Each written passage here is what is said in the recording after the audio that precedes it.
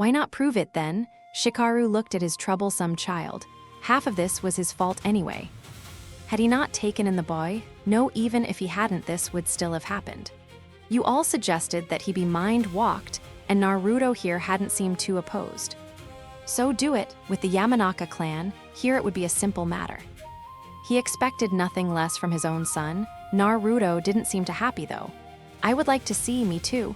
If he is telling the truth, we shall see why. Cause his memories will match. Hurry up then, what are we waiting for? Sarutobi raised a hand, then turned to Naruto. Do you accept this? Your memories will be infiltrated. You cannot hide from this jutsu. But if it is found that you are lying, the Hokage's eyes as well as everyone's in the room darkened. You will be sentenced to death, well. Naruto smiled. Considering how much of a hell this anyway was, maybe death wouldn't be so bad. But he kept that to himself. I'm telling the truth, believe it. Chapter 25. Inoichi was brought in immediately, including the mass equipment that they would need so that they could all visually see into his brain. The prep gave Naruto time to shuffle through the memories, hiding away the more incriminating ones and definitely more personal ones.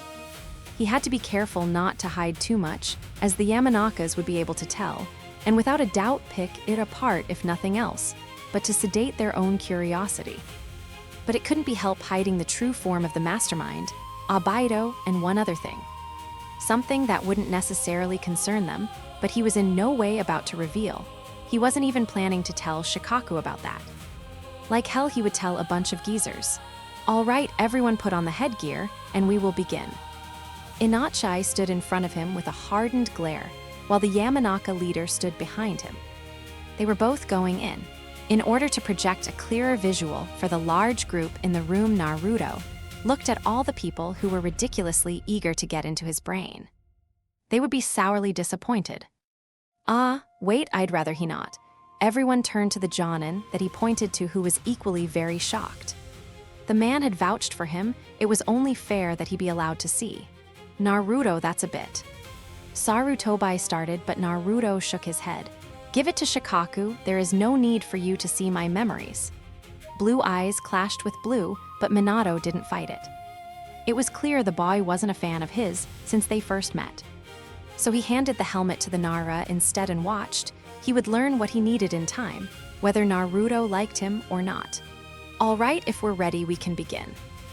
4 hands touched his head, and he felt a bit disgusted. Yamanaka men were totally not his type. Shikaku scoffed as they all heard the thought resonate through his brain, only he could take this lightly. He looked around the darkness that him along with everyone that had been in the room floated in. Closed scrolls that they would be filtering through were everywhere. Naruto, keep your thoughts silent, if you please. The Yamanaka muttered, then he turned to the others, giving a brief nod to his son. As for how we are going to do this, I will be in charge. The speed of the memories may seem fast, but bear with me, as all we are doing is confirming his story. As such, things will pass through quickly in order to get through as much information as possible. He reached his hand out and a scroll obediently came. Brace yourself, which Shikaku had learned after growing up with Inoichi meant, welcome to hell. And that's what it was, because he felt his body getting pulled so hard and fast that he felt his brain might actually explode. Then it stopped. Monster. He looked up to see hateful glares and sniffling that had to be coming from the body they were occupying. Demon, beast, when had the village become so cruel as they looked at the person with such hate? And the boy turned to a window, revealing the crying face of a young child. A bit chubbier and boyish, but without a doubt Naruto naively unaware why the people around him hated him and broken-hearted. Shikaku felt his feet clenched, then the scene speed by again. He was looking up to a cruel and cynical-looking man who was laughing manically at him. You are the 9-tailed fox. You're the demon that killed not only his family but destroyed the village. You're nothing but a monster. Overwhelming sadness fell over him and a bit of understanding, because it all made sense. The scene changed again to what looked like a roof, a dark-haired child with an Uchiha symbol. And a pink-haired girl with a deep blush sat next to him as a voice caught his attention. All right, you in the orange, happiness filled the space. I'm Naruto Uzumaki.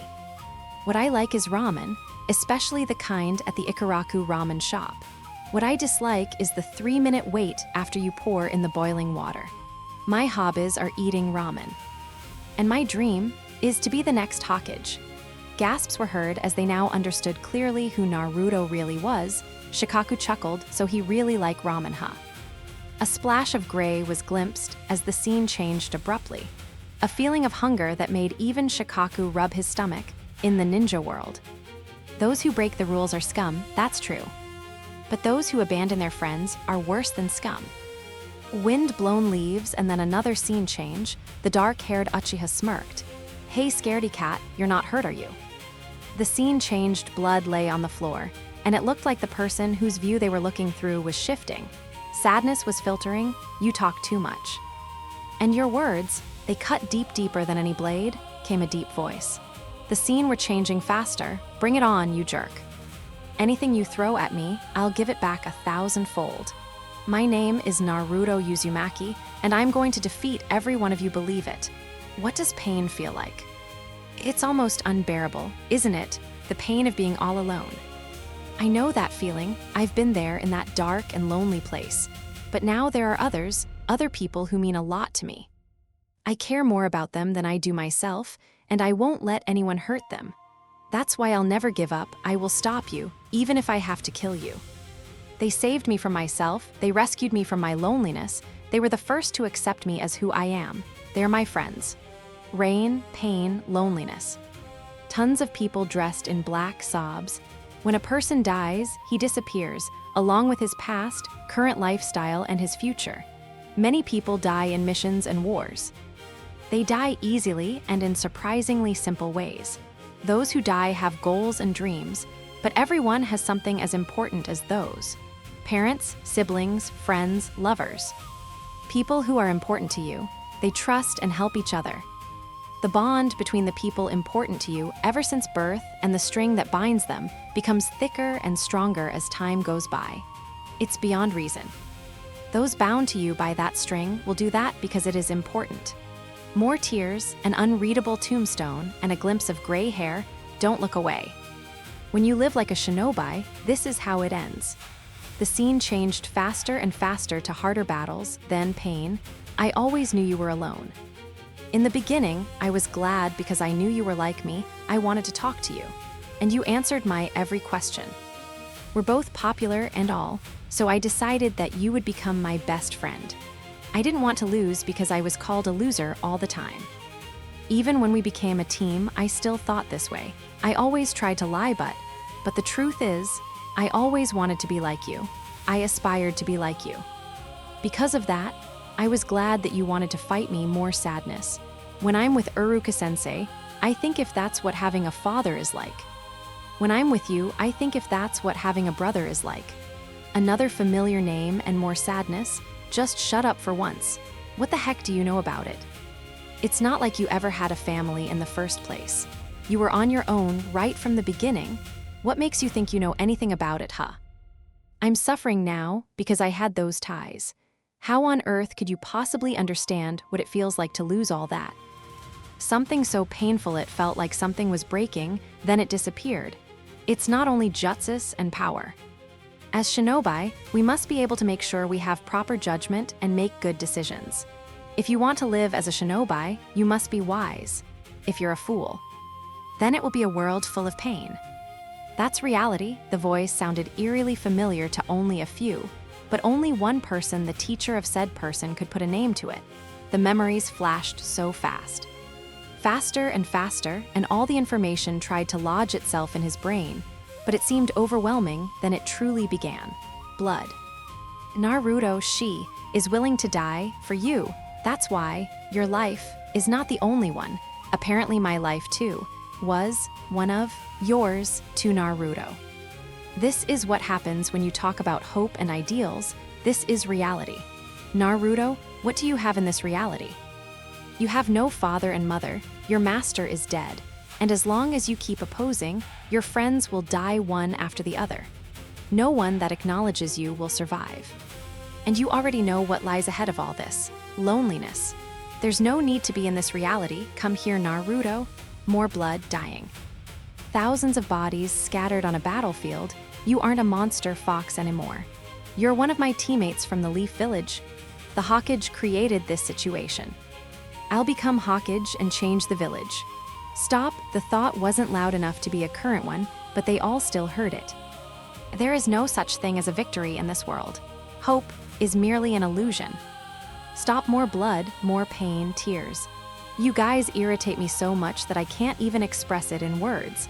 So I'll just tell you something about me. I'm no trash. And I'll never become trash, and I won't let you kill my comrades. Stop, more blood, pain, and hate. He's gone, he's gone. Damn right I'm mad everyone thought you would get him. We believed in you. Stop. More blood, tears, bodies falling. This village needs you. I need you. Please become the Hokage. Stop. Rivers of blood, children's bodies, familiar faces. I won't let you drown. I won't allow you to drown in the sin alone. Stop it. Tears, fallen buildings, graves without markers. It was getting harder to breathe. Isn't it funny, you, who had the light of hope, now only bears the shadows of pain, while I stand victorious? Stop it. Then pain so excruciating that it felt like limbs were being ripped apart.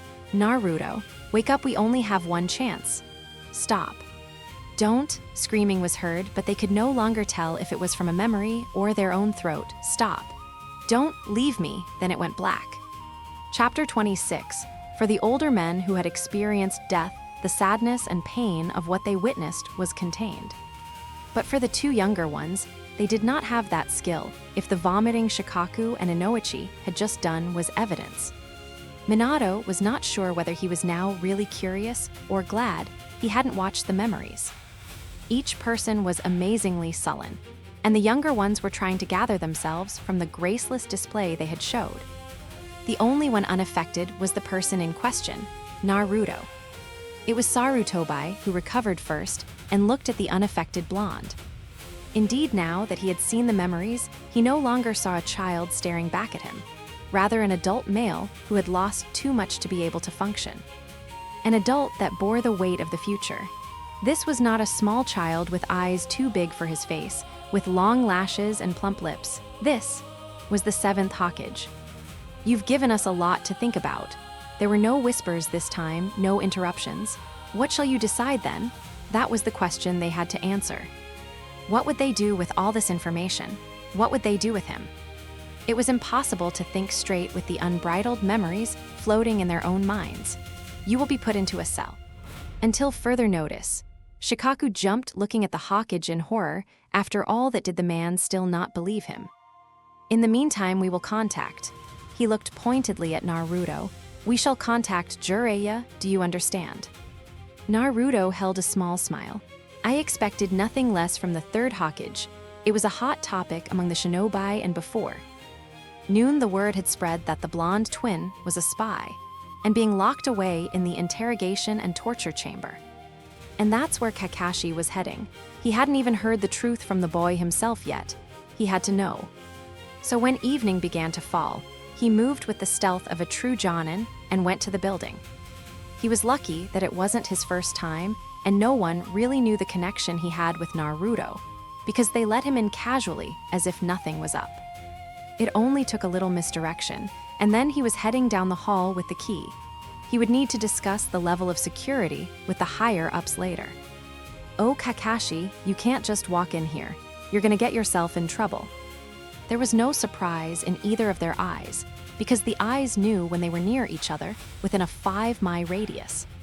Kakashi ignored him, though, and began to unlock the cell. Whoa there, Kakashi, if you're trying to. Free, shut up, he refused to be dragged into this kid's pace. Again, I'm not freeing you. He opened the door and closed it behind him. I'm coming in. Naruto looked at the dark glare on charcoal eyes. This Kakashi was still too emotional compared to the one he knew. And though he tried to find common ground between them, it was remarkably difficult. Is it true? Oh, Naruto knew what he was talking about, but he smiled. When did he not play around? What on earth are you possibly refer? A quick step was all it took for him to close the distance, and Naruto slammed against the brick wall held up by his collar. Don't mess with me. Are you a spy? Naruto couldn't gauge it, why Kakashi was reacting like this. Had he filled enough of a spot that this accusation made him feel betrayed? Still, this was a little over the top. Kakashi was more cool-headed than this even on a bad day. Why are you so confused? Naruto said he had no room to be amused. Does what I say matter? What is it you believe? Kakashi's eyes widened again. He felt he was being talked down to. You're getting overwhelmed. Calm down. The words were like magic because all the rage he had been feeling began to simmer instantly. There is no reason to feel lost, Kakashi. Kakashi's teeth clenched as he looked down. I asked you before, what will you do? What decision will you make? Right now you are too emotionally invested. You need to approach things more level-headed, Naruto sighed. You need balance, that is your role. If you can't do that, who else will balance out Obaido? Kakashi's head whipped up and he looked into a relaxed blue eye, ever calm. He didn't know why he had been so affected, but everything this kid said to him echoed in his brain and repeated infinitely. Kakashi brought his hand up to his headband and watched as Naruto's eyes widened as he lifted it. I wanted to hear the truth from you. Blue clashed with blue. Kakashi was relaxed, sporting that bored gaze he was ever known for. Maybe another time. Headache, Kakashi didn't even have to look to know who it was. He had sensed him approaching, and Naruto must have too, considering they share the same eye. I would suggest you leave. Being here is already a felony, Shikaku said. Kakashi sighed.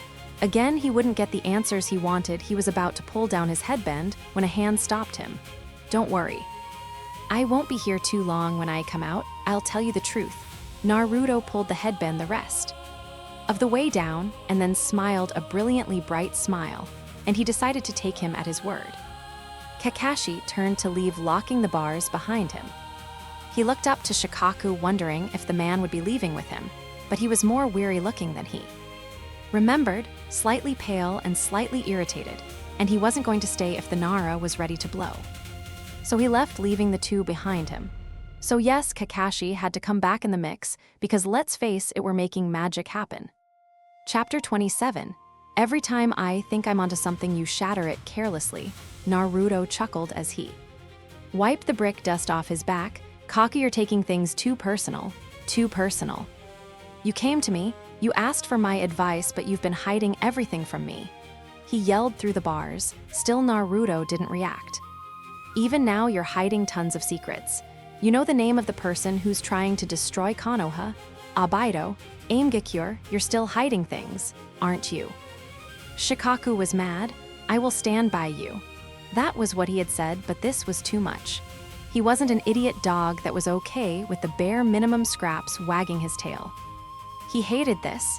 He had thought that Naruto would rely on him, but he always felt in the dark. Like he was playing shogi in the midst of night with no moonlight. You won't let me in on anything. Anything. Just let me look at the future. You, no. Shikaku repeated in shock. Here he was pouring out his heart, something a Nara would never dignify himself to do. But he was high-strung and emotionally frail right now. And Naruto could see it. It was clear how much the information and memories affected him. Naruto walked up to the bars, looking up to the Nara. Perhaps he had been a bit cruel. Right now, you think you're helpless and useless. You're very sensitive as well, but there is no need to feel that. I came to you because I have faith in your abilities. I don't need you to look into the future. I need you to focus all your energy right here. Naruto pulled the Nara's head closer so he couldn't escape. I can't have you lost in a future I'm trying to destroy. I need you. Shikaku felt his heart lift a bit, and Naruto saw it as well since he released him. Though there are some things I can tell you, I suppose. Things just between us. Shikaku watched Naruto turn so he could rest his back on the bars. I'm guessing you figured out Kakashi's role. Shikaku took a few calming breaths. The headache boy, right? He was your teacher. Can't say I saw that coming. Didn't seem like the teacher type. He wasn't. Naruto started. In my future, things were different. Obaido had died, and Kakashi had received the Sharingan. Shikaku looked amazed. Kakashi was well known for being a prodigy, and if he had the Sharingan, what a threat. He was housed by guilt and sadness. The Kakashi I knew had lost everything precious to him. Shikaku couldn't imagine what that statement really meant. Despite knowing I was alone after my parents died, he didn't come. Despite being Minato's last student, he didn't help me. Naruto was letting him in on more than he thought he would. Minato, Kushina, and the Hokage's teammates were long dead in Naruto's time. Sorrow and guilt prevented him from getting close. He was made a teacher, but no students had ever passed his initial exam and were sent back to the academy often. As he thought Hokage wasn't a good teacher, he was made my teacher much later. It was his duty to guide and teach the Uchiha on my team since they shared the Sharingan. That made sense, but he favored him, casting us to the side often to specially train him to cater to his needs. He tried to control him and change his path, but in the end, he failed. Another leg, so if he corrected the past correctly, would that leg not form? He confessed to me much later that it was one of his greatest regrets, and he had wished things had been different. Naruto downed the cup of alcohol, long since offered to him. Kakashi loved to talk about the past these days, but when it regarded him and the team, he would rather do without. One cup wasn't enough to get drunk, though. He was tempted to pour more, but he was scared that he drank too much, he'd forget. Like his teacher had often begun to try to do. He thought back to what the man had been talking about and chuckled darkly. Ma. Kakashi, isn't it funny the ones that you threw away are the ones that stayed? He saw the man's jaw set and his fist clench, but that dark smile continued to spread. He was in no mood to coddle the man who brought up such annoying memories. And the one you tried to keep Suo close ran away the furthest, bam. A fist slammed into the wall beside his head, and he couldn't help the dark laugh at the pained look that was staring back at him. You've become too cold. Naruto, but I never hated the man. He was too broken by the time he met us to function properly. He did what he had thought was best. Naruto gave a crooked smile. Just stating facts. He must have been important to you, Shikaku noted. Naruto stood properly, pushing off the bars and walking further into the room. He was one of the few people who had lasted close to the end. Sometimes, if I had no one else, he was there. Always reminiscing. So that was why Naruto knew the details of the mission so well. Naruto cringed as he felt the back of his hair being pulled roughly. And though he knew he wouldn't, sometimes Naruto just wished anyone would just end it. Just. Why is it then? I can see why you've gotten close to Kakashi, you want to save him too. Shikaku saw Naruto stop, and they were quiet, and he wondered if he said something wrong. I mean, Kakashi was an important mentor to you. A teacher and friend? Naruto still remained quiet and with his back facing Shikaku, and he couldn't tell if he had been right. Yes. I suppose, Naruto finally said, and Shikaku released a breath he didn't even know he was holding. But not quite. Not just for that, between me and you. Naruto turned with that familiar nostalgic smile on his face. We were. Kakashi pulled a bit harder, and Naruto couldn't help closing his eyes. And in that instant, brutally and savagely, skin met skin in a fury of desperation. After who knows how long he let go, and Naruto could finally breathe again. Why is it you seem so far away? Naruto closed his eyes in the memory, then opened them again. We were lovers. Chapter 28. It was only 2 days and word was out that Naruto was off the hook. And it was big news because there was no way that if Naruto was a real spy that they would let him go. Kakashi didn't know why he felt so relieved, and yet deep down he knew. He had been feeling weird ever since the mission, and at first he had blamed his eye. The eye had a strange attachment to its owner, reminding him of the blonde even when he was out of sight. Then he thought it was because the child was not normal. He spoke like a man, war-beaten and ghosting through life, saying things that didn't match his appearance. Maybe that was why he couldn't get the words to stop replaying in his head. But it was when he was alone at night, staring out the window of his apartment, that he realized that wasn't it either. When he lay back with no headband, no mask, and stared up at the stars wondering if Naruto shared the same sight he was seeing. If Naruto was looking up at 1,000 stars and feeling just as lonely, that's when he knew something was off. He frowned. Never had he had such thoughts before. Not once had he ever wished Abaito, or Rin, not even Minato, to come to his side, so he wouldn't be lonely. And they were precious people to him without a doubt, but even he needed his space from him. But the image of Naruto, a mature blue eye staring at him, threw him into the depths of his soul. Whispering words that could have multiple meanings, "I like you, take it off, open it all," made his heart race in such an unforgiving and sinful way that he thought he couldn't breathe. That made the room just a bit too hot. That made him want to reach out to tanned skin and calm down. Everything about that child was like a command, and his body and mind reacted instantly, and it scared him. How was it that someone he barely knew could possess him, and then the guilt would roll in? Like a tsunami, he felt the shame and disgust, because the one he was having such complicated feelings for was not only a child, but a boy. It wasn't unheard of, but it wasn't accepted. You needed a woman to continue the clan name, to bring growth to a village. Men just don't cut it.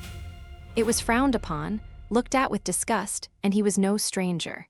Hadn't he seen two men frolicking in the shadows and glared with utter hate and revulsion not too long ago? And now feelings he felt seemed to overpower reasoning were bringing him to that same place. He hated himself. Kakashi continued his walk through the village. He hadn't seen or heard from Obaido all morning, which in itself was strange. Minato had given them the day off, and Rin had taken it upon herself to get some hours at the hospital. Ever since the mission, she had been dedicating more of herself to her medical training, that like Naruto. Again, his name appeared she would be strong enough to make sure none of her friends died. And he admired her for that. Obaido had fawned. But now, after diligent morning training, he had nothing on his mind to do. He needed a hobby.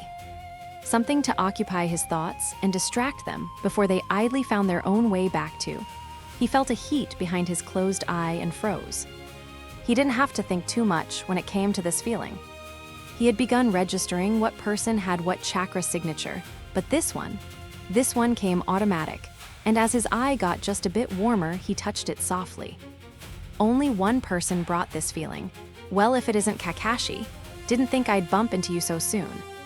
He took a deep breath, chanting the words that had commanded him not too long ago. Calm down, and then turned around to see the monster that was clearly turning his world upside down. Naruto. Kakashi watched as Naruto and, forever by his side, Shikaku walked toward him. Both lazily strolling, and no one would think that one was recently accused of being a spy. Kakashi watched as Shikaku strangely looked him up and down and felt bothered by it but refused to comment. He would not lose his cool in front of this man. No missions. Naruto, ever casual, smiled at him, and Kakashi felt he had no choice but to face him properly. No. Teacher said he had something important to do today, and that it was cancelled.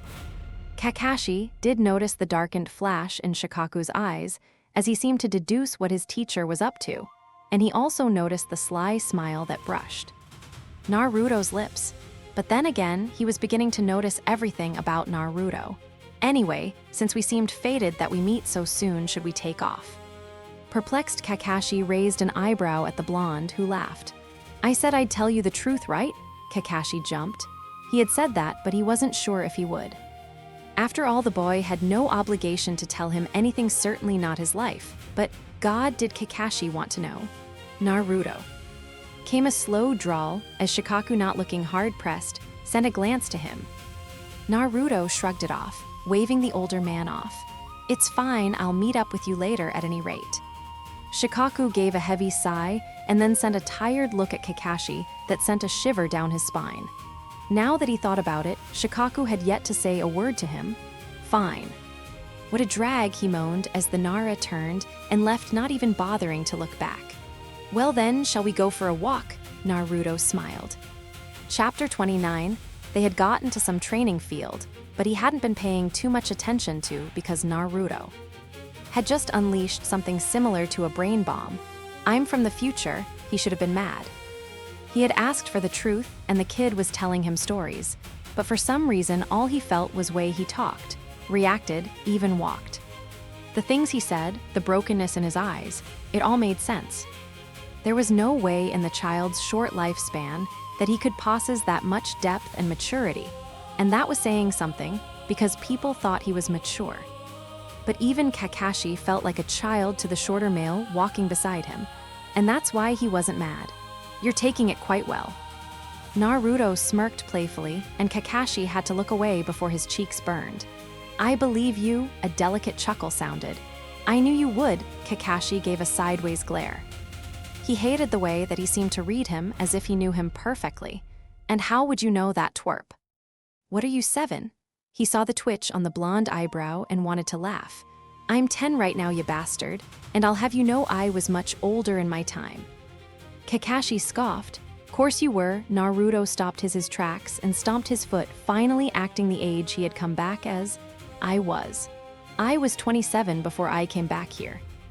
Older than you, so you should be looking up at me. Believe it. The fact that Kakashi had to look down did nothing for Naruto's case. But he loved the way Naruto's cheeks reddened. No, he didn't love it, he couldn't. So why did you come back so young? Ah, was I there? In your future, I mean. Naruto calmed down and continued walking Kakashi, tagging along. Yeah. You were there. He said the words slow again, speaking as if they had multiple meanings. In my time, you were older. I'm older than you now. Shut up. I mean you were a lot older, 14.15. Around that many years older. Naruto's stumped face showed how observant he was in the future, and it made Kakashi sigh. Geez, that's a lot. Kakashi couldn't picture himself that old and alive. Yeah, and there it was again, the slow speech and soft eyes with a nostalgic smile. You were an old man, all right. Kakashi should have felt insulted, but somehow the words didn't seem cruel. He had to change the subject. So why come back at 10? Naruto blinked owlishly as he looked over at him. Honestly, I have no idea.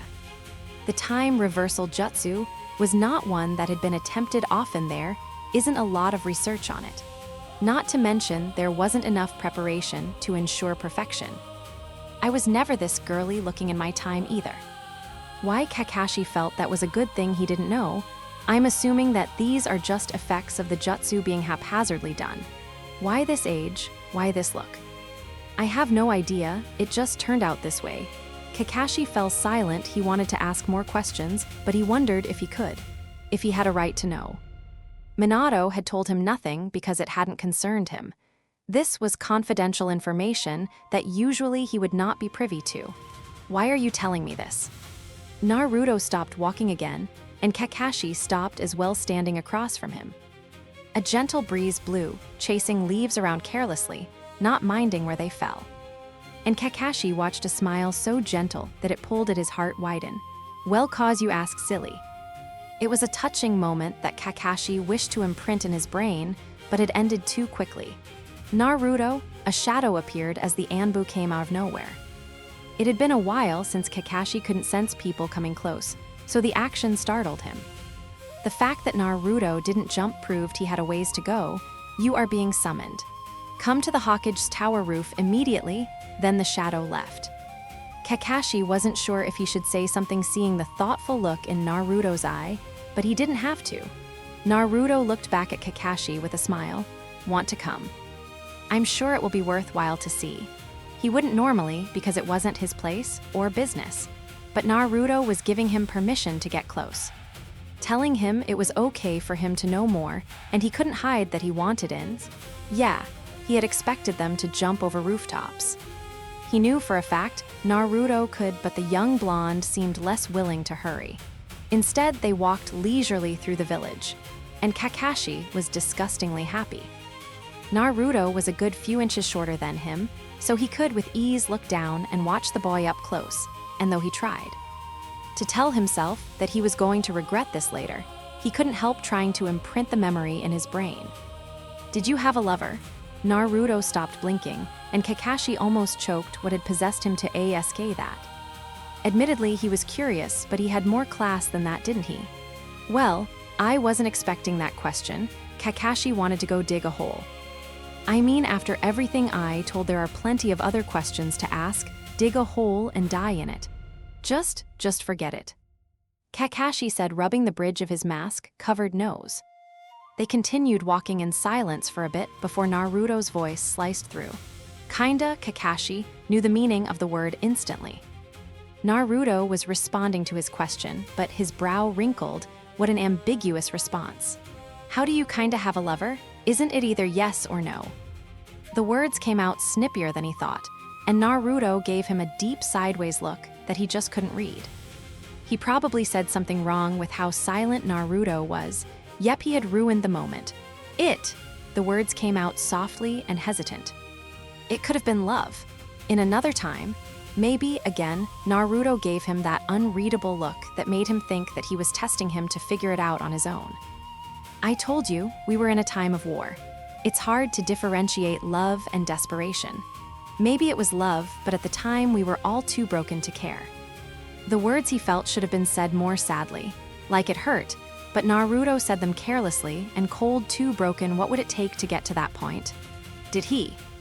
Or she, I meant she. And he was tripping over words again. Naruto's patient smile made him seem more childish. Ugh, did they at least say they love you? Naruto stopped, and Kakashi thought maybe he finally went too far. But innocent confusion crossed the young boy's face. I don't remember. Now Kakashi was confused. How could someone be lovers and not say I love you? Was this why he said kinda? There was no time, no peace, no energy. Kakashi repeated, completely lost at this point. Naruto smiled. He continued, walking Kakashi in tow. There was no energy to hope that it could last at that point. We all either lived in the moment or the past. That's pretty ironic, and it was. For Naruto, the time traveler, to say that they lived in the past he was currently rewriting. Naruto's laughter lightened Kakashi's heart. Yeah, really ironic. Kakashi was done. He didn't want to bring up something that brought such melancholy to that beautiful blue eye. And luck would have it that they had arrived at the tower. By the way, Kakashi looked over at the whiskered blonde. About what you said before, Kakashi had said a lot. Many things he regret, so what did he want to bring up now? My lover, you know. Kakashi's breath hitched, not sure what he would say or how to prepare himself for it.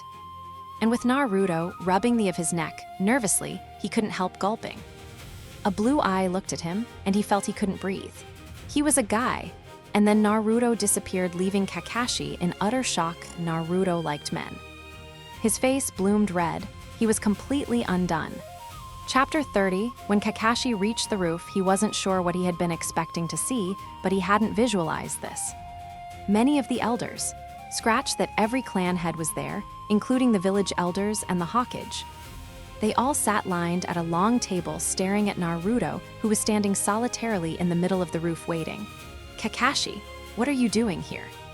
Kakashi turned at the familiar voice of his teacher, who was standing off to the side next to Shikaku, who didn't seem surprised that he was there. Kakashi walked over to them. I had been talking to Naruto when he was summoned. He invited me to come. Minato looked at him silently, and though Kakashi wanted to say his eyes were bizarrely similar to Naruto's, they weren't. The shade was slightly different, and certainly the depth. Minato's didn't have the depth that made you get lost in them, or that seemed like they were looking right into your heart. Only Naruto had that. So you know. It wasn't a question, but it told Kakashi exactly why Minato's attention had been so divided lately. Yeah, Minato sighed. There was no fighting it after all. What's done was done. Oh well, stand over here, no need to get in the way. Kakashi moved to his teacher's side. What's going on? Kakashi asked rightfully. Just listen, Hadake, they're about to explain now.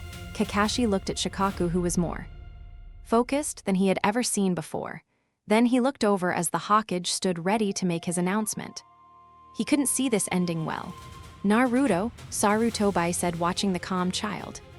They had discussed the situation for many long hours in the last 3 days and couldn't find any reason to not believe the boy. The only problem was Aimgakure, to help or not to help.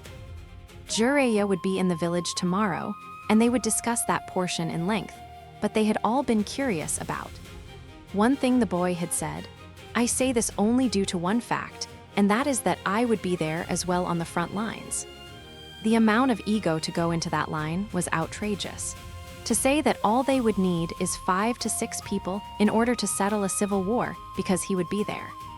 There were just some things one needed to see to believe. We have agreed that what you say may be the truth.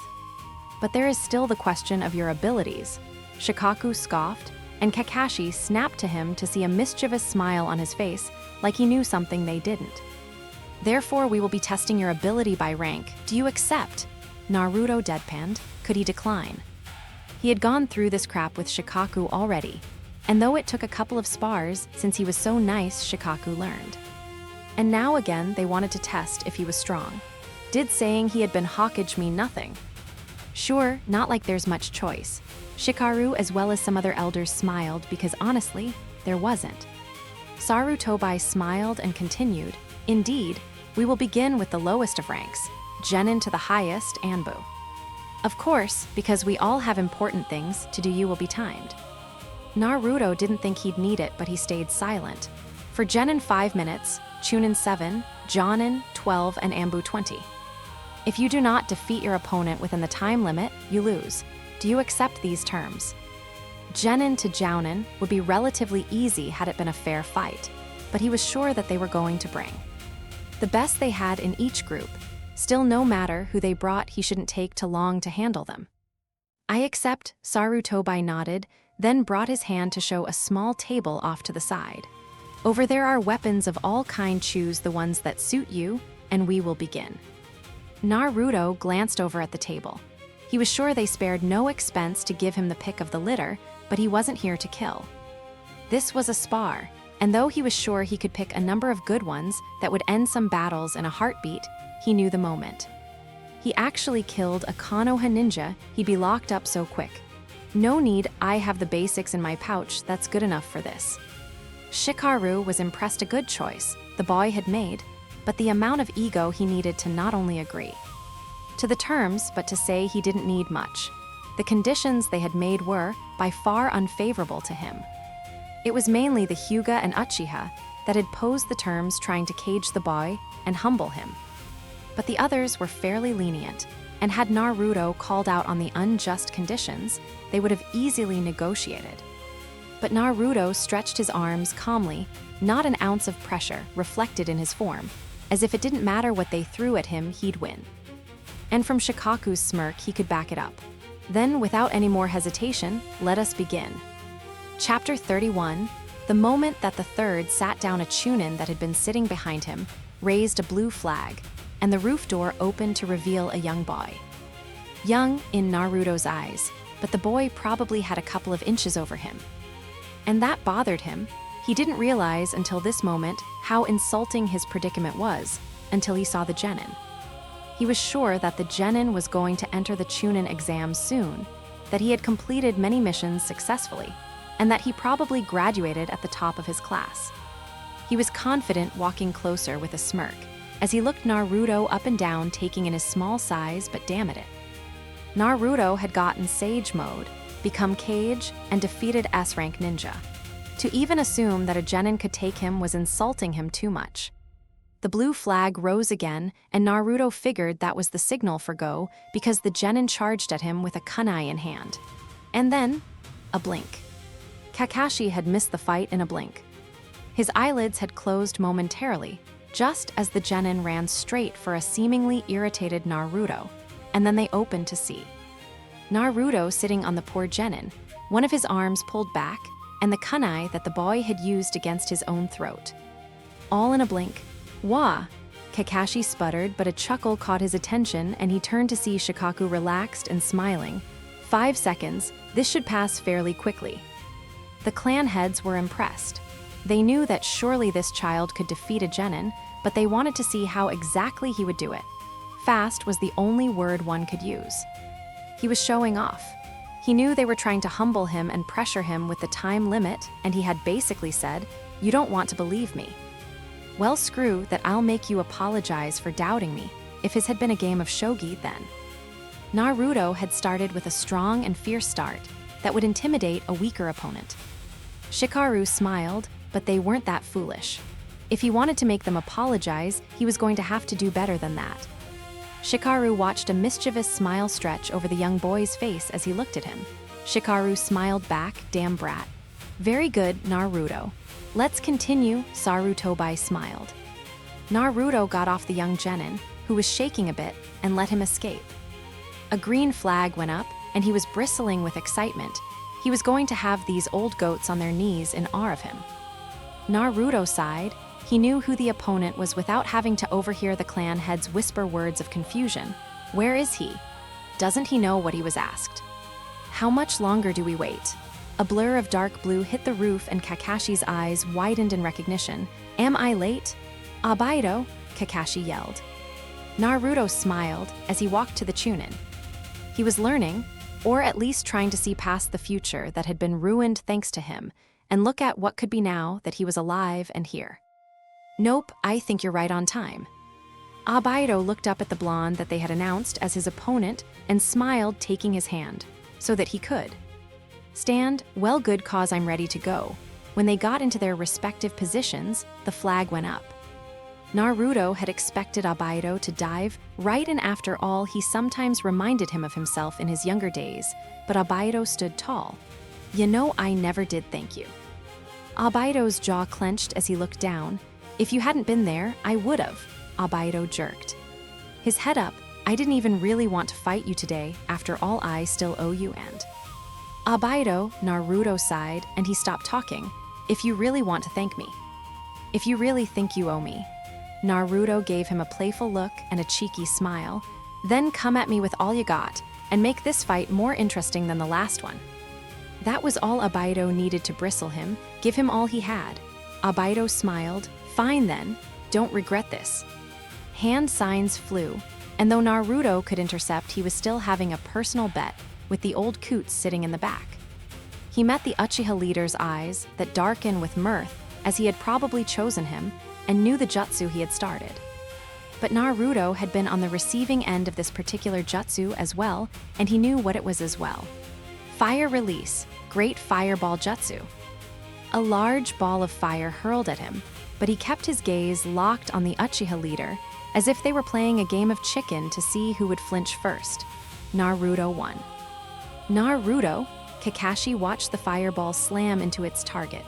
Even he wasn't dumb enough to take on Abaido's fireball head-on. But Abaido didn't look victorious, instead he was looking around, sharing and activated. And he wasn't the only one. The clan heads was as well staring at the battlefield with a furrowed brow. Didn't mean to frighten you. Abaido jerked a 180 to see Naruto unharmed behind him. Scaredy cat. After all, he had not totally forgive future Abaido, no matter what time he was in. Abaido threw a couple of shuriken to put some distance between them, and Naruto allowed it falling back, shadow shuriken. Naruto looked up in time to dodge the large windmill shuriken, then the second one with gymnastic ease. And what fond memories it brought back when Sasuke had used that very technique against Zabuza. Demon windmill, triple blade. Naruto jumped from the memory to dodge the third blade, only to have the second one come back. Wires. Again, the first rotated, and he had to stay light on his feet. He grit his teeth. They did well choosing his opponents, but he couldn't waste time. He kicked one of the shuriken down so it dug into the floor. The second one with precision similar to that of an Uchiha, he cut the ninja wire that should have been relatively invisible, but the third one. He hesitated. Abaido didn't know why, but he saw the brief pause in his step that allowed the last shuriken wrap around him. The only thing that separated Naruto from a lobbed head was the kunai that he managed to reach up just in time to stop it. But Abaido wouldn't hesitate. Naruto was already proving himself skilled, and honestly, he couldn't stave off the fear. A fear that told him he could never win against this kid. That told him he ate chunins from snack, because they couldn't fill him in a proper meal. He pulled the wire to his mouth while his prey was bound and flew through seals. Fire release. Fire dragon flame blast. Kakashi watched as his longtime teammate created a large dragon out of flames. He had yet to see the technique, and had to admit Abaido was indeed getting stronger. Everyone watched on bated breath as the dragon soared toward the one-eyed blonde. It connected. Yes, came a quiet hiss from the clan's head, but Shikaru didn't miss it. What will you do now? The time was now at 4 minutes. Abaido was smiling in victory as well as the attack landed. He knew that Naruto had not escaped, as he could still feel the tenseness in the wire, but the longer he watched, the more his smile faded. because the flames that were meant to eat away at everything and disperse were powerfully lingering, as if being held captive. And then in an instant they dissipated, and there in the middle, still wrapped in wire with a smile, was Naruto, not even singed. "How?" Kakashi said aloud in awe. "Wind nature." He looked up to see Minato, not necessarily talking to him, but watching with rapt attention. "I think we've burned enough time." Naruto laughed, and the wire fell away like string. The shuriken clanking to the ground. "Get it? Burned," Naruto said with a dangerous smile, and then Obaido lost him, disappearing right in front of his Sharingan eyes. A hand gripped his arm, and he attempted to slip away, but a foot to his back threw his balance off. He slammed into the ground, and his body was locked in a position he couldn't tell, but he knew it was over. 5 minutes. Seems he was playing too much, Shikaku said with a smile. Chapter 32, he would love to play a game of shogi with this kid, Shikaru thought.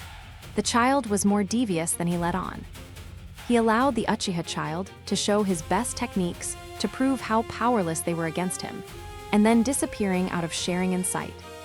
More than once was plain mockery, and from the way that the Uchiha leader clenched his fist under the table, he understood the meaning too. "I'm stronger than you." This was just getting better and better. He couldn't wait for the next fight. "Naruto, so far you fought 2 battles in a row, and won magnificently. Would you like time to rest?" Even Shikaku pouted because he wanted the boy to continue to prove himself and see what other tricks he had up his sleeve. "No, I'm perfectly fine, we can continue." Shikaru smiled. Of course the boy was fine. Throughout both fights, Naruto had yet to reveal any ninjutsu or high-level taijutsu. He had played defensive and then crushed them instantly with speed. It was amazing. This child was clearly dominating the arena with grace, and he was thrilled. "Aye, mister." Nara, calm down a bit. "I can feel your excitement from here." Shikaru's eyes widened as he looked at the mocking smile on Naruto's face. It was as if those blue eyes saw right through his calm facade. This boy just kept getting better.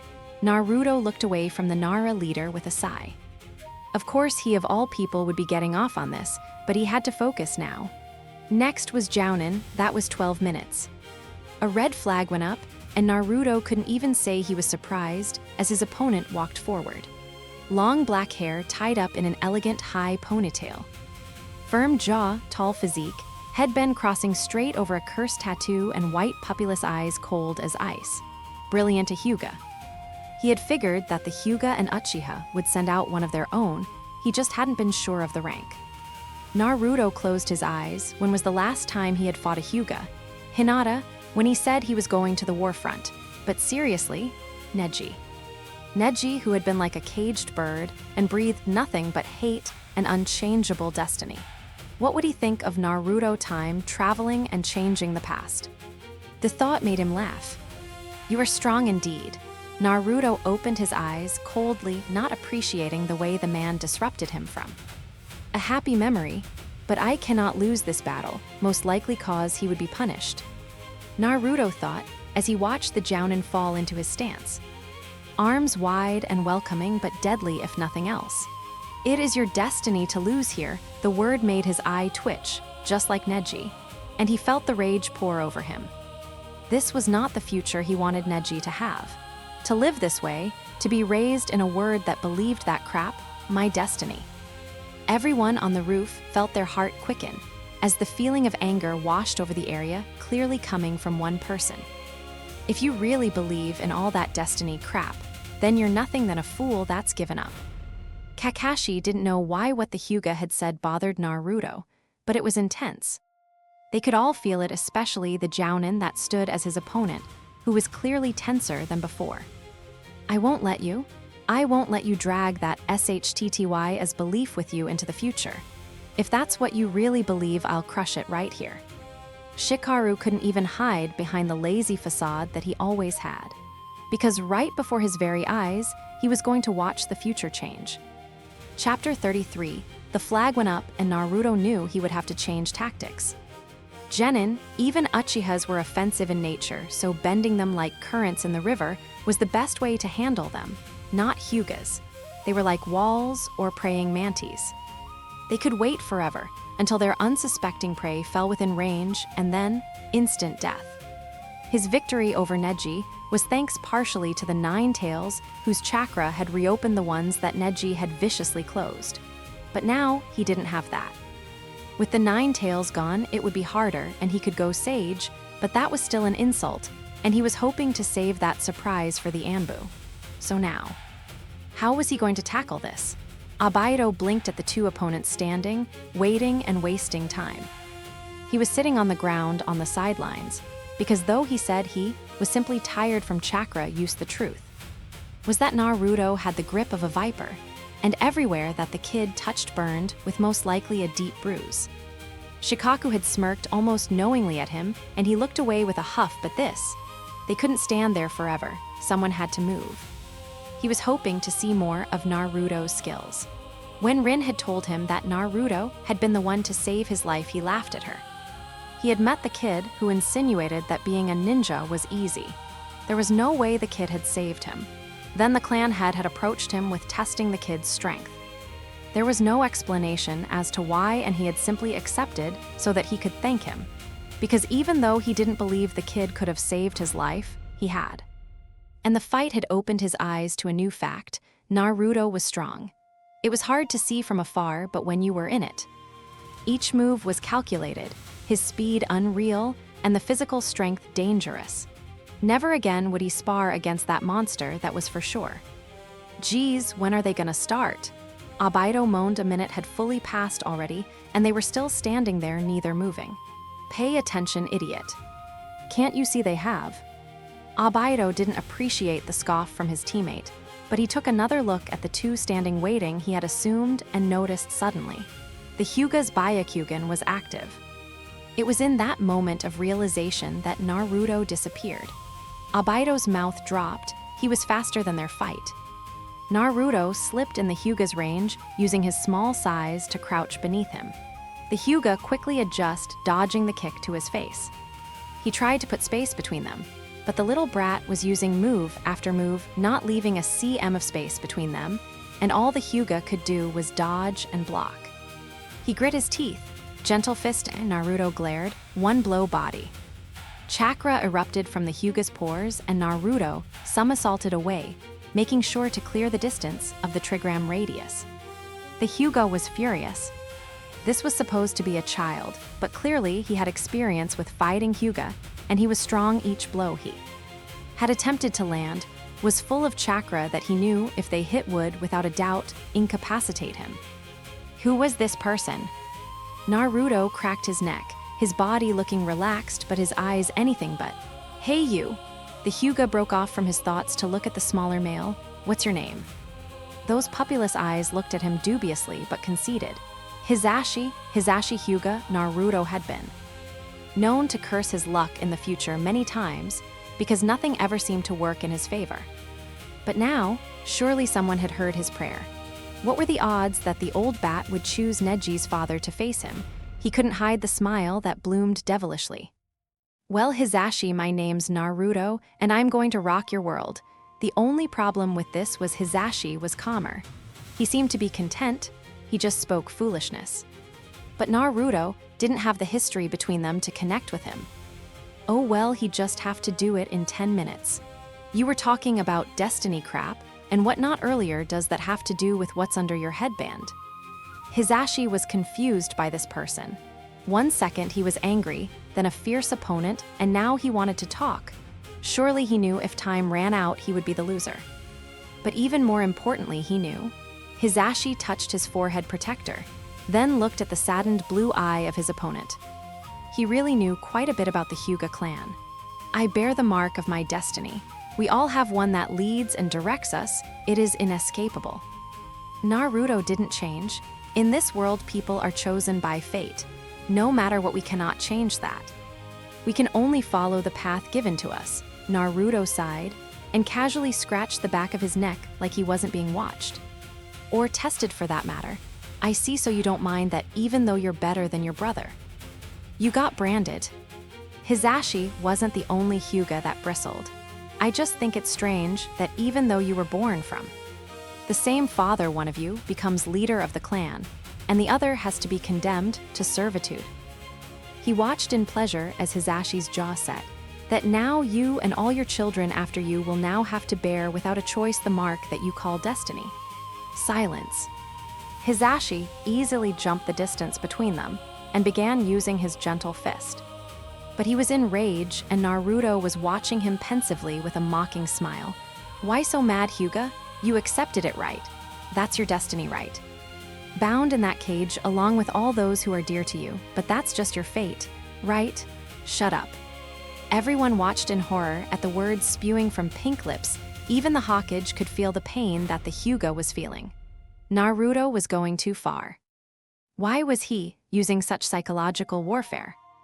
Not everyone was okay with the Hyuga's way, but they were strong and traditional, and interfering would only create more problems than they'd solve.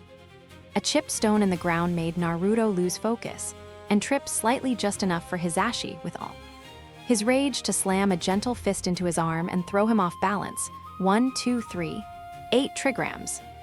64 palm. Naruto could only grit his teeth at the sudden rush of infiltrating chakra. Between Neji and his dad was definitely stronger. The last one sent Naruto's small body flying across the roof into the wall, cracking and sinking him painfully into the rock. Naruto. Kakashi yelled, ready to run to him, but the firm hand of his teacher kept him back.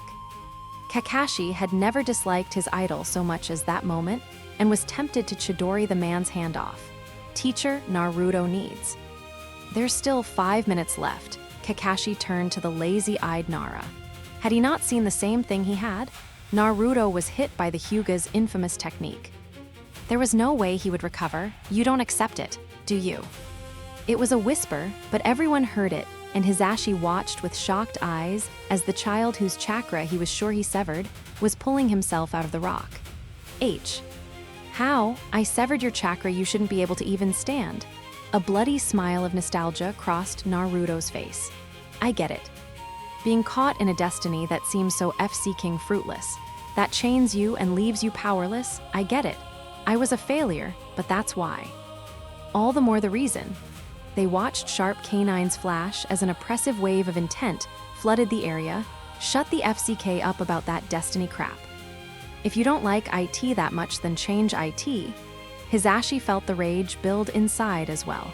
If it was that simple, it wasn't his choice to be born second.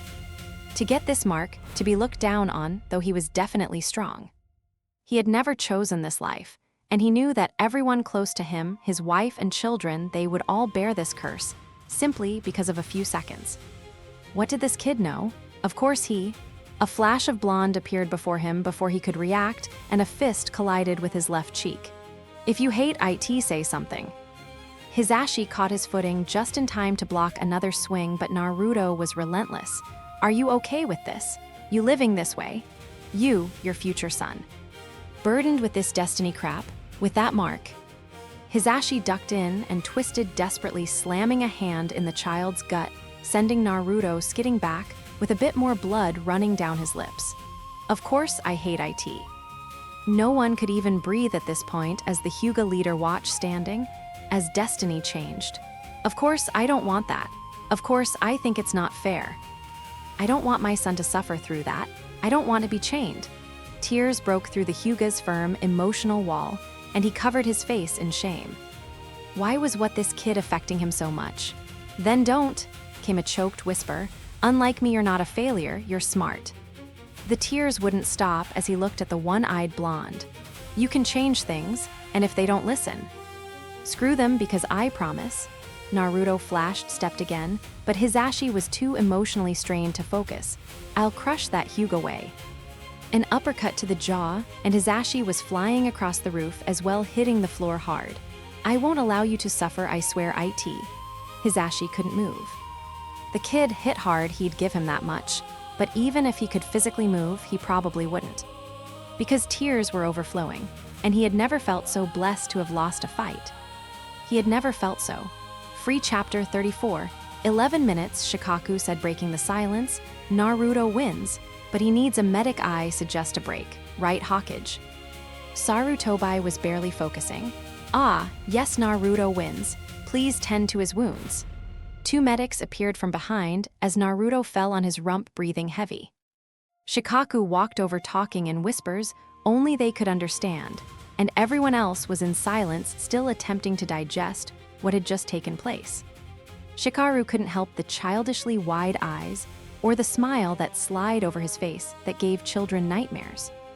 He was sure he looked positively frightening, and no one had ever seen him make such a face, but this kid was amazing.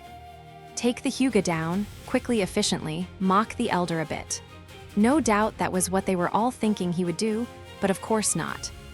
Naruto was too unpredictable for that. Breaking down traditions, hitting the heart, toppling realities, isn't that what he's been doing already? Shikaru looked to the side to watch the Hyuga leader staring at his branded son laying on the floor, an arm covering his eyes as the medics attended to him. What must the man feel? No one liked the Hyugas' old written in stone ways, but they had gotten used to it. The Hyugas were their own, and they would handle their own business. They often spouted things of destiny and fate, brainwashing techniques to render weak-minded individuals to obedience, but you got used to it. Naruto refused to accept such a thing as natural and threatened it must still go on in the future, Shikaru deduced. Why else did it seem so personal to Naruto? To feel the rage from the boy was unforgiving. Had he acted on that rage, Hisashi would not be alive now, but it had changed. Changed because of the name. Naruto had mentioned a son. He must know him personally, that's why he was so angry. But still, Naruto was amazing, it wasn't that he couldn't have avoided the hits. Shikaku was sure with the amount of speed and his wind affinity he could have deflected them, but he hadn't. He took them on purpose. The only thing he didn't understand was why. Naruto, brow raised, looked up at a quite unhappy Nara. I said why? Why take the hits? Why not end it quickly? Surely you could have talked to him without getting. Shikaku watched Naruto wipe the blood from his lip, indifferently injured. Naruto sighed, letting the medic Nin heal his wounds. He hadn't gone full sage, but he had utilized natural energy just to keep him functional, so not all was broken. He wouldn't have listened. Shikaku's frown deepened. That's it? That's your only reason? Naruto pouted. It's complicated. You can't just talk to people like that, you gotta like. Naruto flailed his arms, much to the annoyance of the medics trying to find words. Men understand better with fist, Shikaku deadpanned. You really are a moron, aren't you? It took an hour in which they managed to collect themselves properly.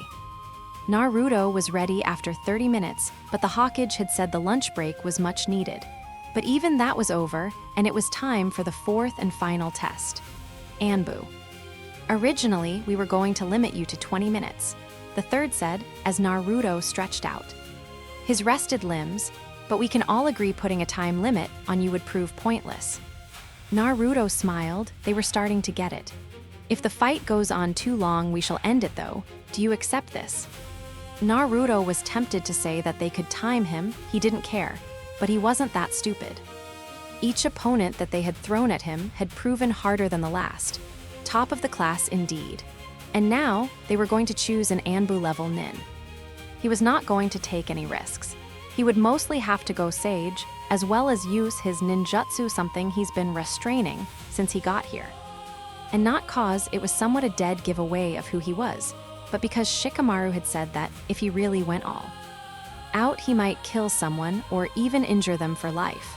He could hold back, but Anbu was just asking for trouble.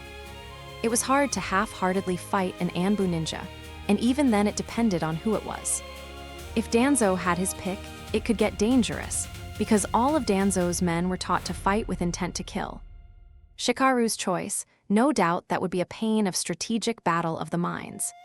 In Yuzuka, a Buram, a Kimichi would just be annoying in his own preference. I accept. His blue eye held no more mirth. He knew when to take things seriously. Sarutobi nodded as he began to take his seat, but before he could, I do recall telling you my position and strength from where I come from, Naruto said, and the elders looked to each other in wonder. They all remembered. If this particular battle becomes, as my favorite Nara would call it, troublesome, I won't be a fault for the environmental damages, right? Ha ha ha ha ha. Everyone turned in shock, especially Shikaku, who had never seen such a thing in his life, his father laughing boisterously.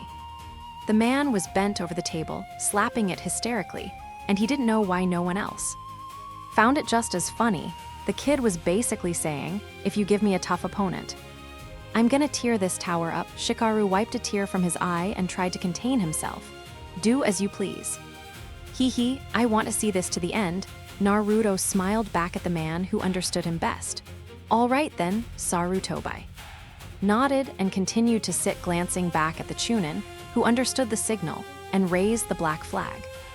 Man, I wonder who the opponent's gonna be, Obaido smiled. Naruto was one interesting fighter, and he couldn't help but watching with interest. Without a doubt someone remarkably skilled and dangerous, Kakashi commented, staring at Naruto. He wasn't sure if he was worried or not, but he wished they didn't have to test him like this. It seemed unfair. Well then, off I go. Both students whipped their head to their teacher, who stretched out his arms before he walked forward. If the last fight had been intense, this was going to be even more so.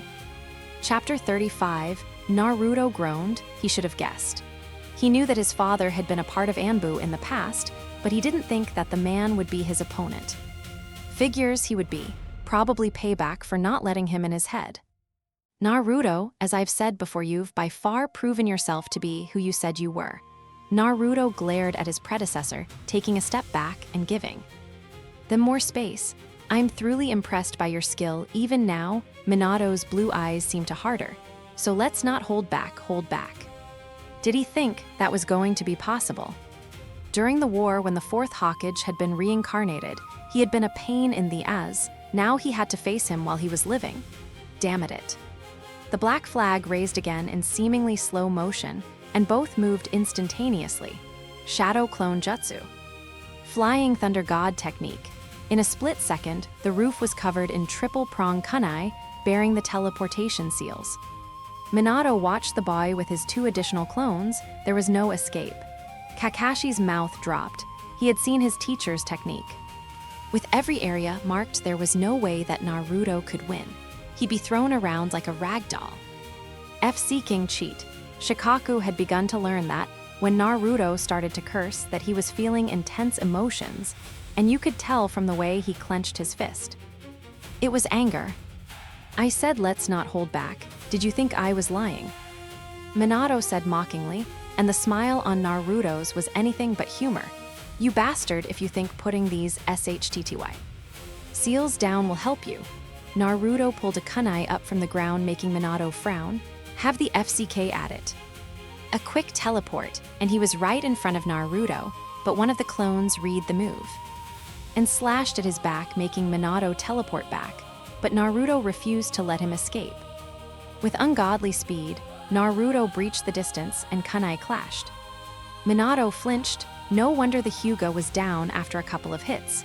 Even with his small size, Naruto was heavy-handed. He teleported away again. Naruto didn't fight like a ninja, Minato decided. He was more savage, close combat, and desperate. His taijutsu style was strange and unpredictable, and he wondered who on earth his teachers could have been. But he didn't have time to think as Naruto rushed him again. The Thunder God technique was good in the sense it could be used as defense when he needed distance, but that didn't matter.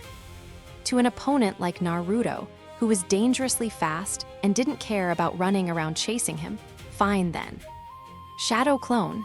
2 other clones appeared, and Naruto stopped, as if contemplating what the man was up to. But the clones teleported surrounding him, and if the wide eyes were anything to go by, he was shocked. His clones took the hit, and he growled, jumping back. Shadow Clone Jutsu. What the? Obaido said as he went to his feet, since when could someone make that many clones? On the roof had to be at least 100, and Minato had to be surprised too, but the fight started before he could show it. 100 vs 2 using Flying Thunder. It was impressive, and soon all the clones dissipated, no one exactly sure who had taken out who. And there Minato stood calmly with his eyes closed, and Naruto stood watching and waiting. That's. Shikaku jumped, and Kakashi and Obaido looked at the man for answers. What is that? Kakashi asked boldly. Shikaku frowned. That's Sage Mode. A Sannin-level technique, but when did Minato learn it? Sannin level. That's who was training them every day, and a feeling of pride flooded through them. But then Kakashi felt the reality crush him. But that meant Naruto was facing. Everyone watched in awe as the same eye marks appeared over Naruto's, and Kakashi could feel his implanted eye. Warm, as if wanting to join in. So you really can go into Sage Mode, Minato said, but Naruto didn't respond. Honestly, though Naruto acted like he disliked the man, he didn't hate his father. He respected him. The man was considered a powerful force by all of those in his generation. He hated that he had died, hated that he abandoned him on the battlefield, hated that he had let the Nine Tails kill him and let the future fall to hell. Because had he lived, he was sure none of what had happened would have, and all that hurt was painful. But he didn't have the opportunity to bathe in it. When you see your father ignore him, what? Shikamaru clearly wasn't eating enough if he was talking such foolishness. Of course, if he saw his father, your father and mother don't need you. It's not their past we're changing. I don't care if you have to hate them, if they hate you. Stay focused or everything will repeat. So he had to pretend they weren't important, even if he wanted to run into his mother's arms and tell her he loved her. Or hug his dad and tell him all the things he accomplished, because Shika knew then that if he did, he'd never leave their side. Minato headed right for him, and they clashed. The force of the blows could be felt on the sidelines, and the audience cringed. Despite the height difference, they fought remarkably evenly, though. That was only what it looked like. Minato frowned. He could feel Sage slipping away. He hadn't prepared for it that long, but he could still feel the steady hit from Naruto. The kid wasn't slowing. Minato teleported back just as the Sage faded, and summoned two clones that charged straight toward Naruto. He knew that they wouldn't be able to last long with Naruto using. Naruto's Aishido faded, and where everyone thought that it was a natural fade, Minato could see the cheeky smile that said otherwise. Damn brat. Naruto summoned another large amount of shadow clones to meet with Minato's fast ones. Anything you can do, I can do better. That's what Naruto was doing. Minato could see it in his childish eye. Speed vs speed, clone vs clone, sage vs sage. Minato gathered the chakra in his hand, molding it with precision. The kid was a prankster, that much was obvious, but like he had said in the beginning, there was no need to hold back. The clones moved fast thanks to the Thunder God technique, and Naruto was having trouble keeping up. Maybe if he used less clones, like he had in the first place, that might have helped.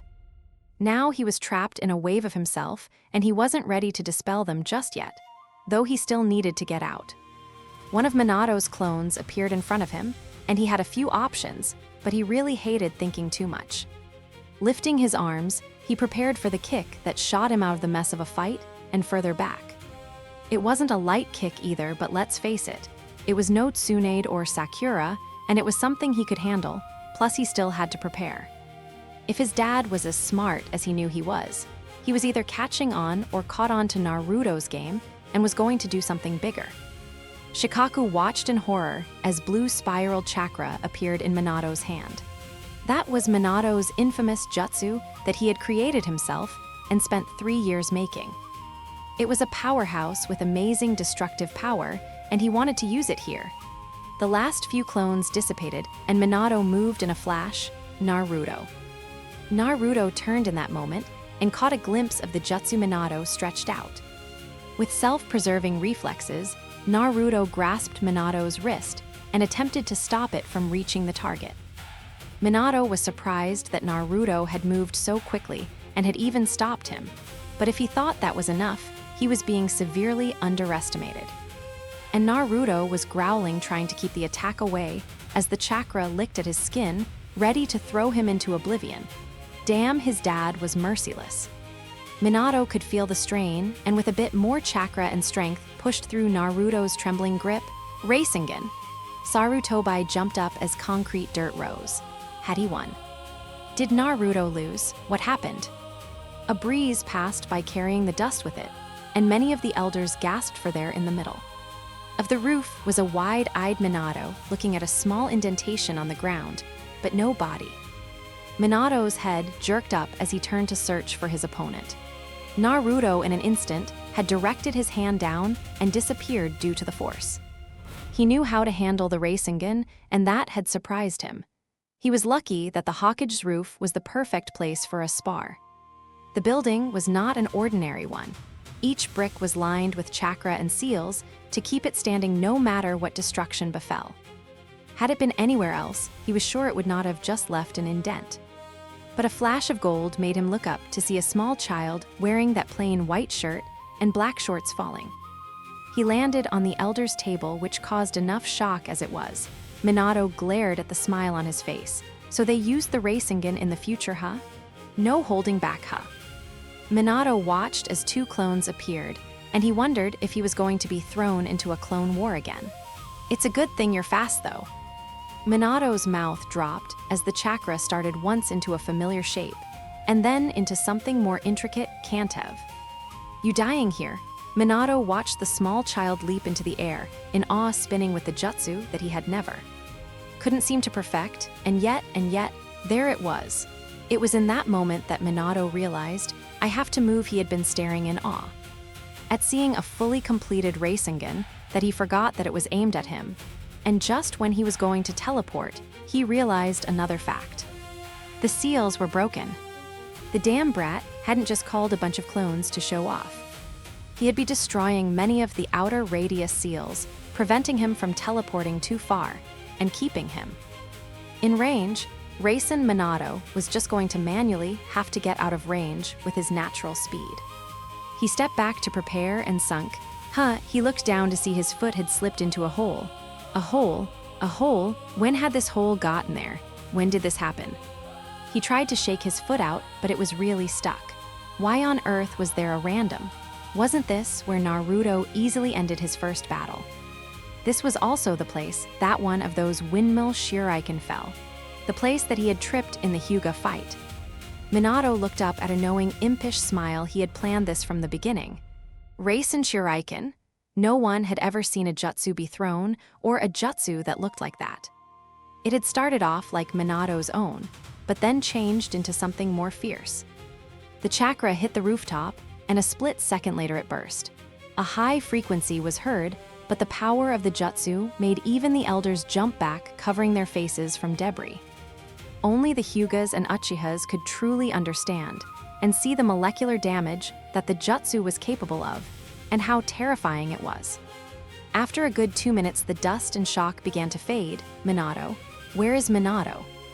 Sarutobi yelled.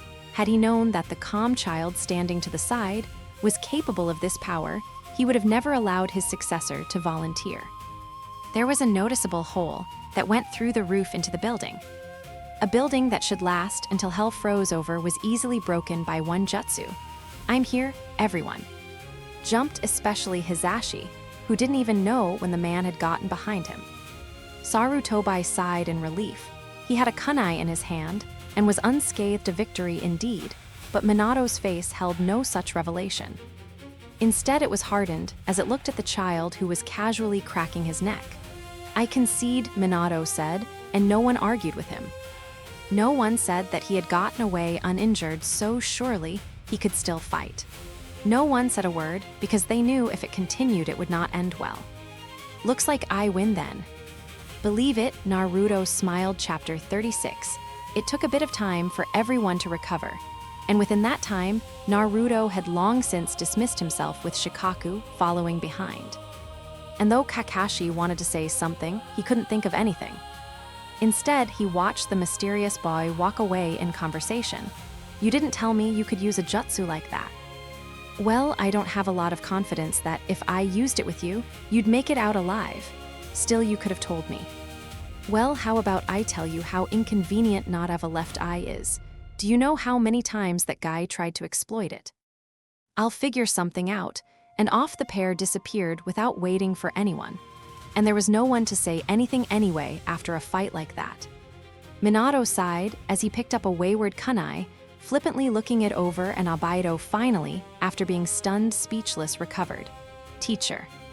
Minato turned to his smiling student and the one brooding next to him and walked toward them. The Hyuga, Hisashi was it, started walking toward them as well. That was amazing. I've never seen you go. What was that cool thing Nara said? Sage mode, a Sannin-level technique, Kakashi said with his arms crossed. Obito beamed. Yeah, that was awesome. I still think you could have won, but I would not. All three males looked at the man they knew would be Hokage one day. There was no way I would have won. I was set up from the start. Obito looked at Kakashi, but received no hint of what their teacher meant. Even Hisashi was confused. Minato smiled. Well, this is as good as a teaching moment as ever, I suppose. Minato looked back at the broken battlefield that they had just fought on. From even before the fight began, Naruto has probably been plotting. Everyone listened, even the elders stopped their chatting to listen. He probably knew he could defeat all the way up to Jounin easily, so he had to choose the best way to do it. I didn't mean to frighten you. Scaredy cat, he defeated his opponents with defensive maneuvers and speed, utilizing chakra-controlled strength, so that's why it hurt so much. Obito grumbled, rubbing his arm, and even Hisashi reflectively rubbed his still aching cheek. However, he kept his ninjutsu abilities hidden and didn't even reveal his full level of taijutsu. Like how he kept getting faster in each fight. Minato smiled. Exactly. He was showing the bare minimum so that anything he used in the final fight would throw his opponent off guard. But in that logic, wouldn't he have wanted to finish every fight quickly and efficiently? With the Hyuga, he even got injured. Minato nodded. I think the Hyuga fight was a bit more personal to him, that's why the time limit didn't matter. However, even in the Hyuga fight, Naruto still refrained from using any techniques. They all thought about it, recalling the brutish boxer way of fighting he had shown. Still, I don't get how he set you up, Obito said with a crinkled brow. Minato nodded. Then let's focus on my fight. After hoping to seal his movements with the Thunder God technique, what did Naruto do? He created 2 additional clones. Hisashi answered, also wanting to know the answer. Exactly, and why do you think he did that? Kakashi looked down, replaying the scene. Even with his speed, it would be hard to attack and defend. So the clones were the perfect amount to cover him. Of course, the prodigy would know. Yes. Not to mention, I was being a little mean and tried to get in from his left side often, but the other clones covered any blind spots he had. Then what next? He matched you.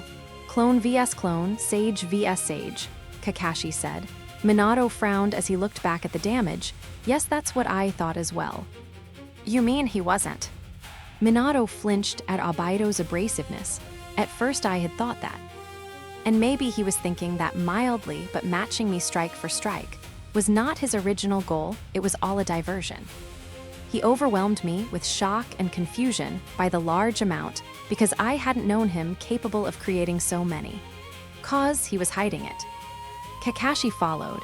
Yes, but because of that I assumed the dispelling of his sage and creating of the large amount of clones the second time was to show off again. But now I realize how wrong I was. Simply look at it from this angle. After we ended Sage mode, I summoned 2 clones, but Naruto once again summoned about 100. Why? To overwhelm you, right? Minato watched the gears in Kakashi's head turning tirelessly as he ignored Obito's statement. But 100 clones would be too much. He could have just used 3 or 5, and it would have been easier to maneuver. With 100 clones, it was clearly too tight. You even hit him right. Minato nodded. And this is where the plan comes in, because though I did hit Naruto, it was only because he wanted me to. Hisashi thought back to his fight. After watching that last fight, he was sure that Naruto could have defeated him easily without getting hit. But he hadn't. So let me explain everything now. Naruto set up precedents in the beginning to make me think he was matching me. He knew that by doing so I would have to do something I knew he couldn't match, namely my Rasengan. So he taunted and attempted to force my hand. I didn't have to fall into his pace, but because I was not aware of his full abilities, I got stuck in the mindset that he was showing off, when actually those clones were boxing me in, boxing. Hisashi raised a brow. They weren't just fending off my clones. They were breaking my Thunder God seals. Obito and Kakashi's mouth dropped as their teacher held out a kunai he had picked up. The seal cut and broken, Naruto used the large amount of clones to break off the outer kunai seals in order to seal me in the radius he wanted. Then he showed me his technique. Everyone recalled the blue orb of condensed chakra. The high frequency it gave off, the power it released, that was no simple jutsu. Minato had been trying endlessly to complete that jutsu, to add his affinity to it, but no matter what he did, it always failed. And there it was, being held in his hand like it was a normal technique and not the S-class one that it was. "But you got away," Obaido muttered. Minato sighed. "Actually, I got stuck." There was a grove in the ground that had steadily gotten bigger throughout every fight, and my foot had gotten stuck in it. I had spent too much time in awe of Naruto's techniques that I hadn't noticed he had broken my seals, and by the time I had gotten stuck. Honestly, it would have been the end of me. Kakashi couldn't tell who he was rooting for. Surely his teacher would be an appropriate choice because he knew his level of skills and respected him, but Naruto. The man was slowly toppling everything he knew. Naruto sometimes seemed childish and then old, but clearly he was a genius in his own right. "But you still got away," Obaido said. He got it, Naruto was awesome, but still. The fact was, even though Minato said he would have lost, he had gotten away from the attack unharmed. Naruto clearly hadn't trapped Minato as well as he thought. That was all Naruto's decision, because you have to remember something even I forgot in the midst of battle. Naruto wasn't fighting just for the sake of winning. He was simply proving that he was strong. If that attack had landed, while I'm not entirely sure what would have, it would have ended you. They looked to Hisashi's downcast eyes, million of chakra strikes. "Oh, you mean those pin things?" Kakashi didn't have the eyes to see what they had seen and tried to understand. More fine and much more precise than any Hyuga chakra strike to your system. Even if the attack didn't paralyze you, you would never be able to use chakra again. Silence fell over them at the critical information. I see, in any case, Naruto was not out for blood, so he gave me one. Way out. Everyone thought back to how Minato appeared behind Hisashi. Naruto essentially told me that either I bite back my pride and take the path he laid for me, or fall. But wait. You got out thanks to your Thunder God technique. What does that have to do with Naruto? Obaido yelled. Kakashi tried to think. How could Naruto have helped teacher? How did he give him a way out? When had he even had a? When you hit him, Minato smiled, but Obaido was still confused. There was one time during the fight where Minato landed a solid hit on Naruto. We assumed it was carelessness and bad decision-making, but what if he wanted to get hit? What if the hit was his opportunity to take teacher's kunai and put it in a safe distance where he wouldn't be in range? Obaido was catching up, but one thing still bothered him. But wait, wouldn't teacher know that his seal had been moved? Surely he would know while Naruto was doing that. Not if he had disrupted the seal. If the seal had been shut out for at least 2 minutes that I was aware of. It would not have it registered among my arsenal. The other elders were walking closer, having heard everything as well. But after he summoned his second multitude of clones, he didn't have that 2-minute time limit to move the kunai under the radar. Hisashi said he had gone through the theory and he still couldn't see it. There was only one time where Naruto picked up a kunai that we are aware of that would have given him enough time for that limit, Shikaru said with a smile. Minato could see that he understood everything at this point. You bastard, if you think putting these SHTTY seals down will help you. Eyes widened the very beginning. Naruto had initially picked up a kunai. If he disrupted the seal with his chakra, at that point no one would have thought twice because he had seemed so angry, but now it seemed like it was all apply.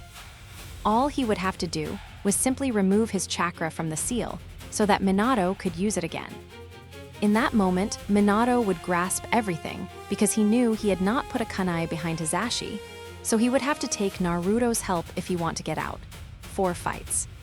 All important in their own sense, simply to prove a point.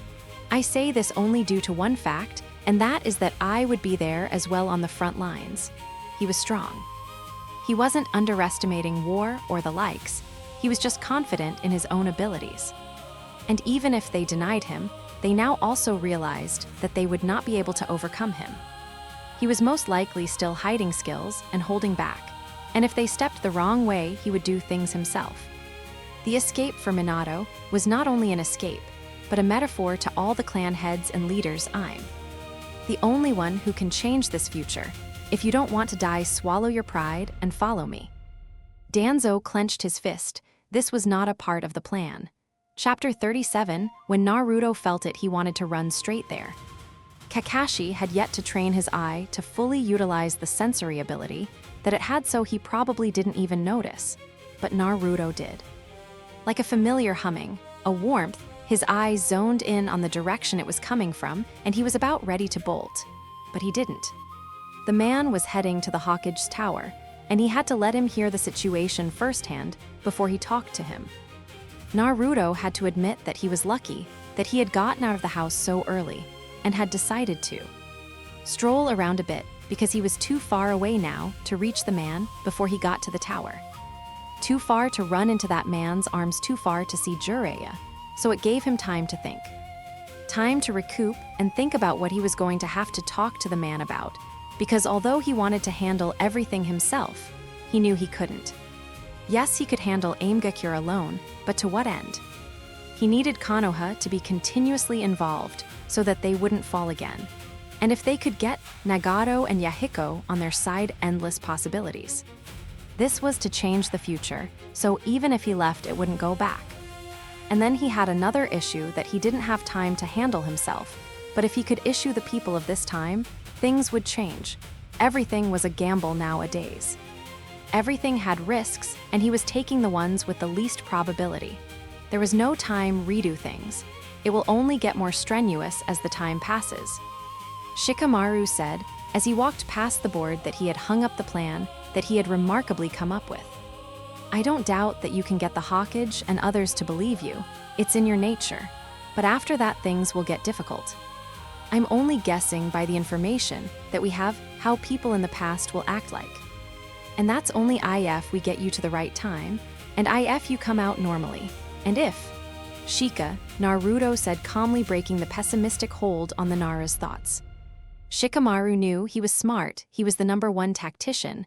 After all, but the fact of the matter was that if something wrong happened in the transfer, he didn't want Naruto to die. Naruto's blue eyes watched him, and Shikamaru couldn't help think, when had Naruto become so cool? When did that super hyperactive, knuckle-headed ninja become the strongest person and now 7th Hokage? When did he begin to think rationally or even read Shikamaru's mind like he was doing now? I trust in you, Shikamaru, it will be fine. No real explanation, no supporting details. Like it will be fine because Kakashi was slaving mindlessly over the jutsu for the past 6 months. Because Shikamaru had plan after plan going through the alphabet with backups. Because Kurama was slowly putting chakra aside for this to work. Naruto didn't need to say things like that. What he said was enough and blew away the doubts in Shikamaru's mind like they were insignificant. Shikamaru smirked as he looked back at the Hokage, his Hokage. Still, you have to understand, if anything gets messed up, there is no do-over. A do-over will, without a doubt, kill you. They stared at each other, blue eyes understanding. You only get one shot, so Naruto had to tread carefully, choosing the branches of the present. That would lead to a more bearable future. He had to withstrain himself and be patient, even if it killed him. Jiraiya sat in the tea shop. Or, of course, he wasn't drinking tea. There was too much on his mind for such things. Aimgakure, civil war, terrorist and treaties, time traveler. There was a lot to take in. He left his 3 students knowing they were going to Aimgakure, but he had faith in them to change things. Now he was being told otherwise. He knew Aimgakure was not in a good place at the moment. Hanzo was a strict and oppressive leader who built his village in fear.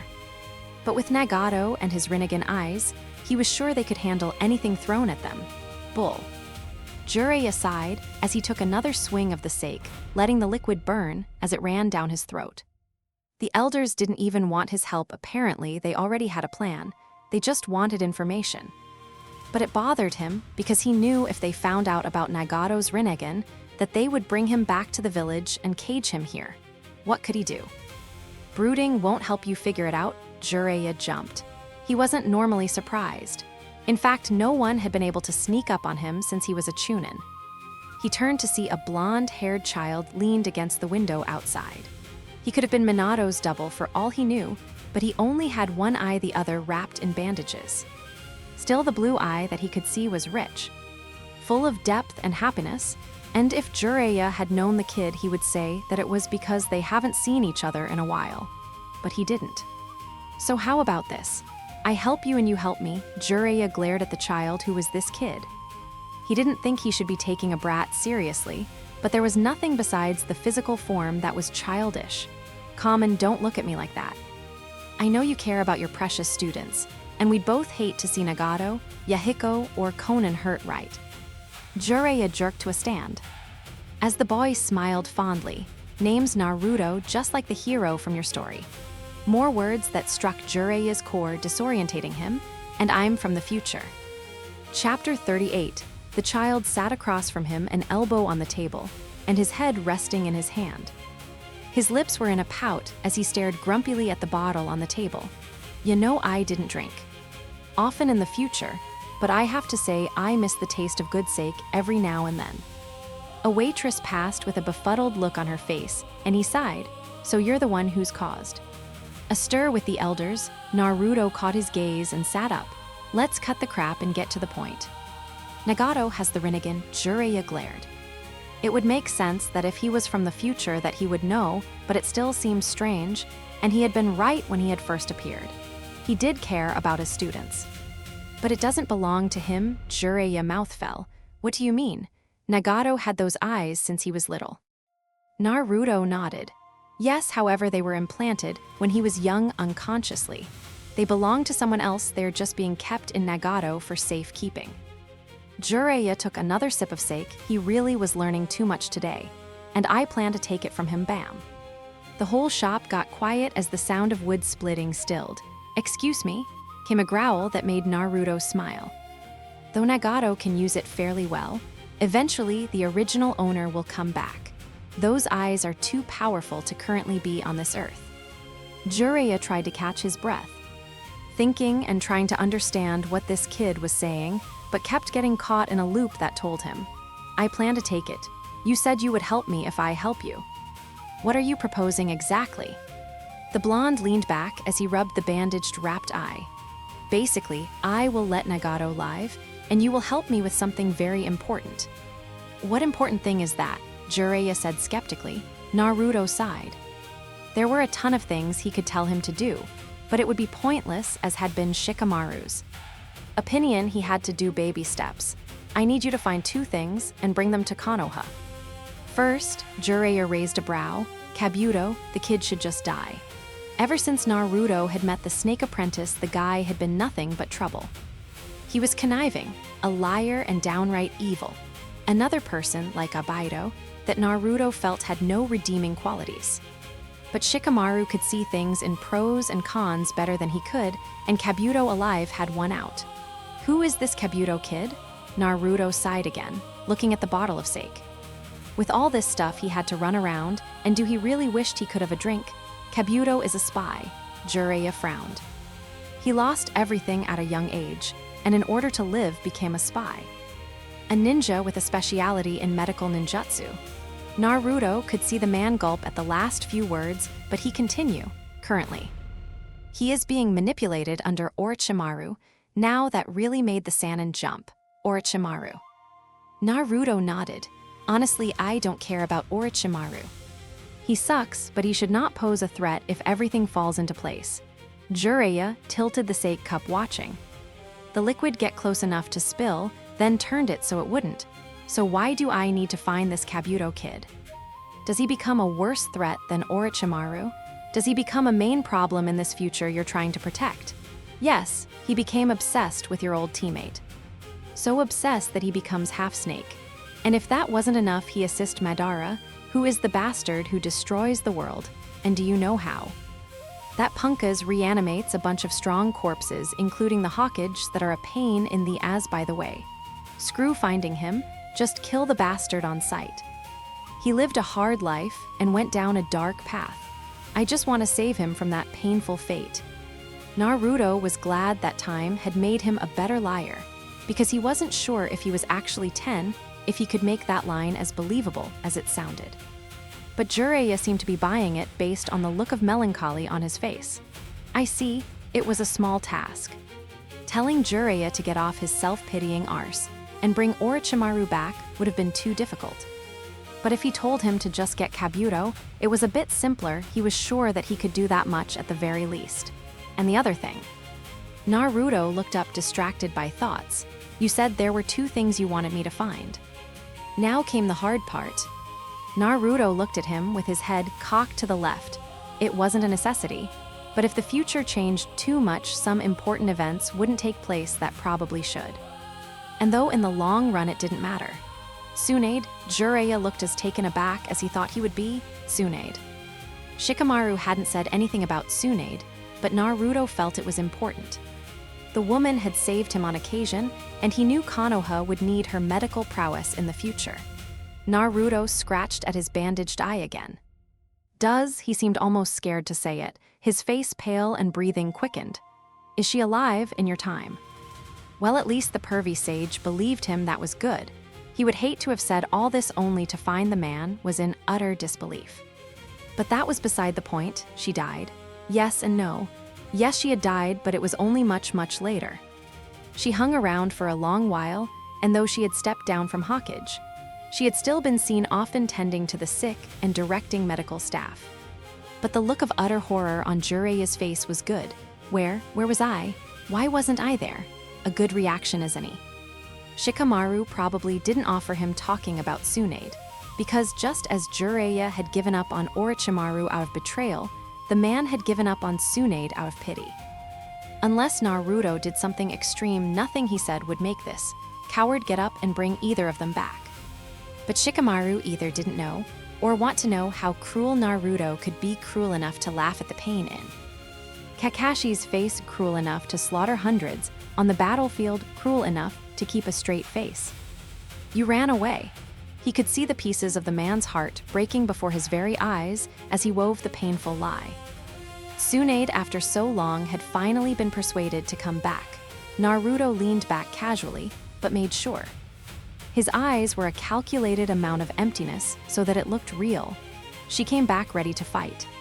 And never give up. Jiraiya's breath hitched. She took her place as Hokage and lifted the village with her skills. But danger started to raise.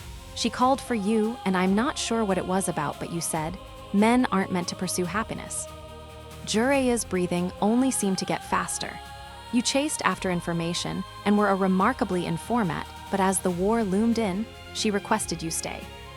That Konoha needed you, that she needed you. The table started shaking. You told her that it was your job to leave, that you had to get information. Lies, lies, and more lies. It was the only time I had seen her lower her head. Orochimaru was long dead, as was the third, and she begged that you stay. It's not only jutsus and power. As shinobi, we must be able to make sure we have proper judgment and make good decisions. If you want to live as a shinobi, you must be wise. If you're a fool, then it will be a world full of pain. That's reality, that's what you told her, and then you ran. Tsunade died and no one heard from you again. Naruto looked up, trying to make tears come, but what the hell was he talking about? It was all a bunch of crap that had no basis. He almost wanted to bust into laughter that he could spin such bull in an instant. God, he hated who he became. This was no way to treat the man that was like a grandfather to him, that had been a mentor to him, that had broken a popsicle with him. But it was all necessary.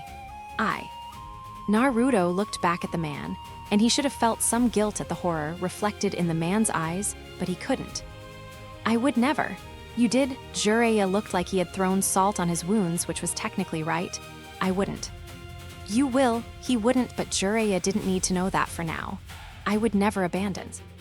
Naruto had to jump on the table to reach the man who stood taller than he remembered. But it was little consequence as anger gripped at his own heart, and he grabbed a handful of Jiraiya's shirt, pulling him close. But you did. Past tense, and Jiraiya caught it. When you felt Orochimaru betrayed you, you abandoned him. Clearly a sore spot as he attempted to look away, but Naruto wrenched him back, refusing to let the Man escape. When Tsunade lost those dear to her, you couldn't handle her burden and let her go. It was true, he couldn't deny it, and even in the future when we needed you, when we all needed you, you weren't there. He wasn't there when the Nine Tails attacked. He wasn't there when the Uchihas were massacred. He wasn't there when Orochimaru attacked. And he was dead before Pain attacked, when Kabuto attacked, when Tobai attacked, when Madara attacked. But he couldn't say anything like that because they hadn't happened. He wouldn't let them. Naruto took calming breaths, letting go of the man's shirt and turning away back to his seat, rubbing his eye. Just shut up, Naruto said as he sat down. God, he was tired. Seeing corpses, playing demon, there was so much to do and he was running out of time. Jiraiya sat back down heavily as if he were carrying the world on his shoulders. How? Naruto was tempted to knock the bloke out if he asked about the future again, and honestly, Naruto was sure he could take the old man. How will I know you kept your side of the deal? Naruto blinked and had to consciously repress the victorious smile on his face. I have to take Nagato's eyes, but I do plan to give him a replacement. I just haven't got it yet. Eyes that would suit Nagato and would make up for the Rinnegan. There were only one type, and he knew where to find quite a few extras. But I don't plan to leave him blind. I will give him my eye in return. Jiraiya could never hide the amount of shock he was feeling. The kid only had one eye as it was, and he was going to give up his other. Why would you? Because Naruto cut. That is how much I'm willing to put on the line. It's not only jutsus and power. As shinobi, we must be able to make sure we have proper judgment and make good decisions. If you want to live as a shinobi, you must be wise. If you're a fool, then it will be a world full of pain. That's reality. Jiraiya visibly flinched, but Naruto didn't stop. You were right when you said that. But I can't back down. I made a promise to the future. Even if I have to play the fool for the rest of my life, I never go back on my word. An arm, whatever it takes, I'll do it. Jiraiya wondered if he had ever seen such determination in anyone's eyes before. So many were too naive or confused and lost. They didn't know the pain that could come with their actions, but Naruto did. His eye bore the truth of sorrow so great it could break a man. Pain so deep you would drown if Naruto had been a fool once he was no longer now. And Jiraiya never felt more ashamed. You're right, Jiraiya muttered as he looked down. All this time I thought I was making the right choice, but I ran away. Naruto felt disappointed. This man whom he had made as his role model was supposed to be stronger than this. But no more. Naruto blinked as the sage's face turned from sorrow to strength. Kabuto Tsunade. Orochimaru? Naruto could feel his eye prickle with a sensation he hadn't felt in a long time. I won't let any of them go. I'll bring them all back no matter what. Yeah. Naruto was tired. He felt so ancient compared to those around him. But that was okay, this was good. Chapter 39 ready? Shikaku said as he watched from the doorway. One medic was flitting around the room in preparation, while another was checking the eye socket, as ready as I'll ever be. You know how itchy this stuff is. Shikaku chuckled as Naruto pouted. We're a little pressed for time, so it had to be potent. You're lucky they had all the supplies on demand for such a sudden operation. Naruto wasn't impressed.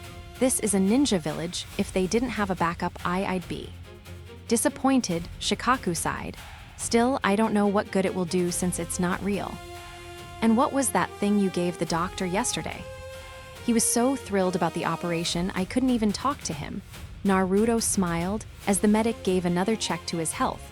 Something I found out of luck. Something that will make the damn eye useful and work. Shikaku blinked at that and then frowned again. Another secret. Naruto waved it off. Consider it confidential for now. You'll learn more in the future. I didn't even tell the doctor everything. Needless to say, if this goes well, I will actually be able to use the eye considering I'm going to need it. Shikaku didn't like the foreboding way he said that. And why is that exactly? But Naruto just gave him that smile that told him he was just going to have to wait to find out. Damn brat. It was a new discovery that Naruto didn't take well to anesthesia. In fact, he didn't take it at all. Shikaku originally thought it due to previously being a Jinchuriki, but Naruto had denied it. He had no problem with anesthesia before and had spent many a times in the hospital, hopped up on painkillers. It was time traveling. Besides giving him a strange age, his body had changed chemically. And though they tried to figure out what medication would work, creating one for his body would take months. Months Naruto didn't have. So backup was called in order to hold the boy down, including chakra restraints. And it was ironic that though he was constantly making a point that he used to be Hokage and how strong he was now, he wanted them to hold him down. Shikaku took it in stride and called over 2 other Nara. The look Naruto had given him reminded him of the incredulous look he received during their first spar, and well, Shikaku wasn't going to test him again. 6 Naras, chakra restraints, and Choza as backup.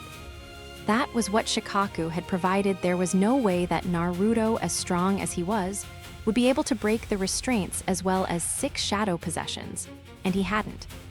But it was damn near close. Within the first 10 minutes, the restraints snapped like thread, and then it really began. Even with Shikaku actively participating, Choza had to slam an enlarged hand on the boy to minimize movement. 2 hours. 2 hours of non-stop jutsu, and then the surgery was done. He cursed the doctor quite a bit in his head, because he couldn't understand why the hell it took 2 hours to attach one freaking Iwai. As they all collapsed onto the floor, Shikaku casually thought of new training regime for the clan cause, obviously. If these were the type of monsters in the future, they needed to be prepared, and then he blacked out. Shikaku woke up looking at a white ceiling. It didn't take much to get his brain going, and in 3 seconds he understood where he was and why. He swung his legs off the side of the bed, catching his bearings. "Oh, Mr. Shikaku, you're awake, that's good." She was a cute nurse with pigtails, but Shikaku was taken already. "Yes, and what about Naruto?" The girl gallivanted around the room looking through papers. "He should be resting, but I honestly don't think that's the case." Shikaku nodded, getting up to leave the room. He knew where he was going because they had set up the room before the operation. A single room with no other patients. When Shikaku got to the door, though he hesitated, things were moving awfully fast. The reason that the operation had to be done so suddenly was because Danzo was pressuring them from behind, and if that wasn't enough, they had to stop by the village, hidden in the sand, because of the temporary treaty. It was just newly formed, and the Hokage didn't want it to break just because they thought Konoha was power-hungry. Shikaku sighed, raising his hand to enter. There were too many variables in politics, and that's why he hated it, such a drag. Shikaku walked in, closing the door quietly before raising his head. Normally, when one had such a pain-rendering surgery, they would rest. Their body would be too exhausted to move, and they would be asleep. And Shikaku would admit it in his head that he was hoping to see the little blonde asleep. The kid looked too grown and burdened awake, and so he was curious if he looked more the age he was at while he rested. But that hope was dashed. Naruto sat up, slightly hunched over one hand over his new eye, bandages pooled on the ground. His hair stuck to his forehead due to sweat and tanned skin, slightly pale. Overall, that boy looked in pain, but clearly not enough to make him lay down and relax, so Shikaku ignored it. "We're going to be sent off soon." A lazy blue eye looked up at him, and he had to force himself not to flinch at the irate look. How soon? This wasn't the good-natured boy he so often hung around, the one that made inappropriate comments and jokes, the prankster that took pleasure in laughing at him. Shikaku straightened. 3 days. Danzo wants us to get a move on as soon as possible. Jiraiya has already confirmed the distress in AIM. Not to mention, we'll be stopping in Suna first to inform them of our current movements, as per the Hokage orders. Naruto remained silent, but Shikaku could see the gears turning within the depths of blue. It was hard to tell sometimes, because Naruto kept his eye guarded, but now, in this moment of weakness, Shikaku could see irrefutable intelligence, like that of a Hokage. Who will be joining? Who will be the ambassador? Shikaku's fist clenched, because it was discussed that not a lot of people will be required. It will be you, me, and 2 other Jounin. I will be representing Konoha and be discussing the politics with Suna. Essentially, I will be in charge of the mission as commander, However, I expect to follow your lead once we get to aim." It was almost as if they still didn't believe Naruto. And Shikaku didn't know what on earth it would take for them to believe in the kid. Well, not a kid, but whatever. Suna will not be easy to soothe. Shikaku sighed, relaxing a bit and placing his hands in his pocket. Naturally, the land of fire and wind have always been on shaky terms. Even now, the daimyo of the land of wind has been outsourcing missions to us. The economy is fragile, and they will not take too kindly to us interfering with aim. The fourth Hokage is formidable with a firm personality. Shikaku wondered if Naruto knew the man personally. If he had become Hokage, it would seem plausible. Now that I know that, things make more sense. The Hokage is indeed smart to be sending us then. This might ease them a bit if they don't hate us enough as it is. Shikaku raised a brow. Does something happen between us and Suna in the future? It wasn't a glare, more like a quick look, but it was enough to raise the hairs on the back of Shikaku's neck. Don't think badly at Suna. When we go, you're going to need some backbone. I have a bit of knowledge that should help the transition move smoother, and if I can solidify the treaty we have, that would be best. Suna in the future is a strong nation and an even better ally, but the road there could have been significantly easier. Shikaku asked no further. The ambiguous way he had described it showed he didn't want to reveal too much, and that made sense. If Suna became an enemy to Konoha in the future, he would not be able to face the Hokage with such objectivity. He watched as Naruto moved the hand covering his new eye. It should have been blue, but blue eyes were a rarity, and so it would be impossible to get one at such a rushed hour. It was brown. Not a hideous color for the child, but not nearly as powerful. But it was clear that it was functional by the depth that it had, similar to the sky blue other one. Where one looked like a turbulent ocean, the other looked like rich chocolate, and it was amazing. Now that his mind was whirling, he remembered something he had yet to mention. Also, gauging from Jiraiya's reports as well as estimation, my father assumes that this mission will last at least a year and a half. With the current condition of Aimgakure, there is a high chance, a year and a half.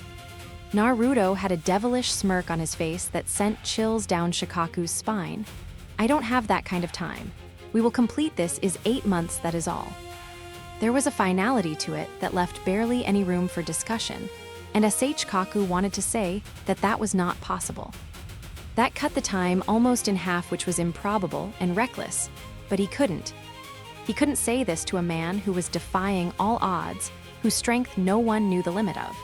Is there really a need to finish things so fast?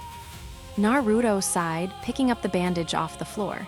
His new eye was still sensitive to the light, and probably would be for the next couple of days, so he began to wrap it. 8 months to go to Suna, then Aimgakure and make a quick pit stop.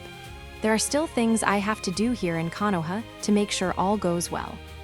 Can't you assign someone else to do the things you have to do here? Though you're strong, both Aimgakure and Suna are delicate matters that shouldn't be rushed. And what pit stop? The kid just kept throwing curveballs at him, and he was finding it harder and harder to keep up. And the bored look Naruto was giving him didn't help his frustration. Unfortunately, assigning this to someone to do this would be pointless, considering only I can do it. As for Suna and Aimgakure, I have faith that you will find an appropriate plan. And as for the pit stop, a gentle smile appeared and only made Shikaku tense. Trust me, okay. There was no reason to trust him. He was keeping secrets again, and friends don't keep secrets. Well, good ones don't. Well, they shouldn't. But he did trust him, and it bothered him. Shikaku trusted Naruto. Hey boy. Both occupants turned to the window, and Shikaku's mouth dropped. Jiraiya, sir. He gave a quick, respectful bow as the white-haired man simply laughed. At ease, man, Anaraha. Should have known you would pick a wise comrade. The Jiraiya that Shikaku had seen often was not this one. A goofy, perverse man with the world against him. A man who smiled often despite losing the team that he was known to love. This wasn't that man. This man smiled more genuinely, eyes firm and determined. This man was different, in a good way. What are you doing here, you old pervert? Shikaku's mouth dropped at the boldness of this child. Even Jiraiya blinked in surprise. Pervert. Then he burst out laughing, tears filling his eyes, a bit like he hadn't laughed so well in years. Pervert. You're funny, I'll give you that much. And here I brought you something good. Now that had both Naruto's and Shikaku's attention. What? Naruto said, still a bit skeptical. After all, anything the perverted Sannin brought were usually things he couldn't care less about. And by the poop-eating grin that spread on the old fart's face, he couldn't for the life of him guess what the man had brought. And then from within his shirt, he slowly pulled it out and eyes widened to an impossible level. Naruto beamed, perverted Sannin, you're the best man. Shikaku gaped in horror. I don't care how old he was, in the future you don't give a 10-year-old alcohol. Chapter 40, Naruto sighed as he walked through the village. Tomorrow he had to leave, and that bothered him. He didn't want to go.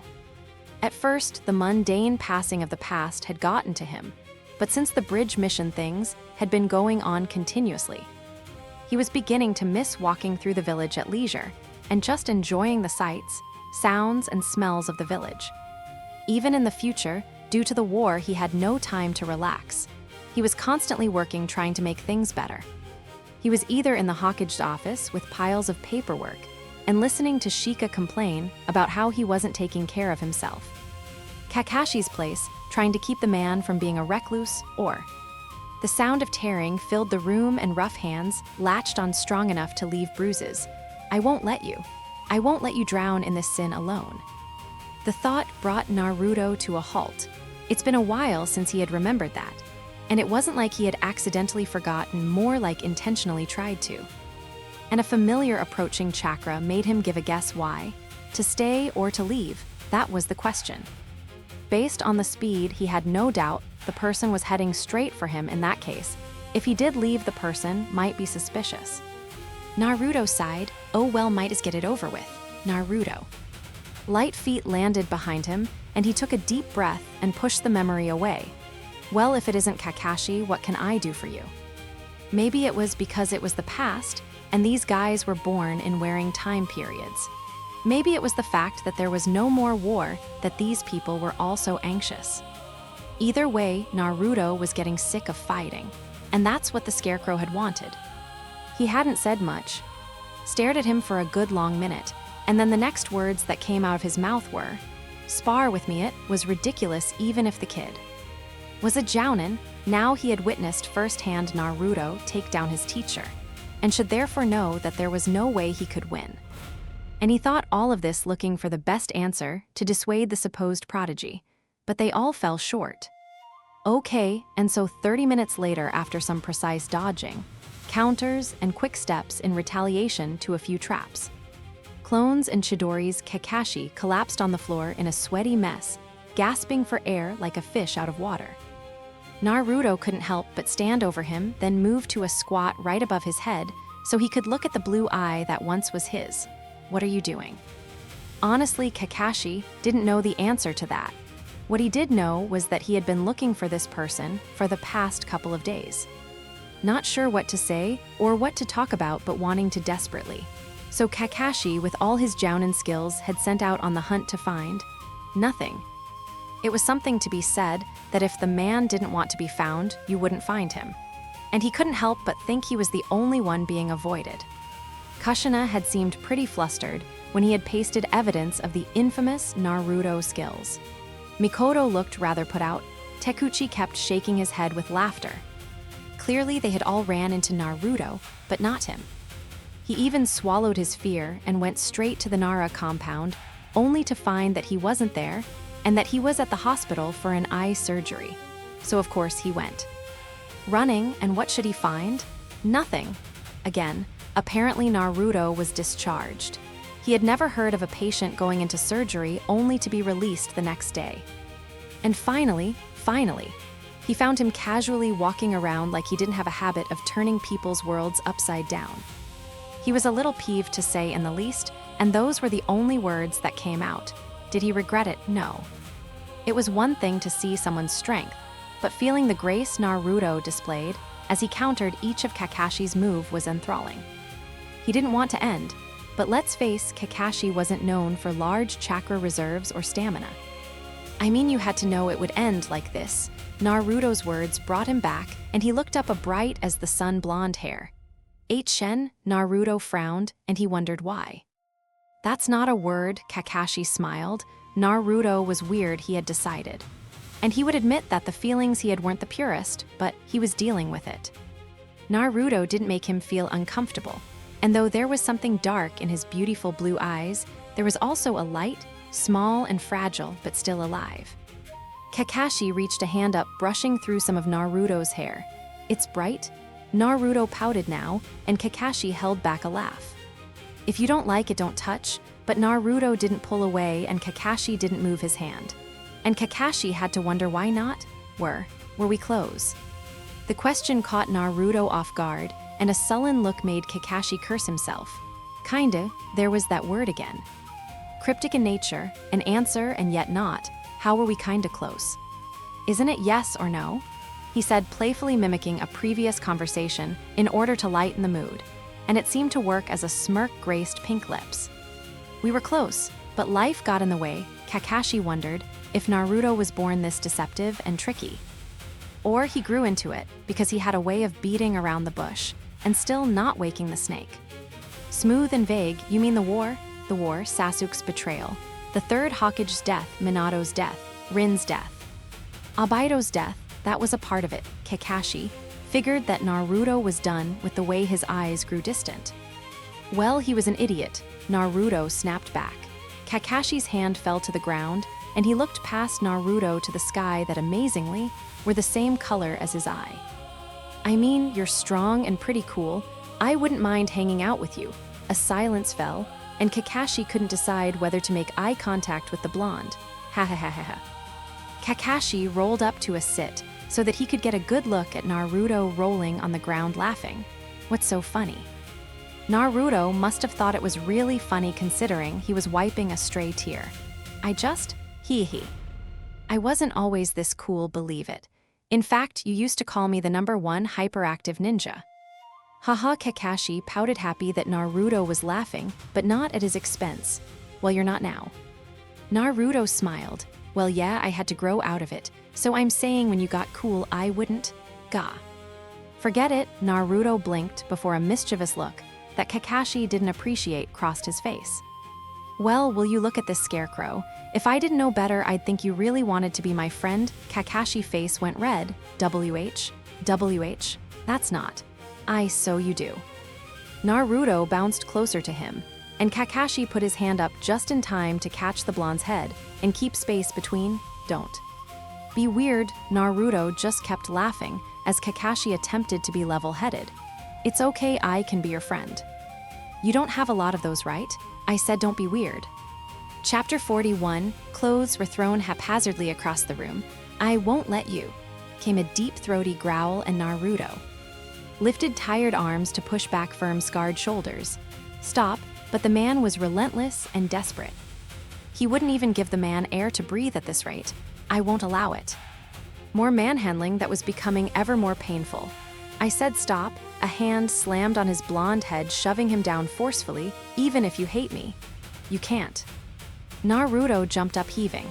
He could feel the sweat bead his brow and his heart rate speed. He looked around. One of the Jounin were on watch at the moment, and Shikaku and the other man were sleeping. He took slow breaths.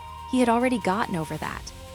Already forgiven that man, past that point, and refused to go back. But it was that point that he had fallen at his lowest, that they both had. He continued his deep breathing. They would reach Suna tomorrow. He would have no time to think about that. Naruto wrapped his arms around himself, trying to contain the shudder. He had to chant. He was already numb to it all. He was already numb. When they got to Sunagakure, everything went as expected. They were guided to housing chambers for rest, and Shikaku was to meet the Hokage shortly. So, Mr. Ambassador, how do you plan to handle this one? Shikaku scoffed at the mocking tone that the blonde had, but since this morning, Shikaku figured something was up.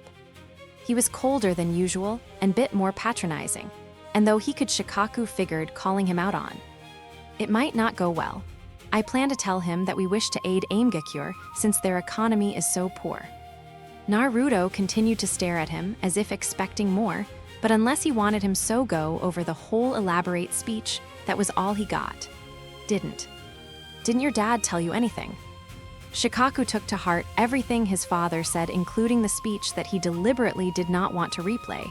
But there was one thing. He said, if all else fails, you'll handle it. Silence followed before Naruto gave a soft laugh. Such a jerk, and Shikaku couldn't help but agree. I don't know why we have to inform Suna anyway.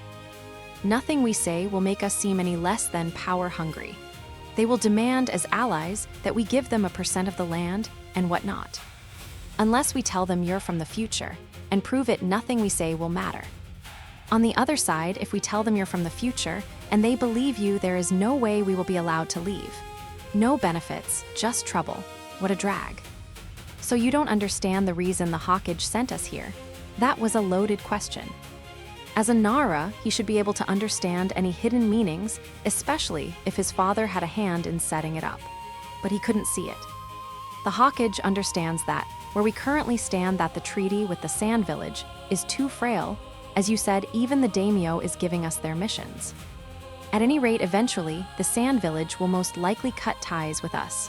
Shikaku's eyes widened. The Fudu no. Not the future. Don't jump ahead, I'm just stating this from Jiji's point of view. Shikaku relaxed, in which case the Hokage didn't send us here just to inform them, rather to form a new alliance. Shikaku frowned. A new alliance? That was not what was discussed. Naruto smiled. Of course not, Shikaku, but you're a smart ninja, you have to see underneath the underneath. Shikaku wasn't sure what Naruto meant, but he was sure he would find out soon enough. Chapter 42, 5 days already. Shikaku lay on the bed with a wet cloth over his eyes, meetings upon meetings that wanted nothing more than to tear him to shreds. Over and over, he tried to do what Naruto had suggested and think of a way to create a better and stronger alliance. But the Suna elders were just as stubborn as the ones in Konoha, refusing to budge at new ideas. The Hokage had all but given up hope on them and was as Naruto described. Formidable. Let's go for a walk. Shikaku moved the cloth to see Naruto standing by the window. Ever since they had first arrived, the kid had been no help. He wanted some clue on how to work this, or a clue to manipulate the Hokage, but Naruto had just shrugged, saying he had nothing. 8 months. That's when they were supposed to be back in Konoha, and at this rate, they would be spending all the time here. Shikaku groaned, throwing the cloth back over his eyes. Like hell, I'm walking around in this dusty hellhole. Naruto smiled, but walked over and swiped the cloth from the irate Nara. We're wasting time here. Don't you think it's time to end this? Shikaku raised a brow. The kid spoke in riddles. As they walked through the Hokage Tower, Shikaku couldn't help but feel tense. He just couldn't read the weirdo. He was too unpredictable. He had listened to all the things Shikaku had told him in regards to the meetings, had obeyed when Naruto had said to push in certain areas, but now he wanted to see the Hokage himself. Naruto wasn't so foolish to reveal himself, but there was no way a man like the fourth would listen to a child. Naruto stopped in his tracks, and Shikaku couldn't help doing the same. And they both watched a rather happy family continue down the hall toward them. The woman had short sandy hair and vibrant violet eyes, and she walked with purpose as she carried a young child, and a toddler waddled after her.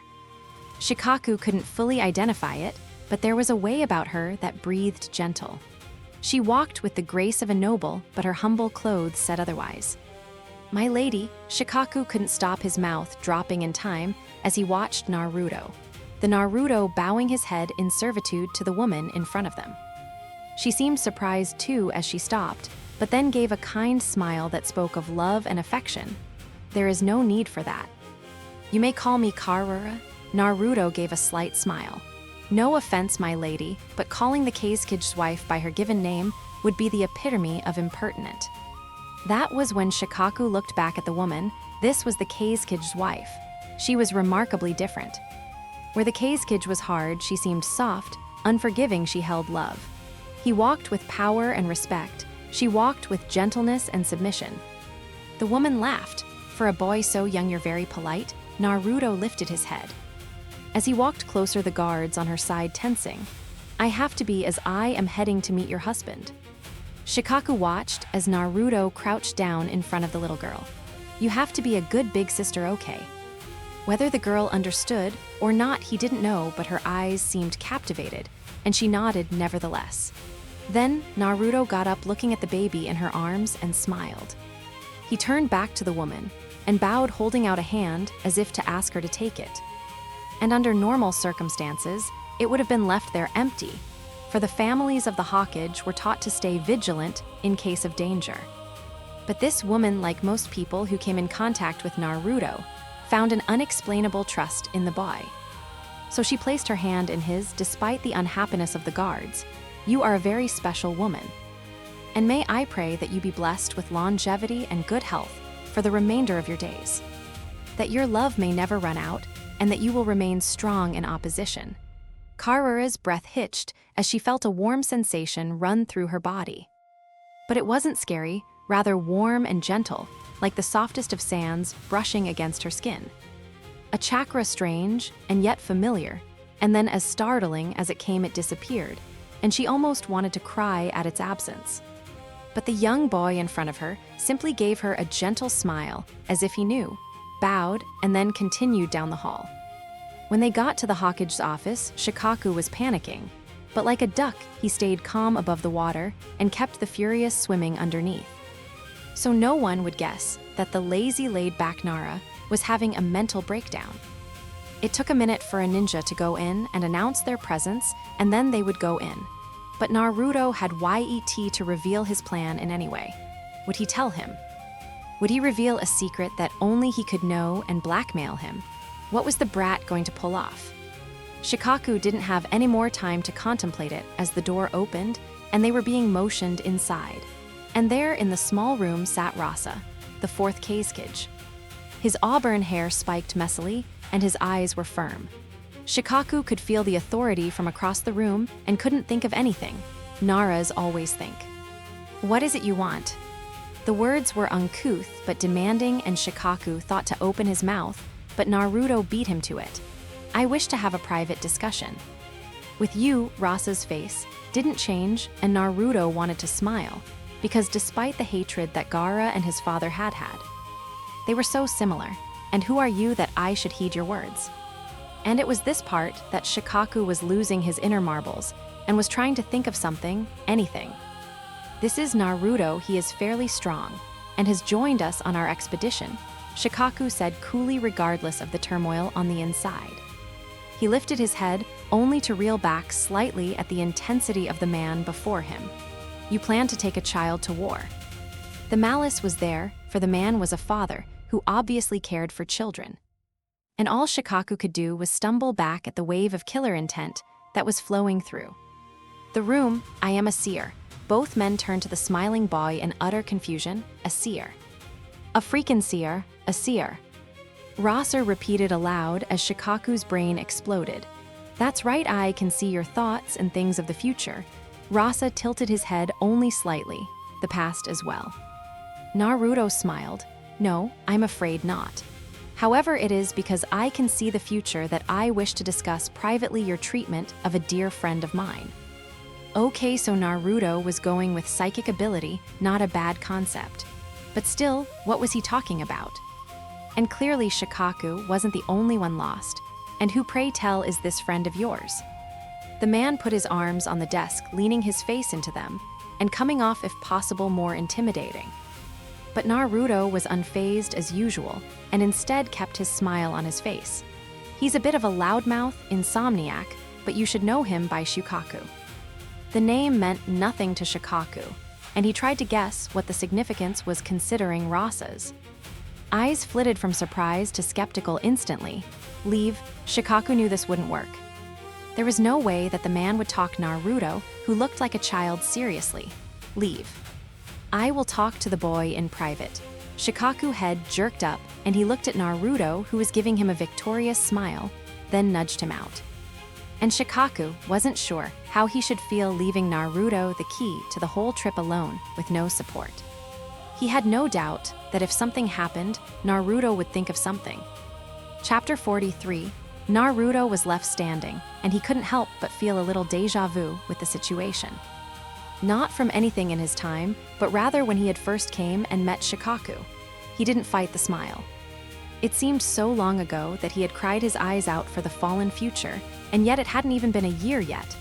Almost. Now that he thought about it, his birthday would be coming up in a couple of months, wouldn't it? How much do you know? The man had an oppressive spirit, that much he knew. But if he thought he could intimidate Naruto, he was fairly mistaken. But it's not like he could say much, like he was a bastard for how he treated his son. That Orochimaru had killed his unfatherly arse. That his children weren't even sad that he died. Oda says he could say, but it would matter not. And that was the problem with time travel. Because the people you met in the past either didn't know what they were going to do, or they didn't understand how it would affect everyone else in the future. Like Abaido, he right now had no idea that had he almost died, that he would be used by Madara Bastard and kill 100 of his comrades. And if Naruto could let that boy live, then he could get past the cruelty of this man, because he knew why the man had done what he had. He had put the life of one on the scale against the village, like so many Hokages, like Tsunade had with Kakashi. And even if he hated what the man had done, Gaara had overcome it. That's what mattered. Even if history repeated itself, Gaara, he was sure, would overcome it. Mind if I sit? There wasn't a lot of chairs, as Naruto had learned was the case with most caged offices. Was it because people were expected to stand in front of authority? In that case, they should be switched around.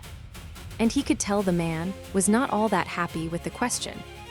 But if he thought a stare down was going to make him relent, then he was out of luck, because Gaara had improved that move tenfold and Naruto still beat him. Very well, so Naruto plopped himself unceremoniously, on the couch, legs spread and arms on the back of the chair, as if he was right at home.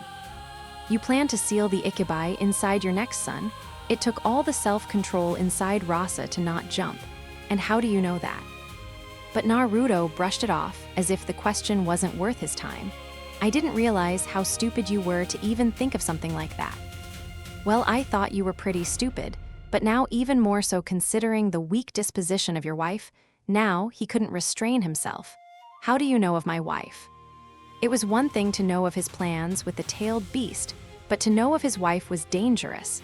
Calm down, I was lucky enough to run into her not too long ago. Rasa didn't seem all that convinced, though I don't think she should have any more problems. May she live long and have a healthy pregnancy. What did you do? Naruto looked at the skeptical man but said nothing. The sky used to be brighter. Naruto looked over at the 5th Kazekage and then up to the dull Konoha skies. There was no guarantee when they would meet again, and so both had taken to the monument, gazing over a broken village and dampered skies. It will be. Again, teal eyes looked at optimistic blue. It was hard to recall the past these days. His head was consistently wrapped in tactics and ways to protect his people. He didn't have someone like Shikamaru at his side, who could relieve some of that burden. He had to play both roles, and sometimes the weight made him forget. But he wished he could remember, whether it were those clear blue eyes that bore the light of hope and strength to carry it, or if it was that disarming smile that made his heart beat easily. Maybe it was his chakra that came off in waves, even at this moment, seeming so warm and comforting. He didn't know what it was that had reached him that day when he was ready to kill any in his path. But he was glad for it regardless, because Naruto had a way of freeing those in bondage around him, lightening their heavy hearts, reaching them no matter how far in the dark they were, even at the cost of his life, and dragging them out, kicking and screaming until they realized they were finally free. Here Naruto looked confused at the small sack that was being handed to him. What is? My sand. He poured some of it out in his hand, and they both watched as it seemed to glitter. The fineness of it seemed like it would blow away in the wind, and as if it would, Gaara quickly put it back in the sack. Rather, my chakra. Naruto looked shocked, and Gaara had assumed so, because giving away chakra was like giving away a part of oneself, and to do so was as if saying, this is the end. Gaara, I can't. I won't. You will. Gaara had never felt so firm. The world crumbling around them, and he would give everything he had to protect his people. And he knew if he had that thought, then Naruto's were greater. Because he wasn't just protecting his village, but everyone precious. Those in the sand, in lightning, those wandering that he had formed bonds with. Gaara took Naruto's hand, thrusting the sack in it. When had their hands gotten so big? He looked up to Naruto's saddened eye. When had Naruto begun to understand things without it having to be explained? You ours. My first friend, when had his voice ever quivered? When had he felt so overwhelmed with emotions? As such you must take it. He wanted to say more. Like how happy he was to have met Naruto. How he still couldn't seem to repay him for everything that he had done. That Naruto had not only changed him, but his village.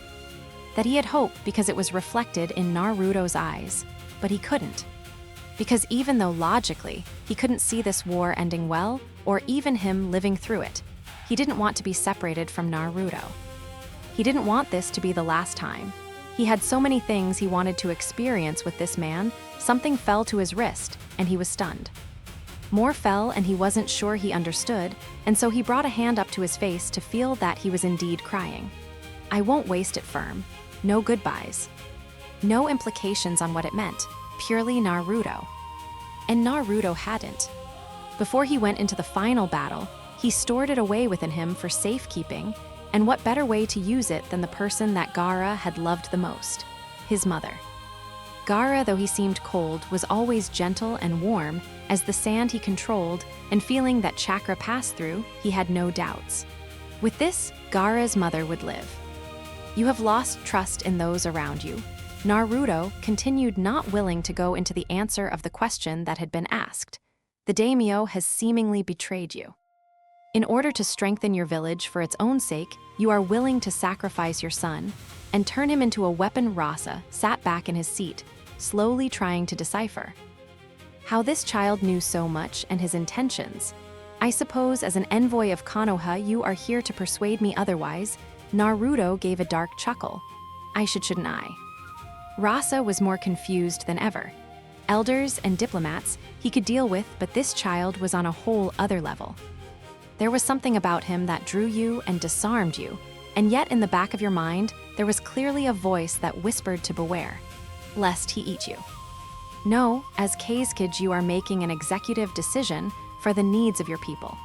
I have no quells, or rather, it is not my place to interfere with your choices. Rasa narrowed his eye. There was nothing that showed the kid was dishonest, but who was he to trust him? Then why? Why come to me? To simply reveal that you know all this. For blackmail, state your purpose. Naruto was almost, no, he was pretty sick of the adults in this age. There wasn't many left, mind the elders in his time, but they were also distrusting and close-minded that it was cumbersome. I came here to speed things up honestly and give you a fair bit of advice. I felt if I talk to you personally, you may take my words more seriously. Naruto smiled, and Rasa knew that had the boy not, he would have discarded all that was said. Speak. Then, and let us not travel in any more circles. Naruto shrugged. I am well aware how secure the treaties you have with not only us, but the other nations.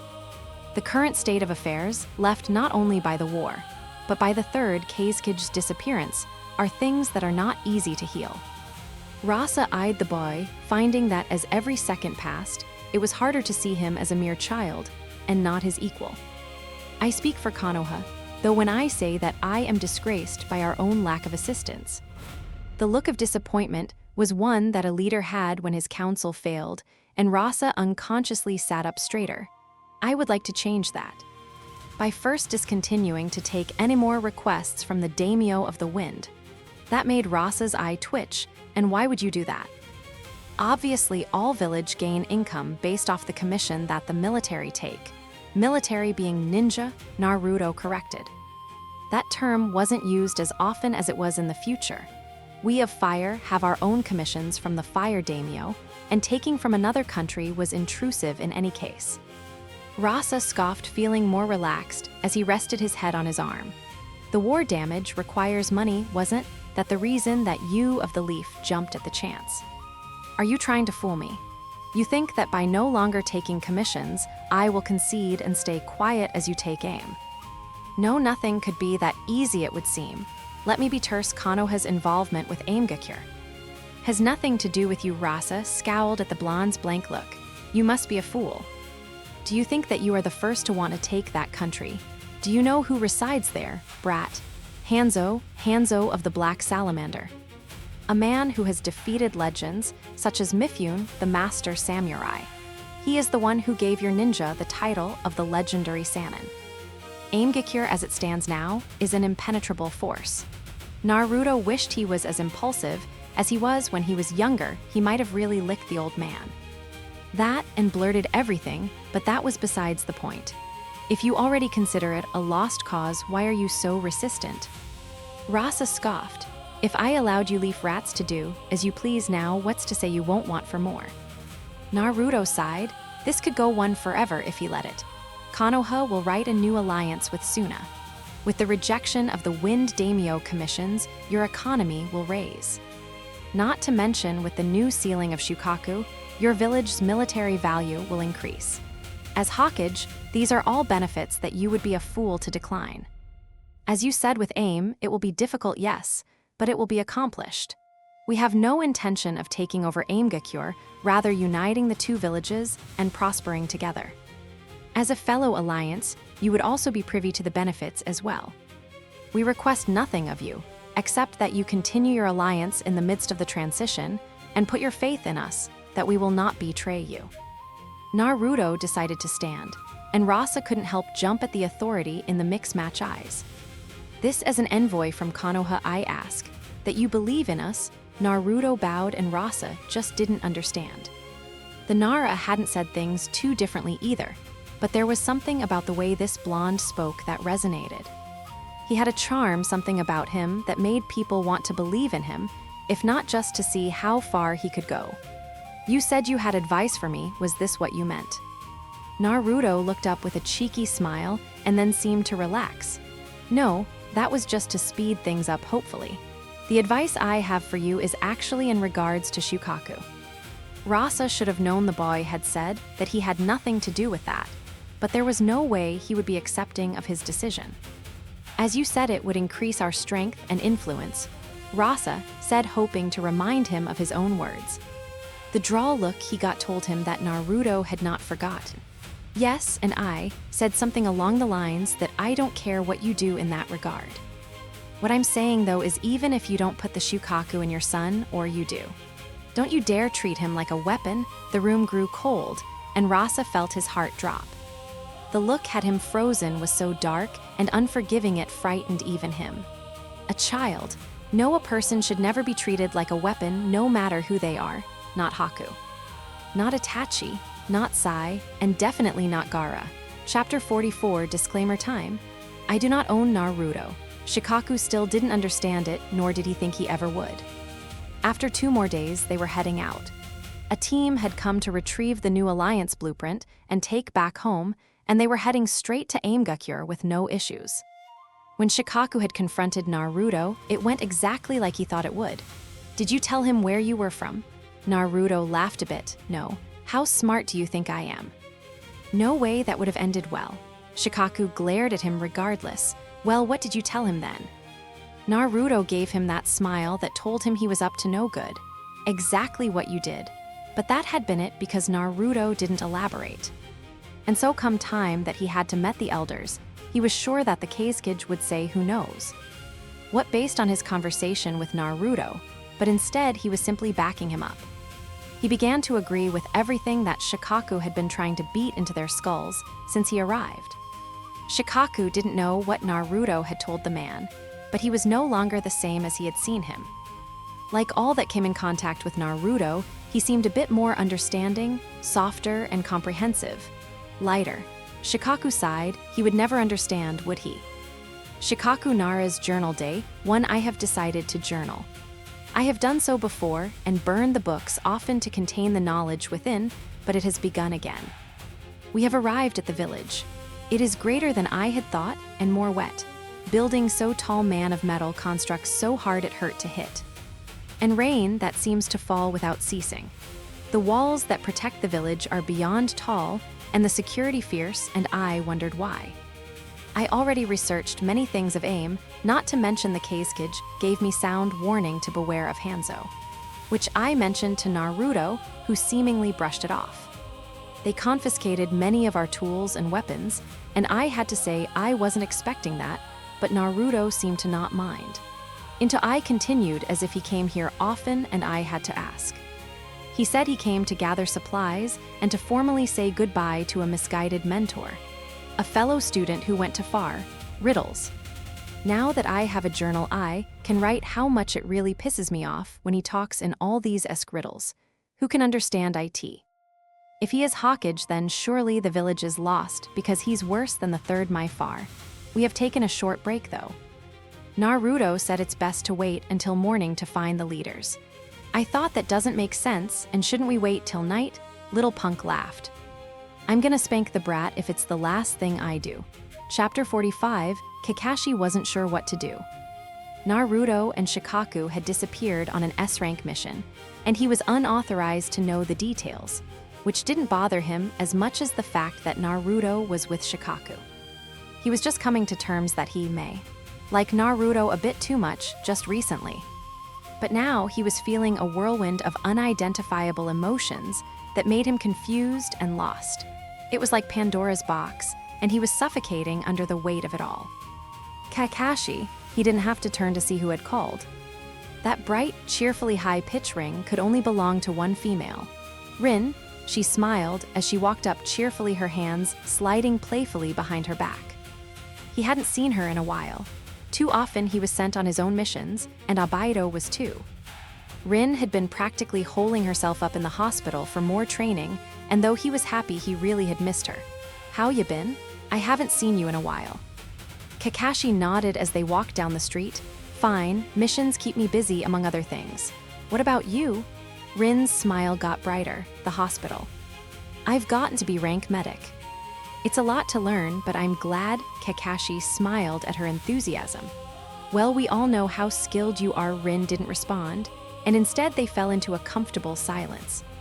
They passed different stores, many of which Rin frequented, and got a few waves and hellos. You've changed, Rin said, breaking the silence. Kakashi didn't quite get it. Did he look different? True, he wasn't as burdened after Abaido had guided him, but had he changed that much that it was noticeable?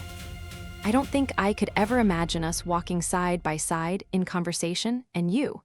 Well, you smiled, so that's something in itself. Kakashi blushed. Had he really been that uptight? But it's good, and I think I'm good now too. Kakashi looked at her, and it seemed that there was a double meaning, but he didn't quite know what it meant. When she looked up at him, though, he finally noticed something as well. You changed. It wasn't a physical change, since she hadn't changed her look at all. Rather, her eyes were more mature and a bit hardened, and they looked at him differently. We're friends, right? She said, as if ignoring his comment, and he realized that she wasn't looking at him with that wanting anymore. Like she wanted him to look at her, or wanted him to give her attention. She just looked, and it was relaxing. Yeah, friends, he responded. She smiled and skipped a bit in front of him, and he for a second thought she was floating. That's great. And you know, if you have anything you want to tell me or ask, I'm here, you know. And Kakashi believed her. He didn't know what it was, whether it was the mission or Naruto, but they were changing. Things were changing, and it was a good thing. Just then he remembered something, and well, what better way to start a new friendship than with an awkward question. Hey, Rin. Rin turned happily, and he tried to find the courage so his voice would crack. Well, what? Do you call it when? Well, let's just say someone that you care for about. So much for courage. Well, that feeling you get. You know, when they're hanging out with someone else. Rin cocked her head, and he couldn't help but think if she did understand his question, she would be a saint. I mean, you know they aren't like that. But you don't, but it's like it can't be helped. But at the same time, Kakashi felt himself melting and just died off the words would work anymore. Kakashi, could it be? You're jealous? Kakashi was sure his face was bright red, so that's what it felt like. Kakashi, you like someone? Damn it. Shikaku's journal, day 63, the war is starting to heat up. Hanzo, who I had been afraid of, is actually more afraid of us, so it would seem. And ambushes have began. Not only that, but Hanzo is taking out his anger on his people. Pisses me off. His one job is to protect and care for the people of his village, and he is making them suffer. On another note, Naruto seems tired. Sometimes I go to sleep first and wake up to see him still sitting wide awake in the place I left him. I told him not to do that. Sage or not, he was in a child's body and needed to care for it. Not sure if he listened or not, cause all he gave me was that stupid smile he mocks me with. Oh. Catch this, apparently October 10th. Yeah, today it's Naruto's birthday, and did I know? Of course not. After another tiring meeting with Yahiko and the others, I strayed away thinking perhaps smoking wouldn't be such a bad idea. I almost forgot. I almost had a heart attack. I didn't even know that the brat was there. Just sitting casually on the railing like a phantom, I tell you. But I inquire cause I refuse to give him more leverage, that all his actions get under my skin. Happy birthday to me. And just like that, he jumped off the rail and headed inside like he hadn't dropped a bomb of a statement. What the hell is wrong with him? Chapter 46, Kakashi was on the run. And Kakashi was great at hide and seek, but this was getting ridiculous. 2 months and it still wasn't over, and IT was all Rin's fault. And it was true that he didn't have many friends to reference, nor did he know how to be a good friend yet, but he was sure that friends don't blather your secrets across the whole village. Okay, maybe Rin hadn't told the whole village, but she told Obaido and should have known what was going to happen. So ever since he came back from his mission, Obaido had been hunting him down, and Kakashi had been on the run. But gosh, was he tired. Obaido had gotten stronger and better at this, not to mention with his Sharingan, he was more annoying than usual. Kakashi stopped at an intersection, right? Or left. Minato had yet to say anything, but he was sure his teacher wasn't ignorant. He was probably just waiting for Kakashi to talk to him, not that he was planning to left. But he would rather sit in silence with his teacher than have to deal with that crazy Uchiha. And he suspected that Minato would be in one place in particular at this time of day, along with another loud mouth redhead. Maybe left was a bad choice. Gotcha, Kakashi's. I widened to an impossible degree. Crap was all he could think before he was tackled to the ground painfully by his obnoxious teammate. I finally caught you. Kakashi's brow twitched and he lifted his leg. You now get off. And with that kicked the kid off, standing up to dust himself off and began to walk away. Oi oi. Don't think you're getting away. Tell me who you like. Kakashi wondered how far he could get away with a quick step. Sure, Obaido had gotten stronger, and a bit fast, but it would take a lot more than a few months for Obaido to catch him. Oi, if you're thinking of bolting, go ahead, cause I won't give up. It was a threat. And Kakashi could see the try me in those black eyes that made him groan. Might as well get this over with. They went to an empty training field, and Kakashi leisurely relaxed against a tree, leaving Obaido standing. Suwu. Kakashi could feel the irritation growing as he looked at the childish look on his face. So what? Obaido scoffed but smiled again. Well, what's she like? Kakashi jumped at the question, but Obaido only need a slow start. Does she have short hair or long hair? What color are her eyes? Does she go to the academy? Is she even a ninja? If she is, what rank is she? I bet she's older, right? You look like the type to go with older women. How much older? She. Kakashi could feel his cheeks warm because Obaido was so uncouth it wasn't funny. But he made all the right assumptions. It's not. Gosh, he could feel the fever on his face, and he wondered if it was always this hard to talk about things like this. But Rin had said they could talk about anything. Cause they were friends, and though Obaido was as annoying as they came, Kakashi did think of him as a friend. Does she have a small chest or big ones? And when I say big, I mean like Tsunade big, because anything below is just decent. Kakashi's brow twitched as he kept talking. Are you listening? Do you know where she lives? Does she live alone? Have you ever been to her house? For the love of, it's not a she. It had never been so quiet, and Kakashi wished he could just disappear on the breeze that passed between them.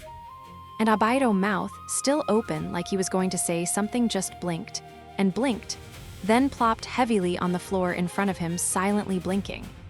Of course, the boy would be shocked. He had been shocked by his own feeling, so how could he expect anything less? And if Obaido hated him, well, he could understand, because he had hated himself for a while. He just hoped that it wouldn't ruin everything. Obaido squinted, as if replaying the words in his brain. Then he looked down, squinting again, shifting his face in disgust, and Kakashi couldn't help the hurt. Then Obaido looked back up, bring his hands up as if to shield himself, and turned a bit, still looking at Kakashi.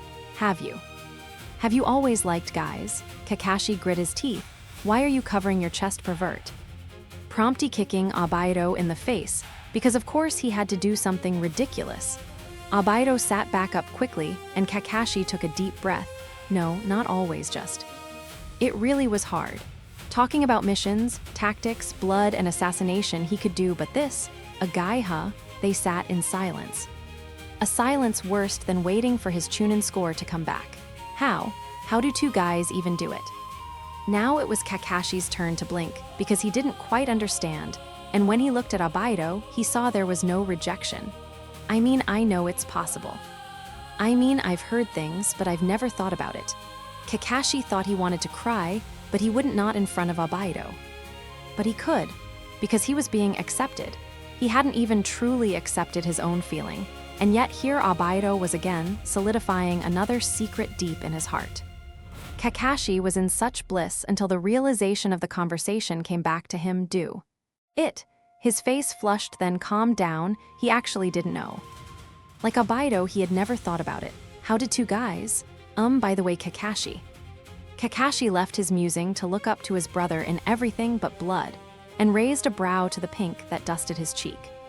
Obaido refused to make eye contact, and with a nervous smile, "It's not me." Right. There were no words to describe the level of revulsion that went through Kakashi that day. No, Obaido, God no. Chapter 47, Shikaku's Journal Day, 135. I don't know if I hate Naruto or the world. To say I hate the word, and its future is cold and cruel, and yet the one who made me think this was Naruto.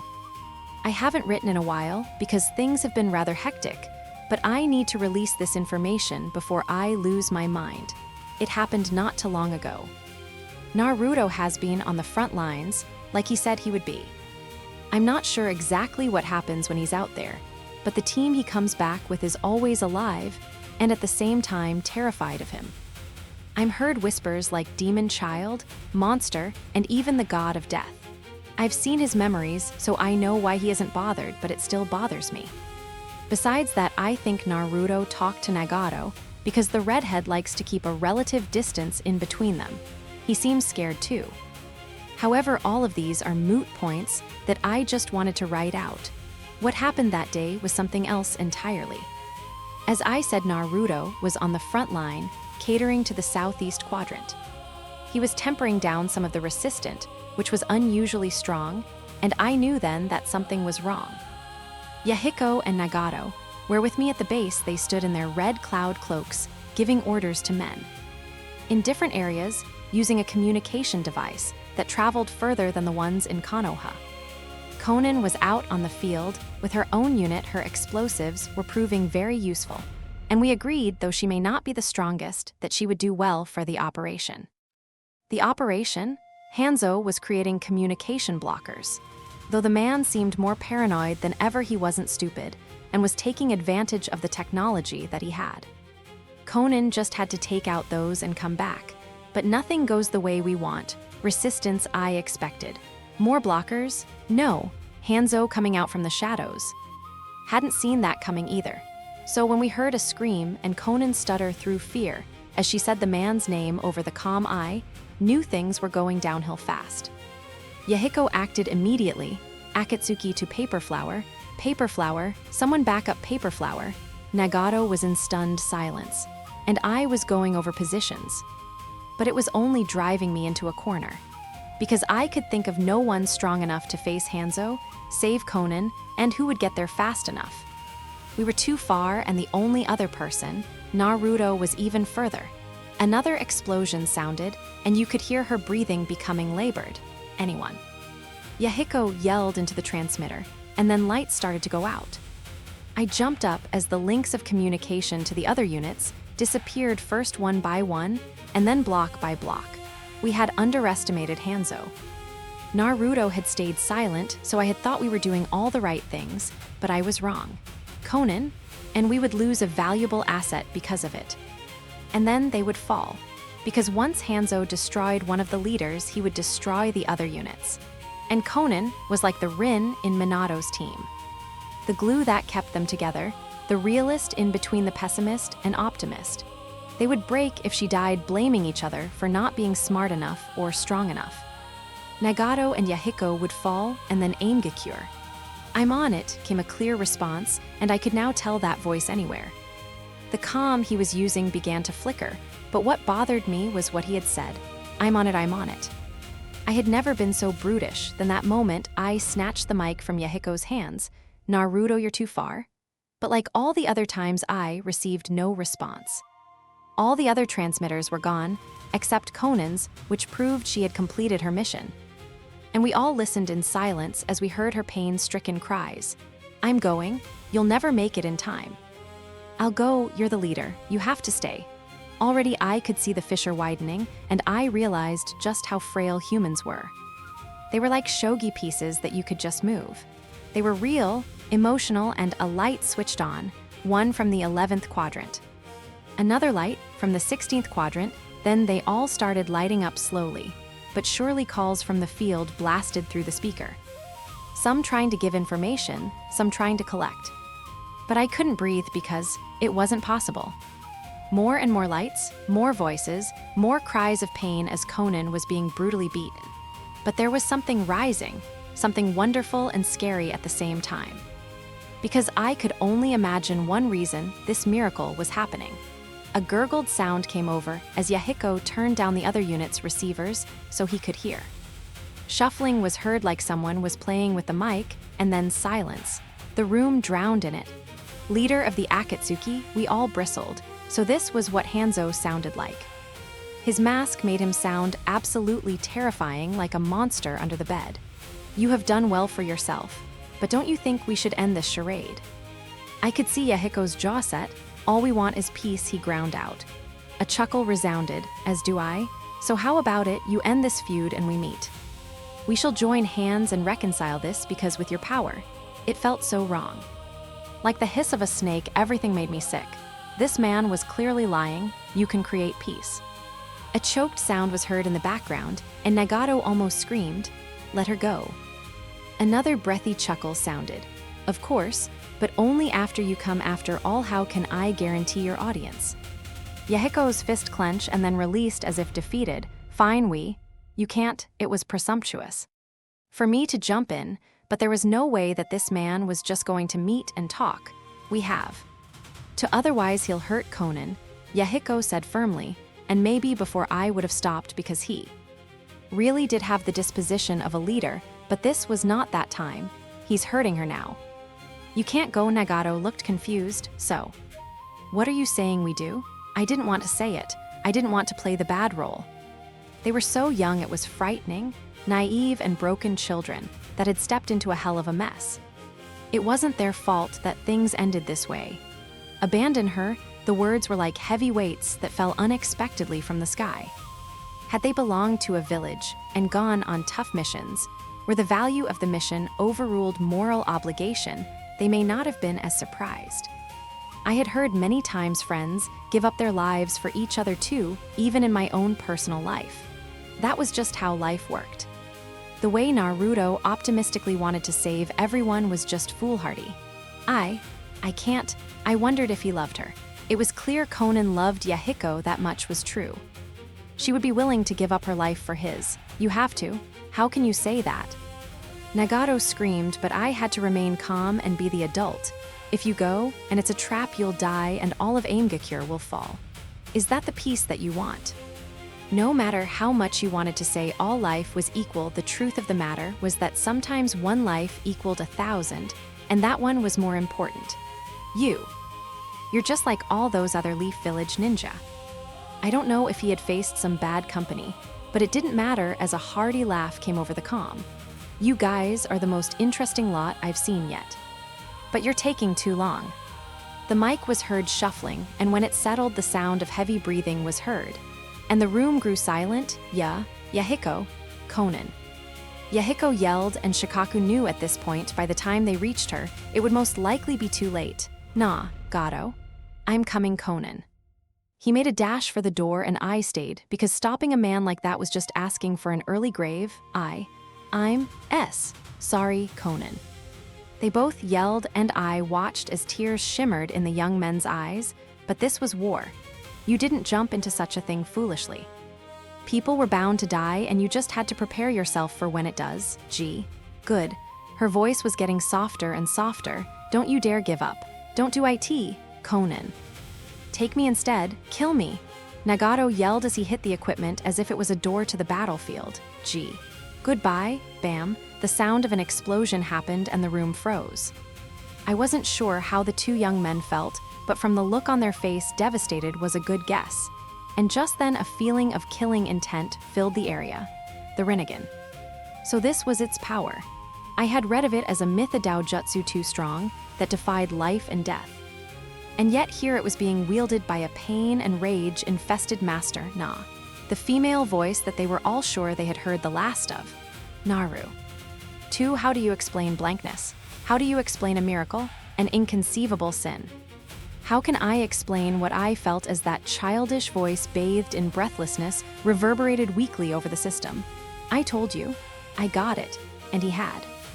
Naruto had not only managed to break all the comm blockers, protect his team, save Conan, but escape Hanzo. Perhaps he could have fought him as whispers rang through the halls, but no one save for the top leaders saw the state Naruto was in when he brought Conan in. He had used some of his chakra to help stabilize her, so when he came in, he was depleted. All those clones and jutsus had drained him. His body was a mess drenched in blood from the speed he had pushed it through, and he looked drained. He all but collapsed into my arms after Conan was put in the medical ward. And I wanted to yell at him. I wanted to scream, because there was no reason for him to have gone so far. He had risked his life to save one woman. To rescue a woman that was in no way connected to Konoha. And sure, maybe it had something to do with the future, but I'm sure we could have figured something around it. I hated him. He was smiling, but clearly he was pained. He laughed, but clearly he was empty. And it seemed he was always sacrificing. First it was his eye, and now almost his life. I often wondered what he had sacrificed in his own time. Or was it because he had sacrificed everything in his life that nothing had value here? I can't tell anymore if I'm beginning to hate this world or Naruto, the one trying to save it. Chapter 48, Minato knew something was off. Kakashi was clearly off. It seemed as if the boy was avoiding people, and at first he had been too busy to notice. He was officially declared as the next Hokage, and though it had been in the background, he would officially be Hokage within a few months, after the Aimgakure War, as he pleaded. But in between, he was making do with training and wedding plans with his beloved Kushina. But it was when the rumor mill started that Kakashi was avoiding people that caught his attention. Because Kakashi wasn't social to begin with, but for someone to actively note that he was avoiding people now, that was weird. And so he kept an eye on the boy. Maybe he had a bad mission lately? Maybe he had a lot on his mind. Whatever it was, Kakashi was avoiding people, specifically men, and then he noticed the problem. Rin, Kakashi, and Obaido were hanging out quite often, which wasn't a bad thing. In fact, it was great. He had always wanted the team to get along, and he was glad that the air around them seemed more comfortable and not as strained as it had been. Though the mission on the bridge had been difficult, what came out of it was worth it, and he had Naruto to thank for that. But back to the point, it was more how they interacted that bothered him. Rin was always smiling, and Obaido would laugh, goofing off as usual. Kakashi seemed content, not outright smiling, but not put out, and then it happened. As they were walking, a guy would pass, and then Obaido would lean over to Kakashi's ear, leaving Rin confused. Kakashi would blush, flush, pale, then he disappeared. Minato sighed. He should have known it was Obaido's fault. That kid could be as devious as a demon, and he had no idea what he was holding against him, but clearly it was enough to send the normally cool head headache air running. Minato sighed as he walked up to the now duo. Obaido, Rin, both students smiled. Teacher. They hadn't seen the man in quite some time, and a visit has long been overdue. I saw Kakashi with you not too long ago, but I suppose he had something to attend to. Rin shrugged her shoulder innocently. but she was lucky that he clearly saw earlier that she had nothing to do with it, because honestly Rin was tricky to trust sometimes. Something like that, Obaido snickered. And Minato sighed. For prankster, he could learn a few lessons from Rin about subtle. Obaido, what did you do? Obaido didn't even have the nerve to blush as he burst out laughing. Honest, I didn't do anything. Minato figured the boy wasn't going to give him anything, and instead decided to talk to the source. He flash-stepped, leaving his unsurprised students, and tried to sense out Kakashi. Nowadays, it was a lot easier. He had mentioned to Kakashi that he had to relearn how to subdue his chakra signature because of the eye, Naruto's eye. The eye was like a whole other entity, carrying its own chakra. Kakashi had mentioned he could now sense things better, and it only left Minato more confused, because there was no way that just an eye could have that much power. Not to mention, if Naruto was who Minato thought he was, then all the more it made no sense. But he wasn't ready to tackle that quite yet. He finally located the boy on the Hokage monument. It took a second for him to take in the scene, but he tried to stay calm. Kakashi was blushing.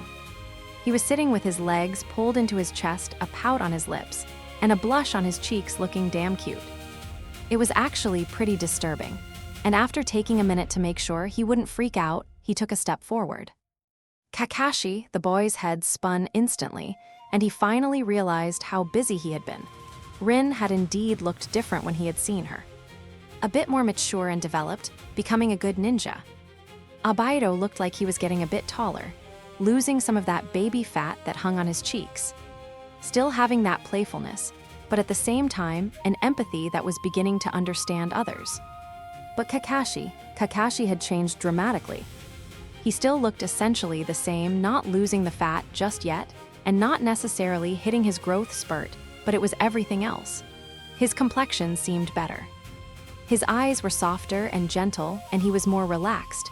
Could someone really change that much? But the evidence was right here in front of him. Teacher. He smiled as he said the word, and that in itself was a treat, because Kakashi liked to stay as stoic as possible. Well, at least that how it was before. Mind if I sit? Minato smiled back, and Kakashi looked like he was contemplated it, but nodded regardless, and Minato didn't wait another second to sit next to his genius student. So, want to tell me what's on your mind, and how Obaido managed to blackmail you? Usually he expected a glare or glower, but he was going to have to change his thought process because Kakashi pouted. Looking away from him, "'Cause he's a jerk that likes to torture me," he muttered. Now Minato was really curious. And Minato was smart, so though he didn't notice the signs, before now, that he was actively looking for anything, it became clearer. That glow about Kakashi, the blushes, the pouts, they were making sense. You like someone? Kakashi couldn't even deny it as his face turned a tomato red. My goodness, his students really were growing up. Minato couldn't help but feel a bit proud. He had worried about Kakashi, that he would keep up that wall around his heart for a long time. After his father died, Kakashi had not coped properly, diving into harder training. Again, it would seem that mission had really affected all of them. Does Obaido know who it is? Minato said with a cheeky smile. Of course, if Obaido knew, he would blackmail the poor boy, because Obaido was a bit vengeful when he wanted to be. God no, if he knew that I'd really be over. Now Minato was confused. If Obaido didn't know who he liked, then what was going on? Obaido knowing who he liked, and then bringing it up at random made sense. But if Obaido didn't know that, what did it matter? And then, what had he been whispering to Kakashi? What did he know about Kakashi that made Kakashi blush? And why was it specifically around? Minato paled. He really had been too observant ever since he was little. It was a blessing and curse sometimes. A blessing because it had helped him save Kushina when they were younger, and a curse because now, Kakashi, do you like men? Minato had never seen someone turn the same color as his beautiful habanero's hair. Not to mention, never seen Kakashi flail in embarrassment before, and he would have laughed, but his mind had refused to stop against his will and continued the path of deduction. Minato didn't want to say it because he knew, and he didn't want to know. He didn't want to hear that kind of truth. But it's Naruto, isn't it? the silence and explosive blush that Kakashi gave, was all the answer he needed before he thunder stepped away because a quick step wasn't enough. He didn't want to think about it, he didn't want to think about it, he didn't want to think about it. His student with his son. Chapter 49, water poured over Kakashi in roofs, spilling down his toned adolescent back and joining the puddle on the floor. His face was warm from an internal heat he couldn't cool. 6 months. 6 months since he had last seen him. It should have died by now because of the distance, but it hadn't. There should have been a cooling, but there wasn't. He was in fact in love with Naruto. In the beginning, it was all new. He was confused and ashamed. But after it began to come to light, he really did become more comfortable with it. Too comfortable. And the evidence was in his hand. It was all Abaido's fault. If the boy hadn't piqued his curiosity, he wouldn't have looked up anything explicit or immoral, but curiosity killed the cat. And so he had researched at his own self-destruction. His hand moved involuntarily to ease the tension, and he bit back the groan that was attempting to escape. When had he started picturing Naruto at his side, a gentle smile. Light laughter. When had he lost himself in that all-knowing blue eye? His hand moved faster, and he used the other to cover his mouth that was betraying his pride. When had he started wishing that it wasn't so quiet, that the apartment wasn't so empty, that the bed wasn't so cold? Faster and faster the heat building, and he felt a coil within that was threatening to break free, so close. All of you have become precious. I like you, foreheads touched, he was undone. Chapter 50, the 4-man squad moved quickly the destination within sight. 6 months had been a long time in times of peace and repair, but in war it usually passed quickly, and war was where they were headed. Minato's team was assigned to help and assist fellow Konoha ninja in Aimgakure. Minato lead the way as Point followed by Rin, who was guarded in the middle, and Abaido, and Kakashi finished the triangled cocoon. Rin was the most important factor in this mission. Being a highly qualified medic, her role was crucial, and their team was designed to protect her on the journey. Minato was overall impressed over the past months. He had seen this team bloom in ways he hadn't thought possible. Rin was accelerating through the medic program with ease and why. Because apparently, a blonde-haired youngin had given her a few tips on better chakra control and even medic techniques. Abaido was also steadily improving, at an alarming rate completing missions with now relative ease, and why? Because a certain blue-eyed child was beating the mistakes he was well known for out of him. He no longer hesitated and always made sure to bring home his comrades. And Kakashi? Well, he had changed the most. He was far more gentler and calmer. His ninjutsu techniques were far more precise and varied, and he strove to protect his friends. In fact, with his change, the Hokage had mentioned that Kakashi should be given a team of his own soon. Minato had smiled at that. He would have thought that the prospect of Kakashi ever being a teacher was relatively slim. But for now, he didn't mention it because he knew Kakashi still had limits that he wanted to push, and jobs he wanted to try, such as Anbu.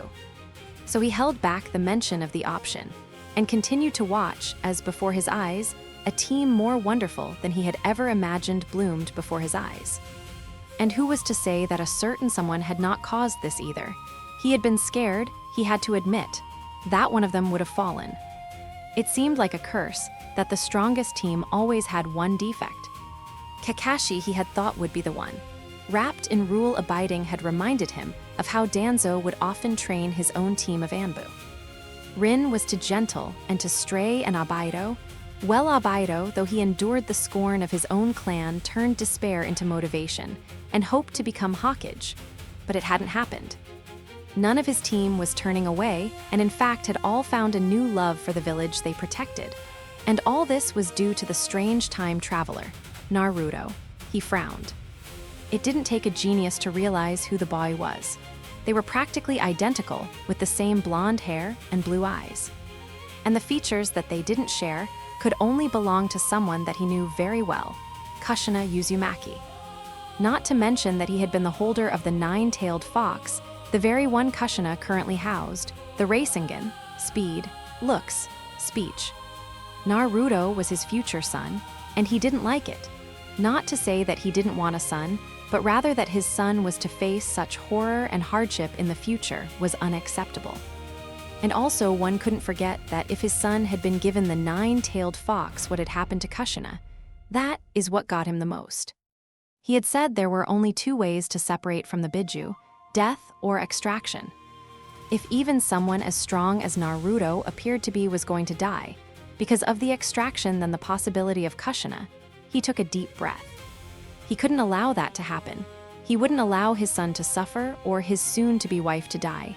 He looked up determined. He was going to have a long talk with Naruto after all this was over. For now, though, Aimgakure was within sight. It took a while to actually get to the base. The village was wet and muggy, bringing down their spirits, and Kakashi wondered how people lived in such an environment daily.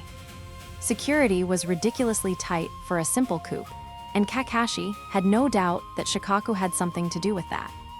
But finally, after what seemed like hours, they were led to the control room where the leaders were residing.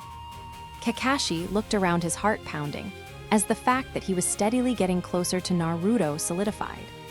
He looked calm on the outside, observing the gray metal walls that had just a thin layer of grime on it, but on the inside was a tornado. His heart might literally burst from his chest, and though Abaido might laugh at the cause Rin, and teacher Minato would not find it as humorous. He came back to reality to see a door toward the end, but not quite, and the guide turned toward it, bowed, and stepped away. Minato, being the leader, took the forefront and knocked confidently. A silence passed before a deep bass enter passed through, and Minato opened the door. Kakashi wasn't sure what to expect. He had hoped to see Naruto, but there was enough in the room to distract him.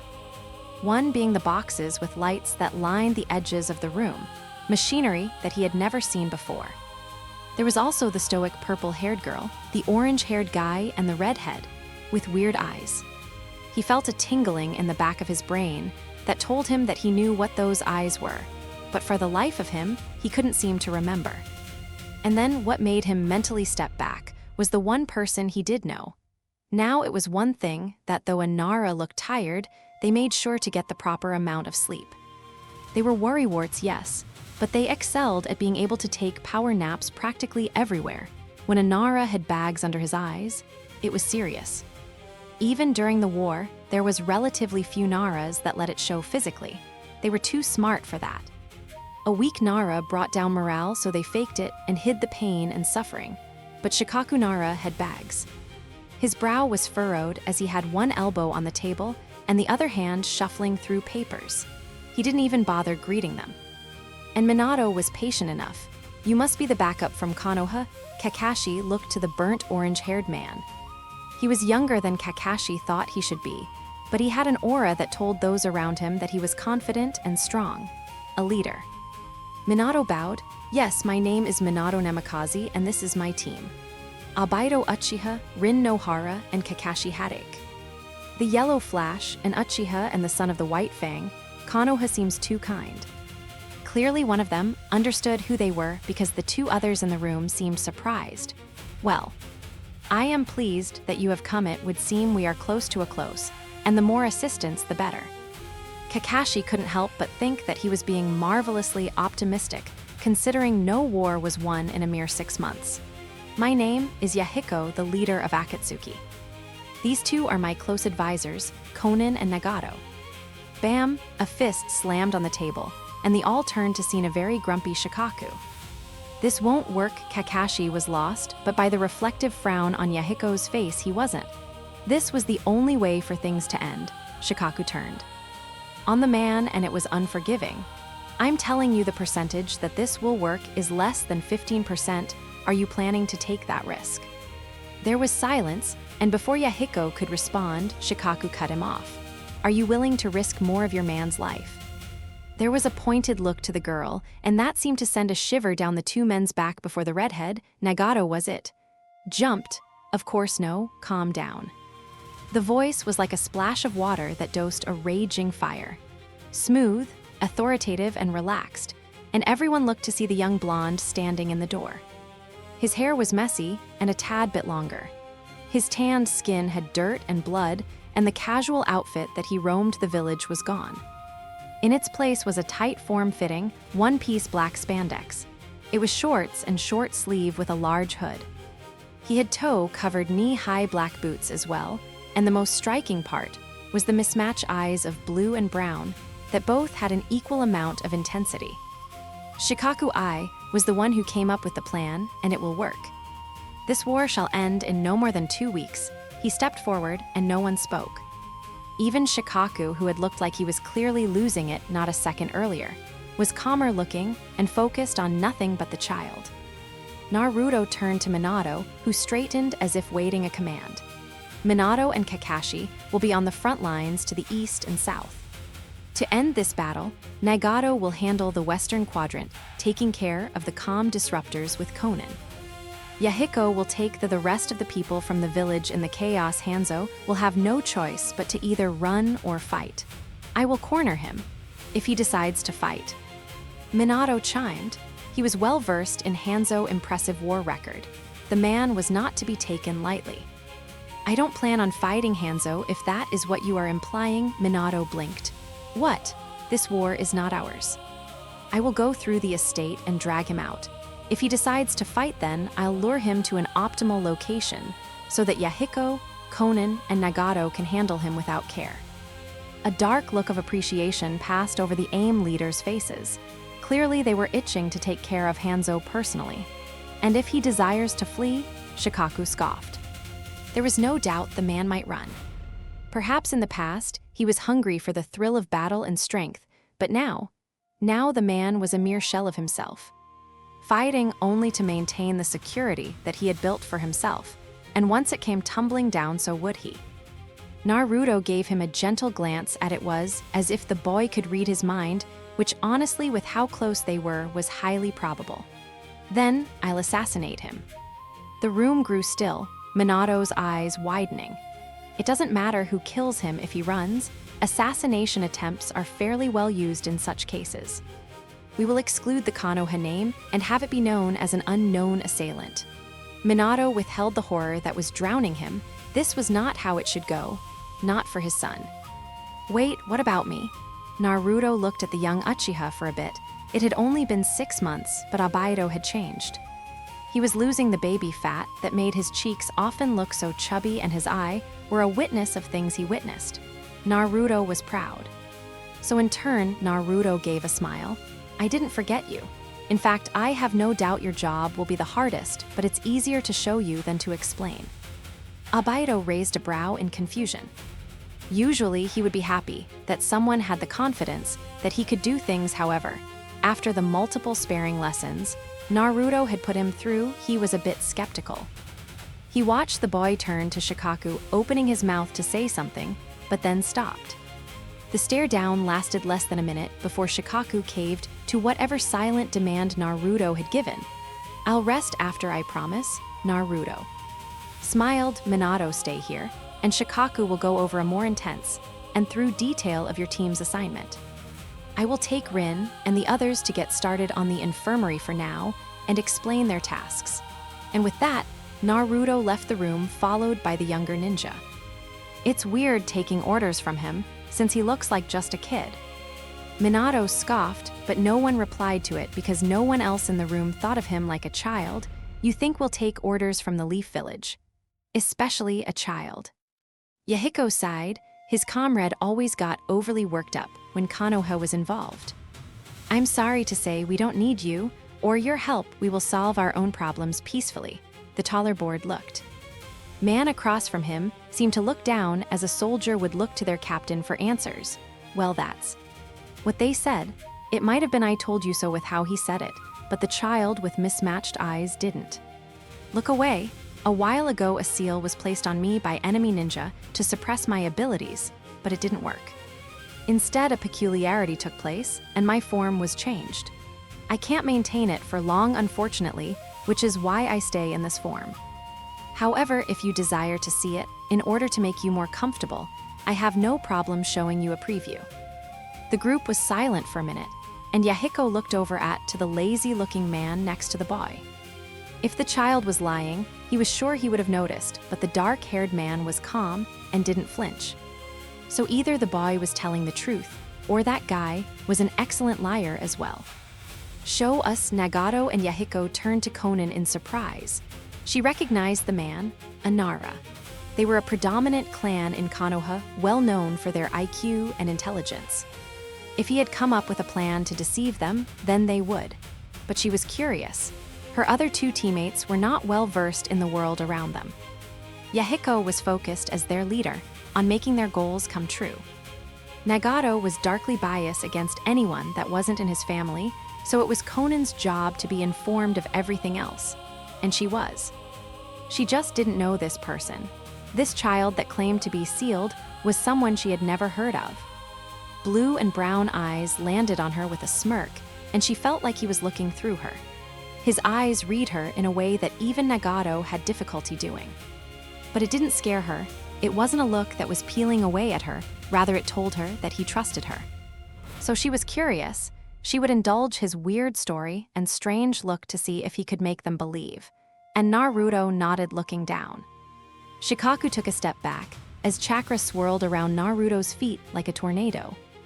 It was going to have to be a henge, but he didn't understand how he was going to make them believe. We have no intention of taking your village. I believe in your peace. That seemed to catch them off guard, if the shocked faces that Shikaku saw was anything to go by. The tornado rose higher as Naruto took steps closer. Nagato and Konan were on guard, as it felt like the chakra increased. I have learned from Jiraiya as well. The peace you are trying to achieve is one that is hard to come by. Shikaku's eyes widened as Naruto's short height began to grow. I too want peace, which is why I wish to lend my help and power to you. His hair shortened and his clothes had changed to a black and orange, and Shikaku's mouth dropped. During a spar that they had a while ago, Shikaku had left it to his imagination how Naruto had looked in the future, but it was more than he imagined. He was indeed as handsome as he had thought, but it was different seeing it. Tall as Yahiko, but thick and muscular, which was remarkably different than his father. Tanned skin that was littered with battle scars. Firm jawline and blue eyes that had unexplainable depth. And if the look wasn't so different, the air around him was. The young Naruto often showed authority and knowledge beyond his years, but this Naruto, he was power. Everything about him, from his posture to the look in his eye, this was a Hokage. And they didn't know that, but there was no doubt they could deny the authority and respect that naturally flowed through the room in his presence, peace. His voice was deeper and firmer, and no one could turn away, is often difficult to achieve. And no one wants to fight to achieve it, but sometimes in order to protect that which is precious to us, we have to. But if I can lower the cost of lives in this battle, I will do that. A narrow of Naruto's eyes made them all catch their breath. This is a battle you must face, but one you will not face alone. No one knew what Yahiko was thinking as he stared at the fellow leader in silence, but the man bowed. His head, I would be honored if you assisted, and though Nagato and Konan would normally protest, you couldn't deny that the man in the room was strong. A smile passed over Naruto's face, and the atmosphere changed instantly. Where 1 minute they were being held down by his oppressive power and strength, the smile on his face seemed to have the opposite effect. It was bright like the sun, a smile that told them everything would be okay, a smile that they could rely on, and all of them burned it into their memory. Great. This is Shikaku Nara. Shikaku couldn't help falling to one knee out of habit. He is an amazing tactician who I would bet my life on.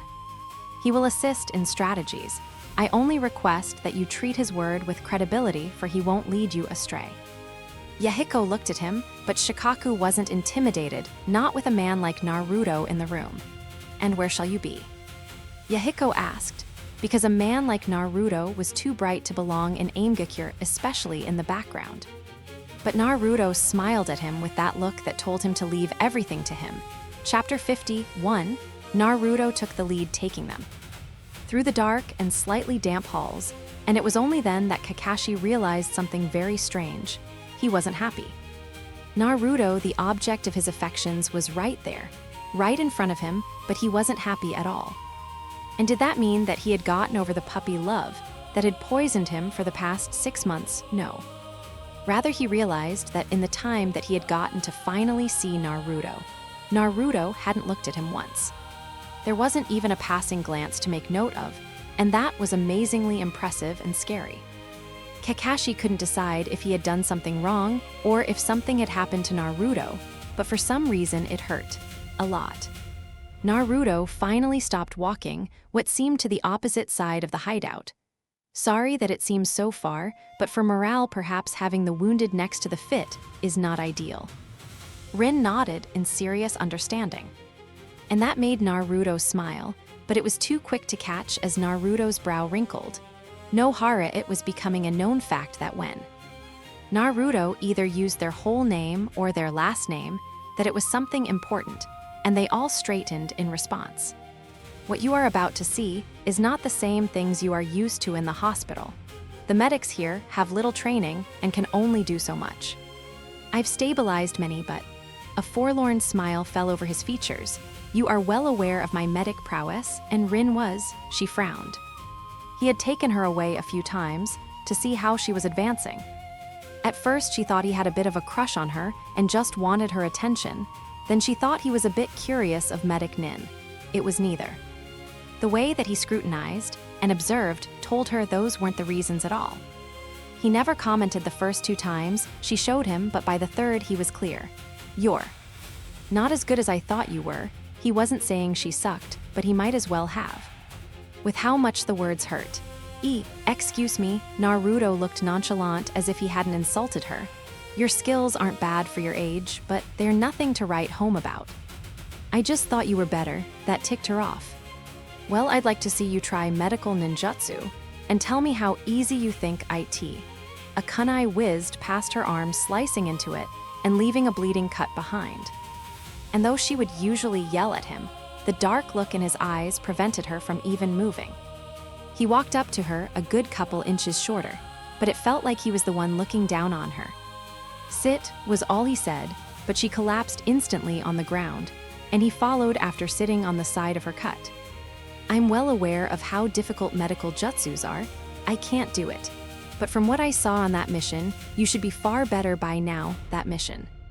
The mission that Abaito almost died, that she let herself get kidnapped on, that she performed the emergency transplant. On that mission, during that transplant, it was a feeling that she had never felt before.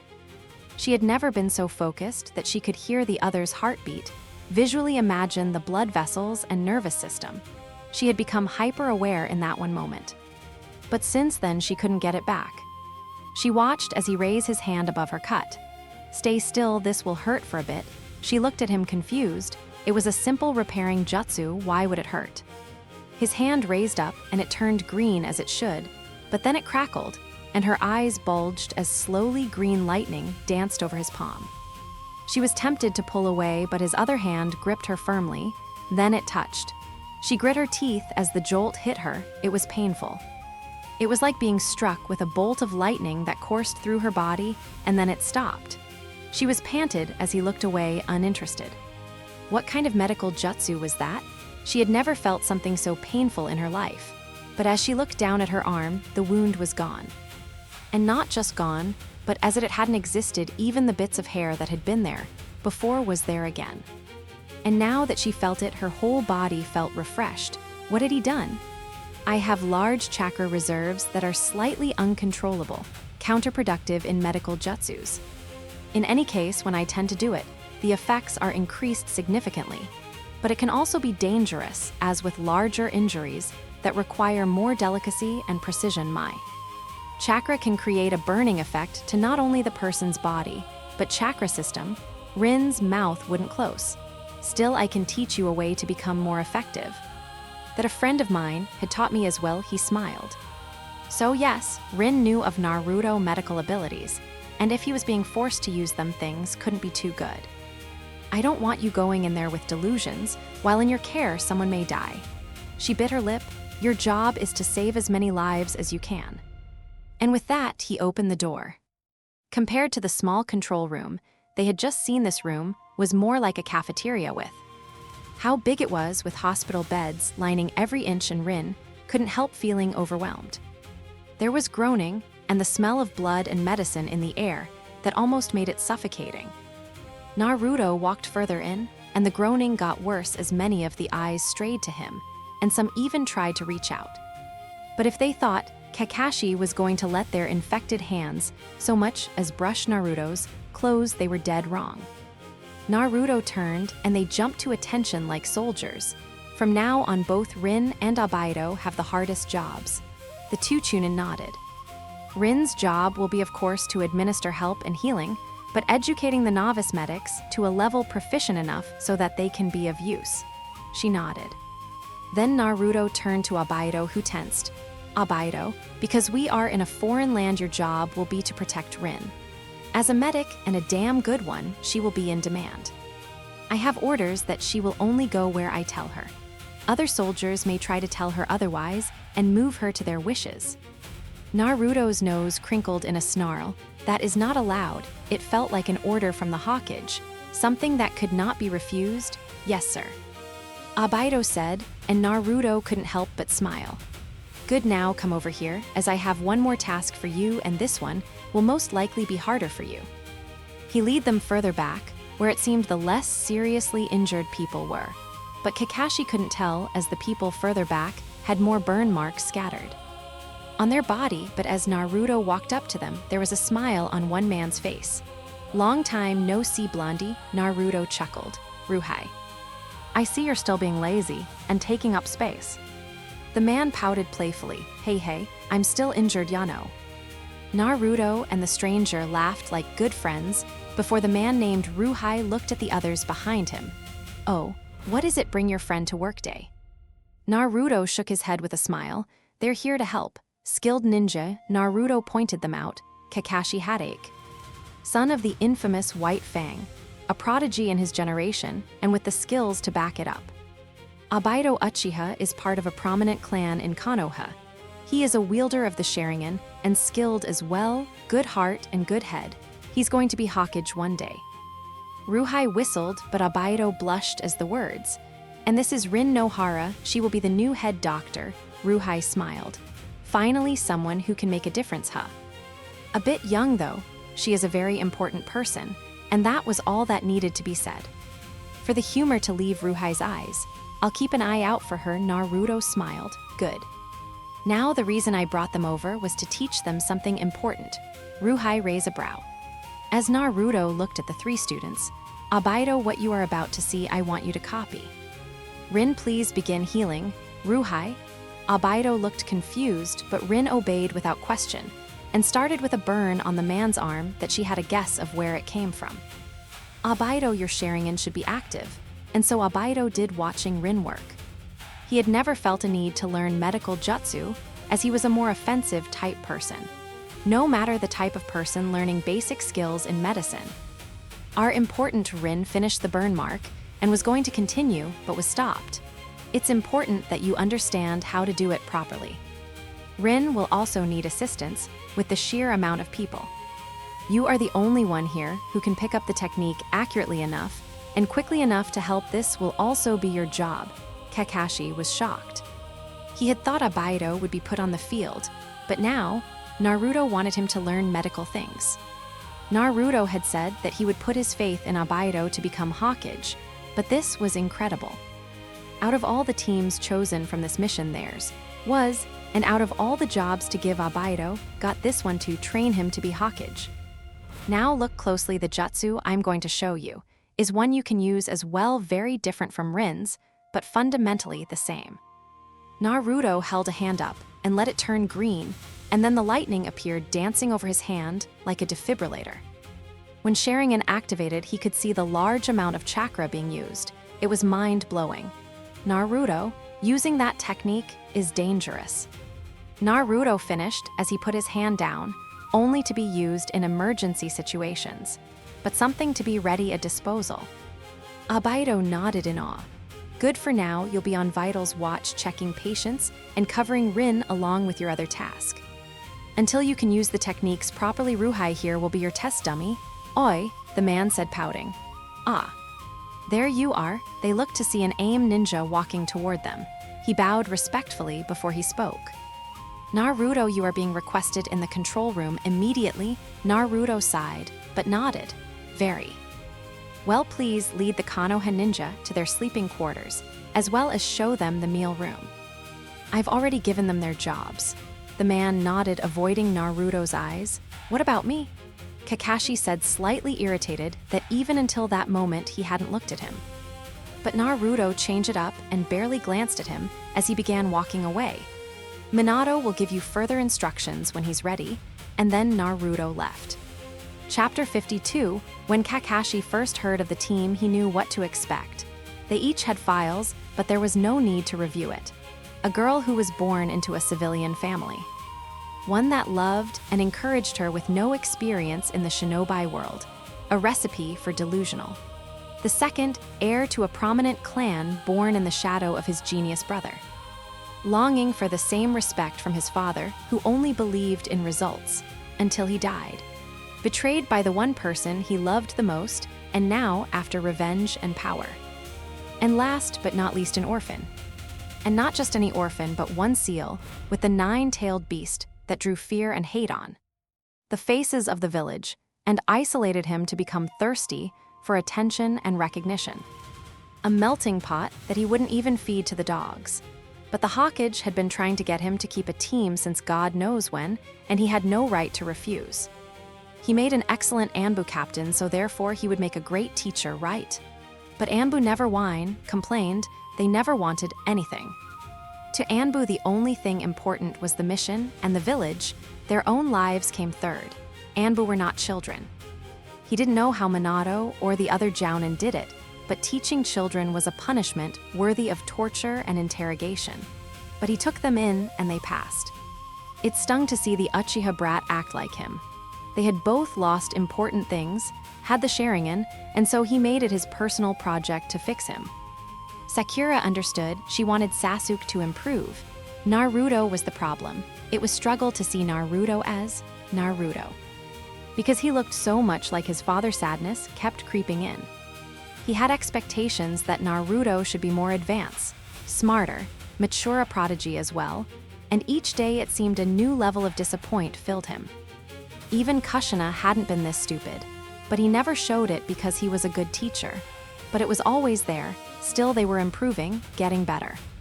And that's why he recommended them for the Chunin exams, not realizing it would be his greatest regret. That Orochimaru was there, that they were planning a war. That the Shukaku was around, and all his plans began to burn. Sasuke began to close off again. Sakura was worried, and Naruto. Well, he gave Naruto a very capable teacher, in his opinion, one that could teach him the basic sense from that battle with Kiba.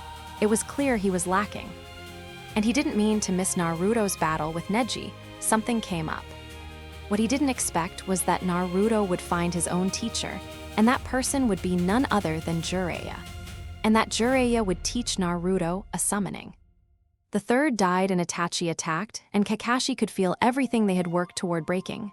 Friendship, hope, forgiveness, gone in an instant.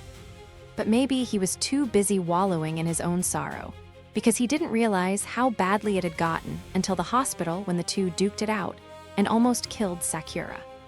The fact that Jiraiya had taught that move to a still immature child like Naruto was dangerous as it was, and he said as much out loud while Naruto was there.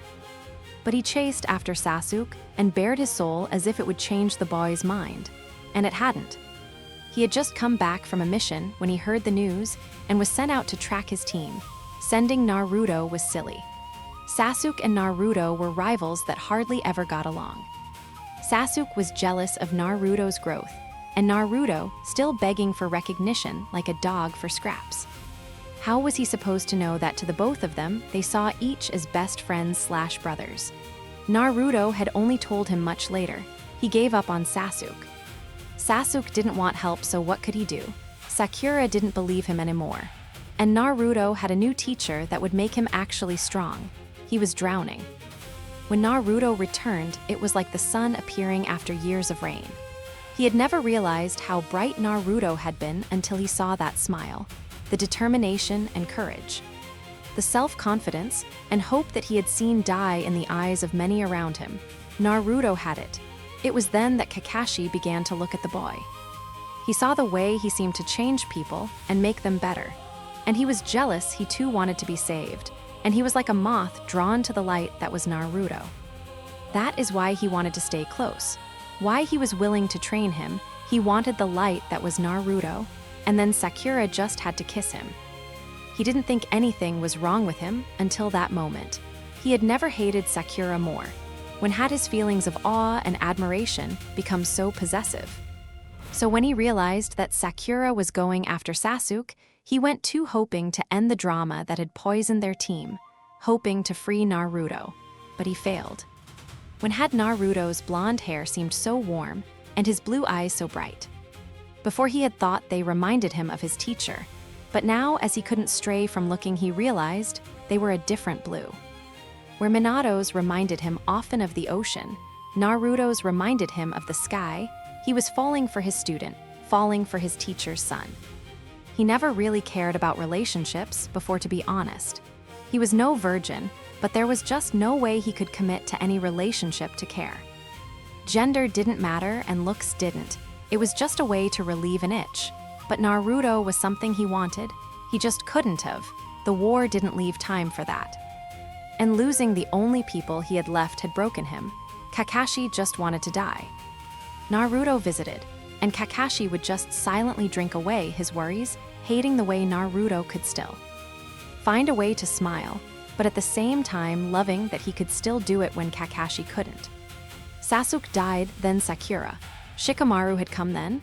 He needs you, Kakashi snorted, throwing back another drink, slightly buzzed already. He had already lost everyone. If he couldn't even protect his students, what good was he? He hasn't cried once. That caught his attention. Kakashi looked at Shikamaru, and only then did he see the bags under his eyes, the thinness in his face, and the desperation in his posture. Shikamaru bit his lip looking as he was about to cry, but shook it off. You're the only one left. He needs you. Kakashi looked down the bottle nose, smelling the putrid alcohol rays. What would Guy have said about this? The thought made him laugh sardonically. I can't, and he couldn't. He couldn't help anyone like this, certainly not Naruto. Shikamaru sighed, not completely disappointed, as if he knew he was going to be rejected anyway, and that was most likely the case. Then at least help me. I've been researching on a way to fix things, and you may be the only one who can help me. It has to do with the fourth's technique. He didn't help Shikamaru then, and he hadn't helped Naruto at all. And Naruto came the next week smiling, as usual becoming less like his father, and more like the handsome leader he had always wanted to be. And sometimes, just sometimes, Kakashi hated him. He wished Naruto would suffer more, wanted Naruto to drown in the despair that he felt he was drowning in, wanted to taint him in a sense. Because even among the blood and dead bodies, Naruto was just too bright and pure, and he got his wish. His evil and cruel wish had come true in a halting instant. Iruka died. Kakashi stared out the window. Since Konoha began to fall apart, there wasn't much to look at, and the torrential downpour was not making the scene any prettier. Bam. Bam, bam, his bone-trained instincts caused him to jump even though his mind wanted it to be the end. Bam, bam, bam, he sighed. There was no way an enemy would knock. He opened to the door sluggishly to see a disheveled, wet, and panicked Nara. He couldn't even imagine such a thing. He's gone, apparently out of breath too. Shikamaru, what are you talking about? Rough Hand grabbed his shirt and snatched him close. He's gone. Naruto found out Iruka died and disappeared. Ah, Iruka, that would do it. Naruto loved Iruka like no other. Shikamaru just need to calm down. Obviously, the kid would be sad, that was a given, but still. Please, he needs help. Kakashi couldn't see his face, but he saw the tears fall on the ground. Felt the shaking in the young man's hands and heard the break in his voice. He sighed. He just couldn't be completely heartless after all. Chapter 53, it was only after 10 minutes that Kakashi was starting to panic. And though 10 minutes was not a lot of time for searching, it should have been enough. He knew all the places that Naruto would often run to when he was upset. The Hokage Monument, training ground, Ikaraku's. Sometimes after Sasuke had died, he had a habit of going to the Uchiha district. But no matter where Kakashi looked, he couldn't find him. Damn, He should have known that Shikamaru had probably already looked into those areas. The man was like Naruto's personal watchdog, and if he was desperate, that meant Naruto really couldn't be found. A wave of panic threatened to spill, but he clapped down on it. Naruto was fine. Naruto was fine. Naruto was fine. Just lost. After an hour, the panic was too great to contain. Where could he have possibly gone? Had he been taken? Had he gotten hurt and couldn't get back? He had no way of knowing anything. What he did know was that Naruto was probably grieving. But he had chosen not to come to Kakashi or Shikamaru, the closest ones he had left. That said a lot. Now that he thought about it, Shikamaru had once told him that when Sakura died, he hadn't cried. Naruto wouldn't cry in front of the Nara, though. Shikamaru was pessimistic enough. That was why Naruto was a good balance, because Naruto was the one who had hope and smiled. And they needed that to stay sane.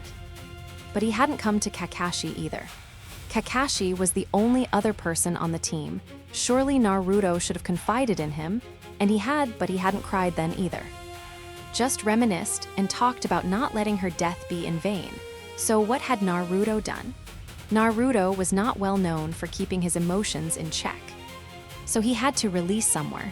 Iruka. Naruto had probably confided in his father figure Iruka, who had told him all that crap that he had regurgitated to him later. But now that Iruka had gone, where would he have turned?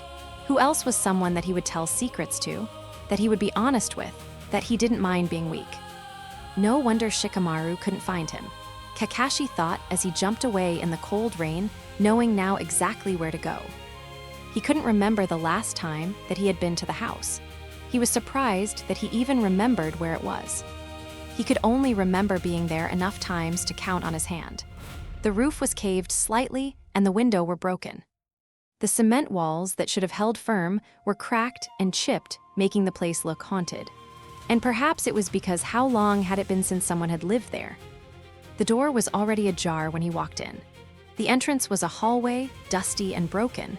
The rain outside left the inside gloomy and dank. Up ahead were stairs, but there was no one he was going up there. Not because of safety reasons, but rather the memories would be too much for him to handle. And if Naruto was here like he thought he was, he wouldn't. He probably would, but he was hoping he hadn't anyway. Instead, Kakashi turned to the door that led to another memorable room. It was a place that they had spent the most time in.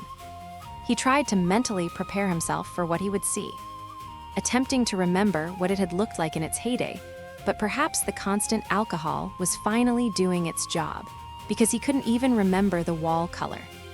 He took a deep breath instead and pushed the broken door open, hoping to find the child he was looking for, because if he didn't, he was done. But Kakashi, though he had no confidence in his gut instinct, he did in his logic, and lo, and behold, sitting on the old dusty and probably broken couch, sat a tall young man. Too tall to disappear behind the cushion, as he had done often before. His blonde hair was damp, but he looked like he had been here for a while. Kakashi took another breath, walking around the couch, of course. He would run here, Kakashi thought, as he walked in front of Naruto. With no one else left, he had chased after a ghost Sakura's. Naruto, you've made everyone, what? Now it was to be noted that there was hardly ever a time that Kakashi had not seen Naruto happy, mad, frustrated, or slightly sad. Those four only. Kakashi wasn't the one any of his students ran to when they needed emotional support, because they knew they wouldn't get it from him. And sometimes he wished he could be that guy. That bonded so close that his students picked up his habits, like Shikamaru did with Asuma. Or that talked frequently like Kurenai did with her students. He didn't want anything too extreme like Lee and Guy, but he wondered what it was like to have that son figure. But he wasn't that type of guy, and the one he had tried to bond with had betrayed them all. But this, Naruto's eyes never looked so dark. They were broken and empty as he stared off into space, not even motioning if he was aware of his teacher's presence. There was no glow as there usually was, and no warmth. Naruto was a corpse. Naruto had broken. And Kakashi felt awful, and not because he could have helped prevent this, or because this was his student. Not even for the fact that Naruto looked so god-awfully distraught, but because he was happy. He was on a high of happiness. Naruto was feeling just as he did for so many days of his life, torn to shreds from the inside out, and he was overjoyed. It was a disgusting thought, but he was positively giddy. But it didn't last. Most good feeling didn't with Kakashi, and it sobered out into shame quickly enough. He sighed heavily, Naruto. No response. Naruto, look at me, not even a glance, and that was frustrating to a new level because Naruto's gaze always seemed to trail after his. After Pain had attacked and he had died, Naruto always had him in his sights. And when they had to kill his old teammate, Naruto never let the man breath. It was why he came to his house every week, and the underground leaders allowed it because if Naruto was his personal guard, then there was no way that one of the last Sharingans would disappear. Naruto, his voice cracked because it had been some time since he had been forced to raise it. But Naruto just sat there on the couch that he still remembered. They all sat in to have a movie night at Sakura's request. Kakashi was getting pissed, so he raised a heavy fist and BAM. He didn't fall off the couch as he had hoped. The boy certainly had gotten stronger as of late. In fact, he didn't move at all for a couple of seconds. But then his gaze lazily, and still burnt out, turned to Kakashi and spoke wonders. It was all his fault. Not Kakashi's, Naruto's. Had he been smarter, he could have figured out a plan sooner. Had he been stronger, he could have stopped them faster. Had he been there, he could have saved them. Everything was his fault. People were dying and it was blood on his hands. Blood, blood, blood. Kakashi grit his teeth as he leaped onto Naruto, straddling him and pulling his shirt. Shut up. Because though he hadn't said it, he knew that what he was thinking, because all too often he thought the same thoughts. And where he had been happy about it before, he was pissed now, because Naruto was better than this. Because Naruto was brighter than this, I won't let you drown. Because that's what the boy was doing. Kakashi grit his teeth as he retched the doll like child up to his face. I won't allow you to drown in the sin alone. A spark flashed in those dead blue eyes, and the numbness that had protected the boy seemed to break, and Kakashi realized how fragile he really was. Still too young to bear the burdens of the world on his shoulder, and forever too young to lose those important to you. Kakashi, it was broken tears streaming down his face, and then a sorrow so great filled those blue eyes, making him look empty again. Kill me, shock. That was what you could call it. Kakashi was going through shock, because never in his life had he thought he would hear those words from this person. This person that endured being taunted and isolated as a child. That was almost killed by his teacher. That made a mercenary's heart ache. That turned a psychomaniac Jinchuriki into a Hokage. That saved princesses and made enemies cry. Who had finally managed to become the Hokage so that he could do so much more. That person had just asked him to kill him. It was as if something in his brain snapped. Like he suddenly detached because the words were more shocking than when Jiraiya died. He didn't even have a coherent thought as his hand went to his vest zipper, pulling it down roughly and then throwing it off to the side. So Naruto wanted to die. Naruto wanted Kakashi to kill him. He grabbed the bottom of his shirt and pulled it up, throwing it as well, leaving his chest bare. You want me to kill you, right? You're just gonna die, right? Kakashi was now livid as he grabbed Naruto's shirt roughly and pulling the zipper down, wrenching the jacket off. Clothes were thrown haphazardly across the room, and Naruto began to show a bit more life. I won't let you, came a deep throaty growl, because it wasn't fair that Naruto just wanted to leave him too. Stop, Naruto said weakly. His arms should have easily pushed him off, as he did so many times with the enemy. But they weren't, and the Kakashi was relentless and desperate. He wouldn't even give the man air to breathe at this rate. I won't allow it. More manhandling. He wanted Naruto to feel everything. Wanted Naruto to be in so much pain that he couldn't wallow in sadness.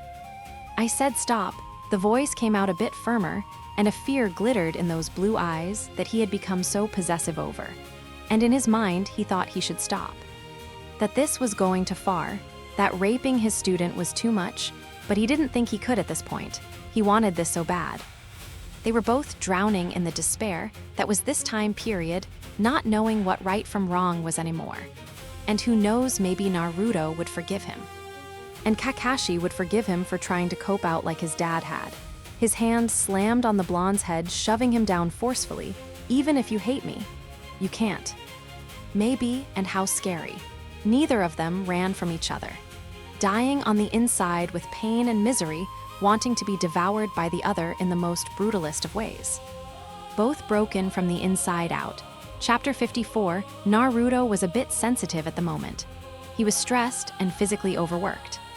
That was why he didn't want to look at Kakashi at the moment, because Kakashi reminded him of one of the only things that he had left behind. They were as different night and day though. The Kakashi in the past was a man broken by loss, and that had finally cracked in an irreparable way. This Kakashi smiled. He had hope and love and care. He had only lost his father, and even that seemed to have been mended somehow. Naruto stopped walking. A frown adorned his face as he looked at the floor. Kakashi had raped him. That had been the truth. Many people would have thought he would hate him after, but he was tired of hating. Kakashi was like alcohol to the broken man he was, and still is. He made him forget his troubles instantly, and then left him with shame, regret, and remorse. But for the same reason that Kakashi actually drank the intoxicating liquor, Naruto came back. Because once you started, you couldn't stop. Kakashi wasn't a stranger, he was his teacher and friend, and he couldn't leave him. And sometimes watching the pained look on the older man's face made the revenge sweet. Somehow or the other after that incident, Kakashi became the one that wanted to help Naruto and whatever plan Shikamaru had. And Naruto was the one who had died inside. That's why it wasn't love. And that's why Naruto couldn't look at Kakashi, because Kakashi's eyes on him were too soft, gentle, and naive. Somehow the boy had fallen in love with him. Oh, the irony. And maybe if Kakashi stayed like this and Naruto reverted back to his innocent self, they could come to fall in love. Because when Naruto was young, he really did admire the man, and though he was too young to even. Think about relationships. If there was a guy like the Kakashi now who fell in love with him, the world would have changed. Naruto sighed as he continued down the hall. He just had to stop seeing them overlap. There was no time for love then, and certainly none for it, now that he had higher stakes. He pushed open the door to see 3 of the Akatsuki members that in the future had attempted to kill him.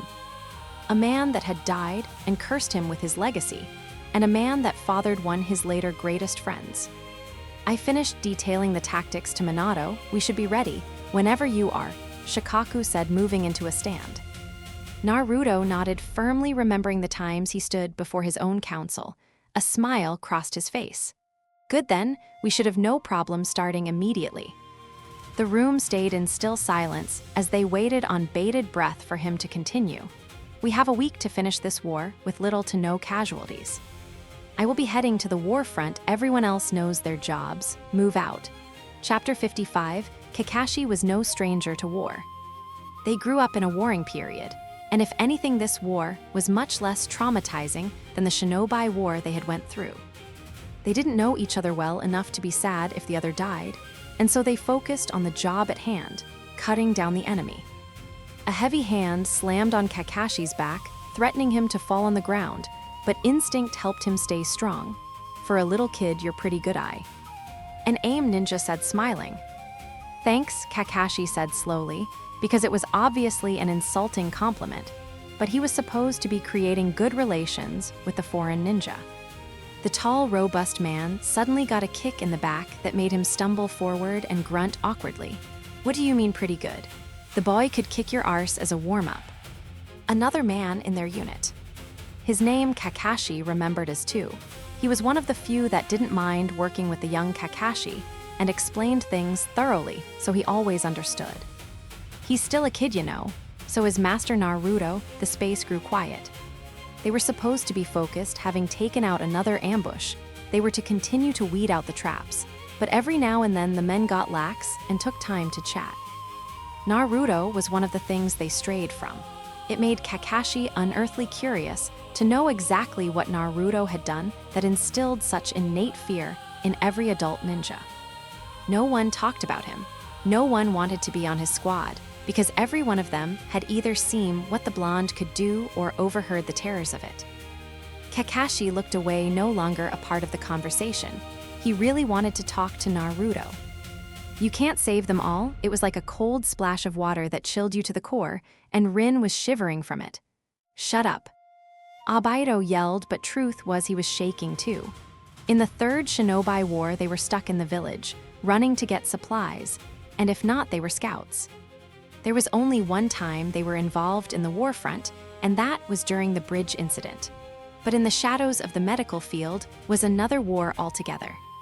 They had been doing well. It had taken Obaido a couple of times, but he finally managed to learn mystical palm. His eyes were able to keep track of the vitals, and all the intense focus had actually served as intensive training. He had always taken medics for granted before, but now dealing with the intense pressure, he could no longer be naive. A person's life was at stake, and one of them had died. Patients didn't just lay still as you try to help them. They convulsed and squirmed, screaming bloody murder, so that you couldn't think straight even though you were trying to help. And you wanted to blame them when mistakes happen, but in your heart you knew you couldn't because you were the doctor. Rin was trembling as she stared at the blood on her hands. Obaido looked to the ground. Losing someone on the field in a mission was hard, but when the fire of life was right there in the midst of your palm and you could have saved them but didn't, the guilt was enough to eat you alive. People die, ninjas faster than others. You live and move on. Obaido grit his teeth. He was this close to punching Ruhai in the face. The man was heartless. Rin didn't even come to terms with why the young ninja on the hospital bed has stopped breathing. Geez, what a bunch of kids. That was the straw that broke the camel's back, and Obaido stormed to the man, pulling him despite being injured. We are kids. Kids who shouldn't be fighting this hard. Kids that should be home doing kid things and worrying about kid stuff, not here. Kids should be here witnessing. Obaido's voice died as he looked down, death. Kids shouldn't be worrying about saving dying people and killing people and saving nations. That was a grown-up's job. But when you were a ninja, you sacrificed childhood and made a choice to kill or be killed, save or watch others save. Kids became ninjas, but no ninja was a child any longer. Girl, Ruhai spoke, ignoring the glare the Uchiha was sending him as he still held his shirt. You can sit there and cry about it. Break down and run on home, I don't really care. Or you can pull yourself together and make sure the next one lives. Rin heard the words, but she could barely accept it. Someone had died. Someone in her care had died. She had killed someone. In Konoha, if she made a mistake, a more effective medic would come over quickly and take over. She had heard of people that died even in the hospital, but had never witnessed it. She wanted to cry, scream, pull out her hair. She had killed someone. She had killed someone. I don't want you going in there with delusions. She heard a voice resonate in her head, so familiar. While in your care, someone may die. Oh yeah, that was Naruto. Naruto with mismatched eyes and a serious tone. She hadn't seen him in a while. She hadn't seen Minato or Kakashi for a while now that she thought about it. They were all on the front line, possibly hurt, trying to end this war as fast as possible. He had predicted this. He really wasn't as young as he looked, she realized. And he was stronger than he seemed if Obaido's recount was true. She hadn't actually believed him or the stories, because let's face it, Obaido often exaggerated. But seeing him a few days ago, as the leaders looked to him for orders, helped her understand.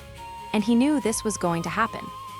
He already warned her, but could she help that after helping 10 others, and watching the AIM medics admire her skills, that she got a bit haughty? That she assumed nothing could go wrong? That she would save everyone? But how could she save anyone when she just killed someone? Clearly, she wasn't as skilled as she thought. What if she made another mistake? She couldn't do it. I don't want you going in there with delusions. While in your care, someone may die. Your job is to save as many lives as you can. That's right. Naruto hadn't said she was amazing or perfect. He had told her she would probably make a terrible mistake, but that her job was bigger than that. Some people think medics have it easy, Rin scowled. Well, excuse me, mister. Expert, but I beg to differ. Naruto looked at her shocked, but laughed it off, looking in the distance. Oh, I agree with you. One time, some foreign ninja told my friend that she taught him a lesson he would never forget. Rin could see the nostalgia pass through his eyes. He liked to reference this person when he talked to her a lot. She was really amazing, huh? The fierceness that he turned to her with made her jump. His blue eye searching hers for something she didn't know. What is the biggest mistake a medic can make? The question came out of thin air, and she was thrown off. She could give him the textbook answer, but he never liked those. He always wanted her personal opinion, what she really thought. Losing a patient, the sense of danger that overwhelmed her paralyzed her as the fist that she was sure was moving exceedingly fast moved in slow motion toward her face. I'm going to die. But it stopped before it made contact, and it took her a second to breathe. My friend would have punched you for that. He smiled lightly like he didn't. Just give her a heart attack, the biggest mistake that a medic can make. He pierced her with a firm gaze, is after they lose a patient. They give up. She blinked after. Not everyone is perfect. Naruto looked to the tree line of the training ground they were in. Sometimes the people we want to save we can't, and the pain burdens us. He closed his eyes, and Rin wondered if he was remembering someone. You can hurt, you know. Cry about it, take a break, even run away sometimes. He smiled at the last one, but you have to come back, because there may be someone out there only you can save. Rin felt a wave of awe rush through her at the words. And Naruto must have seen the look on her face because he smiled. You don't have to save everyone, but at least save someone else. Rin took a deep breath. Someone died, but someone else was dying. Pull yourself together, pull yourself together. I dare you to say something else to her. I'll make sure your face will need surgery too. She heard Obaido growl in the background. That's right, she wasn't alone. She's a trained medic, right? It's her job to keep moving. Obaido was here. Kakashi and Minato, didn't I tell you to shut up? And Naruto believed in her. You'll be amazing too, Rin blinked as the young boy rose off the ground dusting his pants. You're stronger than you realize. I know you'll be amazing. Obaido, Rin said before Obaido had a chance to slam his fist into the man's face. Obaido turned to his teammate, his eyes widened. Rin in an instant transformed. She was no longer shaking, looking like she was falling apart but stood tall. Her eyes were hard, and a strength he had never seen before filled them. We don't have time for games. There are still others that need help. She turned from him, looking at the patient that she had failed, and bowed her head. Forgive my incompetence. I won't let your death be in vain. And with that, she covered his face and moved to the next person. That, Ruhai said, catching Obaido's attention, that is a true medic. Obaido could see the respect in the man's eyes as they looked to his. You better work hard, boy, or she'll leave you behind. Obaido could help the pride that filled him. Maybe this Ruhai guy wasn't so bad after all.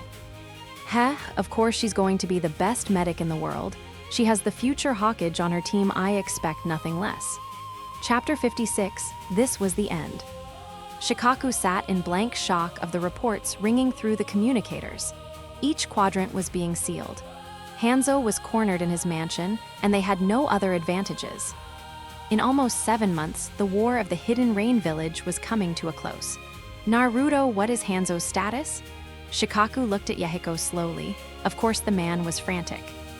They were so close, the only one left was Hanzo, and he was sure they would love ripping the man apart personally after what he had done with Rin. He's running, I'm taking him out, and that was all that was said before the comm was put on mute. And what else was there? Once Naruto was on it, Shikaku didn't know if there was someone who could match him, though he doubted it. Naruto said he would finish it, and he would. TCH, another ambush, came a young voice, shaky because of static. Just hold your ground, Kakashi, this is their last effort, once Hanzo is died. Minato responded from his area, but even he couldn't believe it. 7 months? Naruto was taking control of a village in 7 months. He shook the thought away. He had to focus. Naruto could be ruthless when he wanted, maybe not when he was younger. He probably would have tried to save everyone, but now an old broken man, he had no quells about spilling blood, even if it was a child's. And though he didn't have to, he felt, it might be cruel to let the family of Hanzo live under the curse of hate the man had created. So Naruto killed all of them. Whoever he sensed would die, and that was the end of the discussion. He sighed when he reached a hidden room knowing Hanzo was there. He always wondered how a man so great could have fallen so far. Wind nature was enough to destroy the covering. Wait. The man was curled in the furthest corner, and Naruto felt no pity. When the man held Konan by her throat and was tempted to kill her, he had looked so arrogant and confident, but now he was nothing but a coward that killed others and made people suffer so that he could selfishly maintain his power. Naruto scoffed and raised the blade of his kunai. Wait, you're with Konoha? You have to help me. Naruto didn't slow his motion at all. Obviously, the man forgot that he was the one who saved Konan and was clearly not on his side. Wait, we had a deal?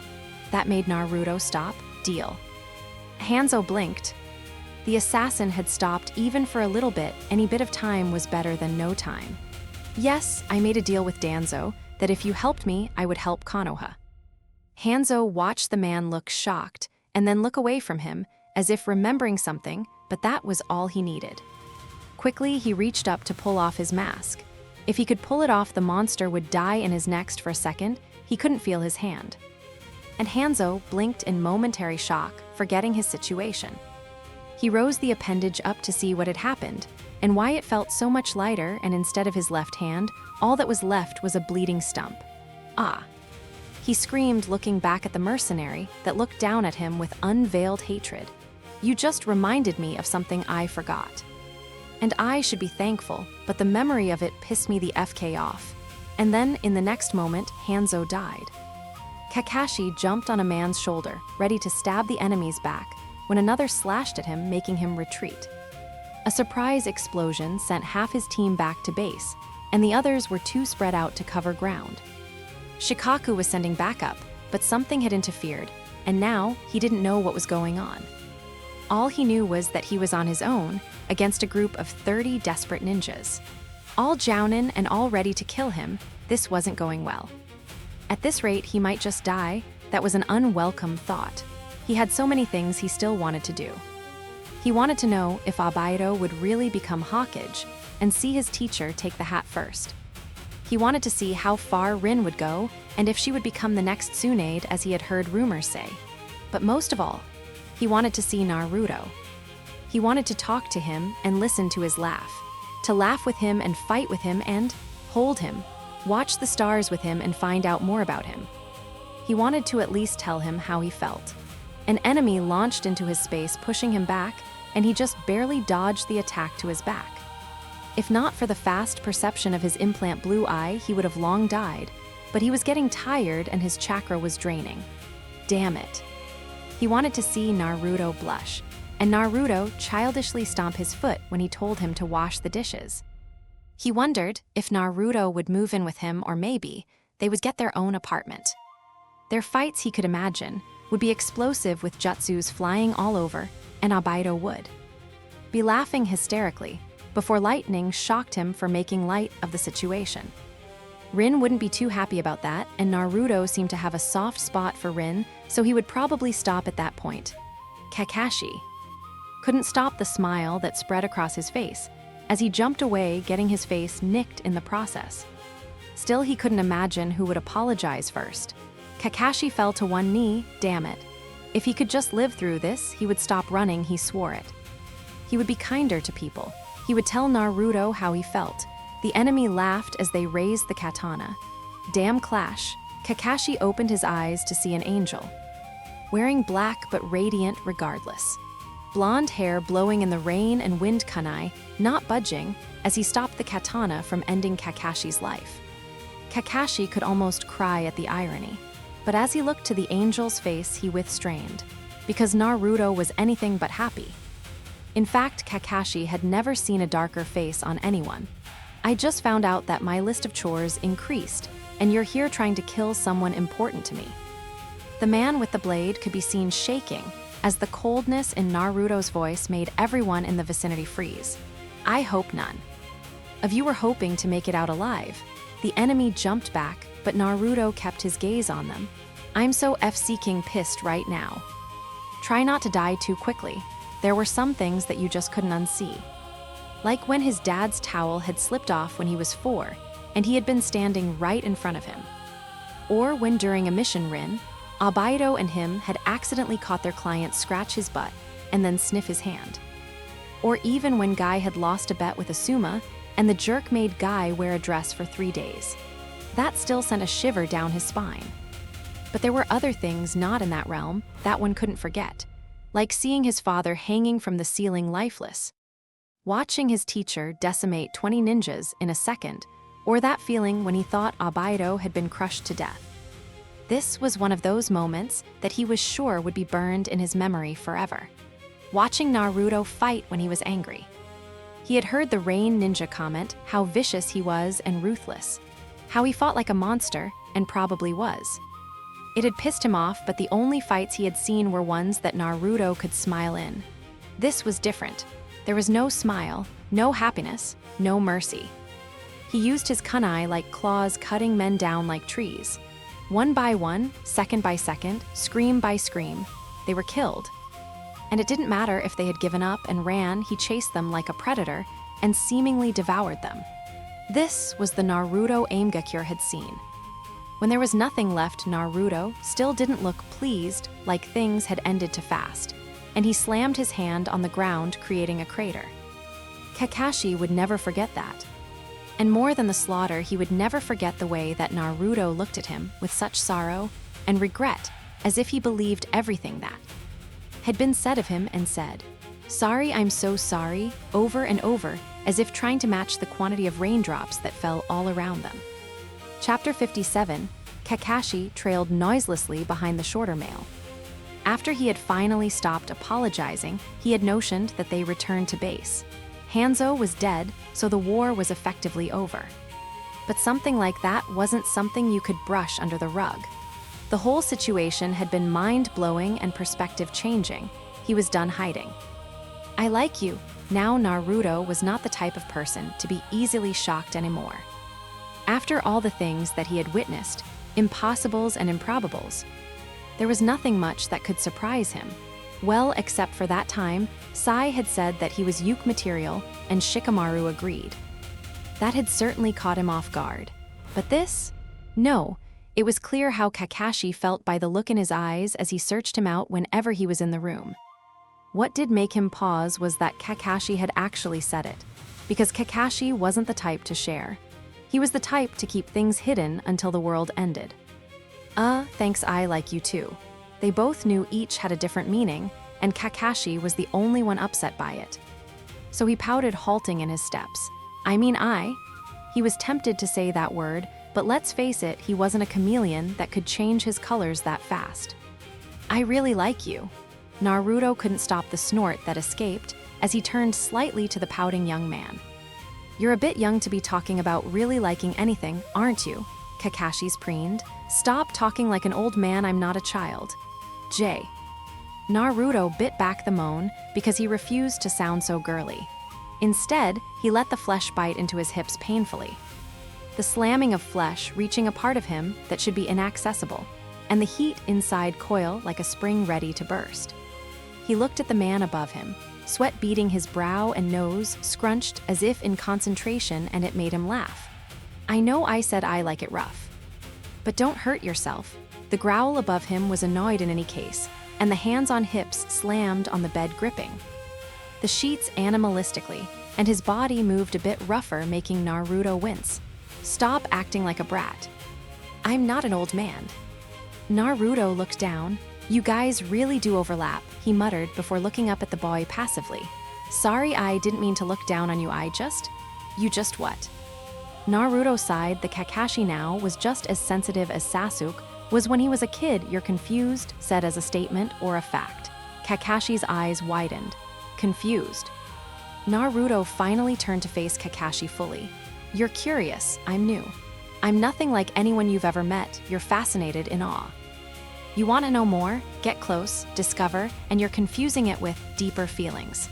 Because Naruto didn't want to say the word either. And sure, it seemed a bit egoistic, but it was the truth. Because when Naruto saw the look Kakashi gave him, it would often be the same one he had looked at the older Kakashi when he young, and that wasn't love. What are you scared of? Okay, so scratch that previous statement. There were still things that could shock Naruto. "I'm not. You see things differently." Naruto's eyes widened as Kakashi lifted his headband and blue clashed with blue. This eye or yours doesn't just see speed. Jutsu and chakra. Kakashi had been overwhelmed at first, and though it was tiring to have all the time, that was not the reason that he covered it. It sees more than that. Naruto had never felt so vulnerable. "You're not scared?" Naruto rose from the couch that they had just defiled, looking at the culprit leaned against the bookshelf, watching him with both eyes. Of what? Black tomos spun as he stared at them. "You're Sharingan? Haven't I dealt with enough of those to get over it?" Naruto chuckled darkly. But Kakashi wasn't laughing at the cold-hearted blonde that sat bare on his couch, with not an ounce of shame. "Your eyes." Naruto continued watching him like he did with everyone. "They scare me. Fear. Weariness, hate, sorrow, happiness, joy, lies, truth." Naruto frowned. These eyes are trained to see it all. When Kakashi first realized, he was seeing more than he thought. It confused him. He didn't understand why he thought Shikaku looked tired, even though his brain said he always looked the same. Or why, as Team Minato walked through the village, he knew his teacher was searching desperately for a loud redhead, even though he looked like all his attention was on Rin's story. What really made him confused was when Rin, Obaido and him were walking casually through the village when someone bumped into Obaido. Not enough to make him fall, but enough to be noticed. Rin had asked if he was okay, and he gave that happy-go-lucky smile he always did and said he was fine. And before Kakashi was sure nothing fazed the Chunin, but his eye was uncovered because Rin said the scar over it needed air to heal. And it was then he saw it. The hurt and sorrow that he had never seen before crying out. Screaming, telling him that he wasn't fine and that he was hurting more than he wanted to inside. Turns out it was an Uchiha that had bumped him, and somehow that evening he ended up in the hospital. As time passed, he noticed how overwhelming it was seeing the true faces of people every day. Some looked at him with neutral faces, but he could see the disdain underneath that hadn't faded from his father's incident. So he covered the eye because he didn't want to see the truth all the time. And then he looked at Naruto, who didn't have the option of covering his eyes. No, that had trained his eyes to do such a thing, and wondered how he bared with it all. But that's why Kakashi knew, because whenever Naruto looked at him, it was a hurricane of emotions: regret, fear, shame, and pity. Sometimes he would look right through him as if seeing someone else, and sometimes very few there was something else that bordered gentleness, a longing. "You're scared." Naruto was done with the shock, and it was melting into irritation. "I'm not scared, not of you now or then." Kakashi stared at him neutrally as if peeling away the layers of his defense, and it made him nervous. "Not of me, rather." "Shut up." Naruto turned and began to walk away. There was no time for these fillers. He had too much to do to sit and talk about feelings, especially with Kakashi. The irony. "Why are you running then? You know it's true." "You're scared." Naruto didn't turn around, and Kakashi wondered if he was making the right choice, but to hell with thinking. "I love you." That made Naruto stop. Then he turned around with tears glistening, as if those were the words that he had been waiting for his whole life. Like he just wanted someone to say it to, as if. When Naruto turned, tears were the last things on his face. He was pissed. "Love? What the hell do you know about love?" Kakashi would have taken a step back if he wasn't determined, and he was. He had never felt as determined before in his life, because for the first time someone that he really wanted was right in front of him, and he'd be damned if he didn't at least try. "What does a young kid like you know about love? Huh." And Kakashi could see how angry the young man was. His face red and eyes fiery as he tried to hide the fear that only the blue eye could see. But it riled him as well. "And what do you know about love? Have you ever fallen in love? What do you know?" Naruto could feel the heat rise within him. "And so you think you know? You're just a kid. You don't even know how you feel, you hormonal brat. All you want is something to wake up to. You want me to spread my legs so you know what adulthood feels like." Kakashi's eyes dilated in full-blown rage, and in the back of Naruto's brain, he felt he might have gone too far, but the anger blinded him. "How dare you?" Hand signs flew, and Naruto barely registered what he was doing until that familiar chirping sounded. "How dare you tell me how I feel? Why don't you stop being such a BCH and just accept that I've fallen in love with you." Naruto laughed at the irony that Kakashi was actually going to use his Chidori on him. What was this, the Valley of the End? A remake of Naruto and Sasuke's fight. A brat like you throwing words around carelessly, like you know what they mean. The chakra began spinning in his own hand in an angry response. "You don't even know me, but you love me. Stop screwing around." Kakashi disappeared, first running head-on, and Naruto ran to meet him. The kid was an idiot to think that he would be able to top him, the future 7th Hokage, a cage-level ninja, sage, legend. The jutsus clashed, and Naruto knew that he would overpower Kakashi easily, because though Kakashi was not weak, he was still young. And even the Kakashi of his time couldn't beat him at his level now, damn it. But Naruto was tired. For the past week, he had been using shadow clones continuously, and burning chakra like it was indispensable. He still hadn't gotten used to not have the 9-tailed chakra to rely on. So he really had nothing left as he collided with Kakashi, Rasengan with Chidori, and a bright light flashed. Chapter 58, Kakashi could see a little boy crying. He looked around the white space in wonder, then back to the familiar boy crying, "W. Why did he leave?" Kakashi looked down before voices filled the air. What a shame. His father betrayed the village, the worst ninja. He just left his son. Horrible, horrible, horrible. Kakashi's fist clenched as the words reverberated around the room relentlessly, and the younger boy did nothing but cry. "I believe the White Fang is a true hero." The words rang strongly, making Kakashi turn to see those dark, determined eyes of his close friend. But he failed. He had an important job and failed. The younger him hiccuped, "Of course, those in the ninja world who break the rules and regulations are called trash, but those who don't care about their companions are worse trash. Anyway, if I'm that kind of trash, I'll break the rules. If that's not being a true ninja." The younger one looked up, as did the older one, and the scene changed to a darker room, too small to be his. Empty soft sheets underneath, and a single blue eye, the other wrapped, staring at him. "Now that you have a heart again, how will you move forward?" His younger self disappeared, and the scene changed again, that blue eye looking at him with all the patience in the world. "Why are you so confused?" Kakashi bristled. "I'm not the one confused. You keep saying. Does what I say matter? What is it you believe?" The scene changed again, and Kakashi was standing in the middle of a training field. The wind blowing cool as fall was approaching. Leaves blew, reminding him of the beauty that belonged to only Konoha. "Have you forgiven your father yet?" Kakashi turned abruptly to the young blonde, dusting his pants as he stood. A blue eye watching him carefully. "Forgive? You hated him, right?" Even for a little bit, Kakashi watched him at a distance. "How do you?" "I did say we were a bit close in the future." A disheartened smile flitted across pink lips before they disappeared.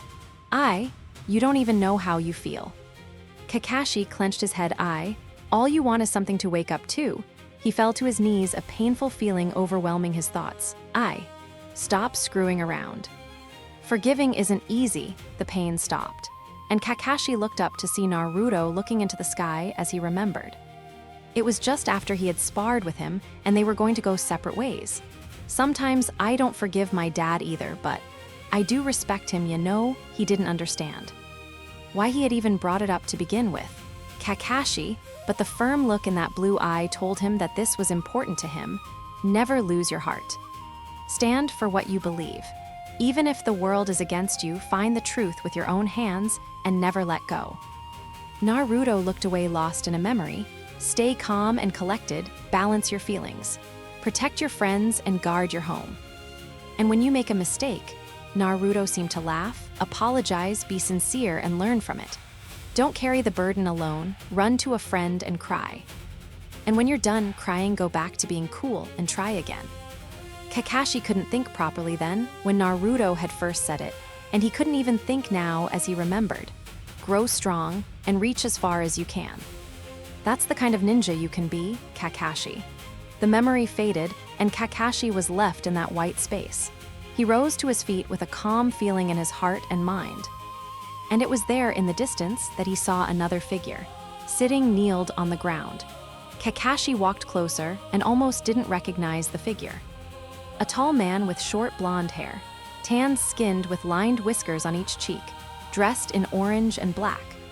He could guess who it was, but the look in the older man's eyes was something frightening. Empty blues that looked black, like a broken doll. Naruto. The figure seemed to stir, and he heard an equally broken voice. "Kill me." Kakashi's breath hitched, and he took a step back. How could he ask that of him of all people? When he knew about his father, how could he? You think being a ninja is easy.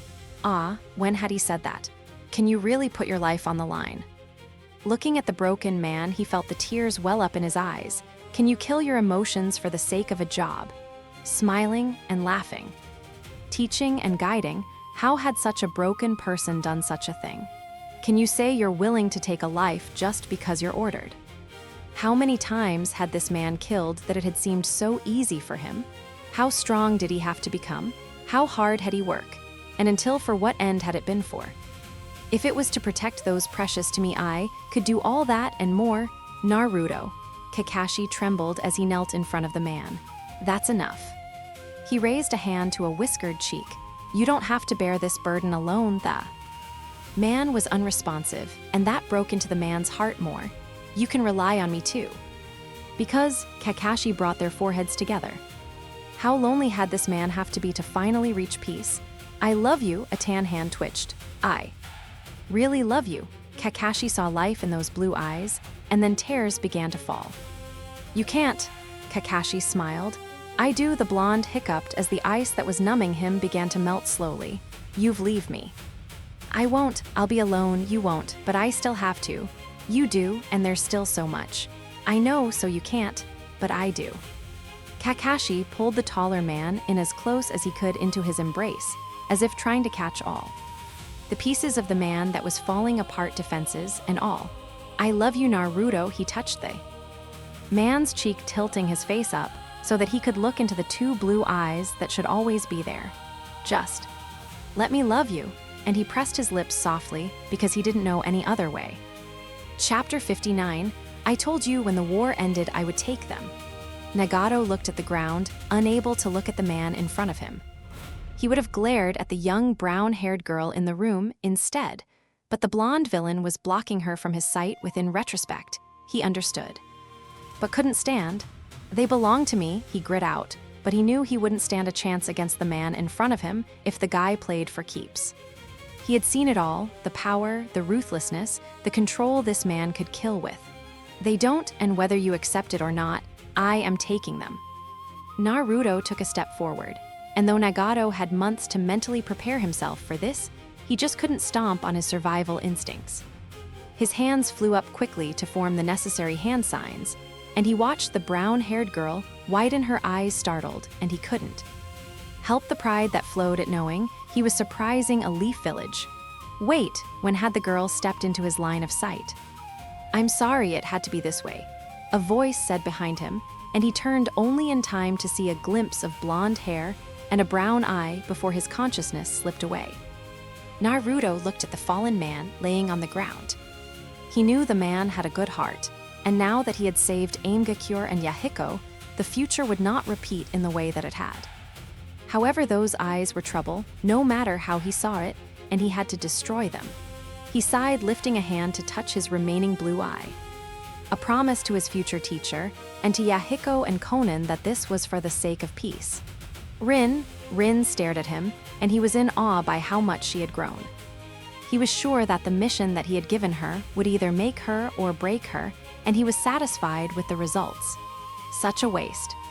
Came another voice in the darkness, and Naruto turned to see the silver-haired boy that had kept close since they returned to the battlefield. He smiled, perhaps, but well. I always have yours to admire if I ever miss it. He couldn't help enjoying the blush that tinted a neutral face. Only 'cause it's you, he heard mutter, and he couldn't hold back the small laugh. Rin let out a loud sigh. Can we begin? I already don't like the fact that you're doing this, but if we are, I'd rather do it while he's still knocked out. Naruto smiled and nodded, of course. You're not returning with us? Minato asked as he just heard Naruto tell them to go on ahead. Surely there wasn't much left for the boy to do here, right?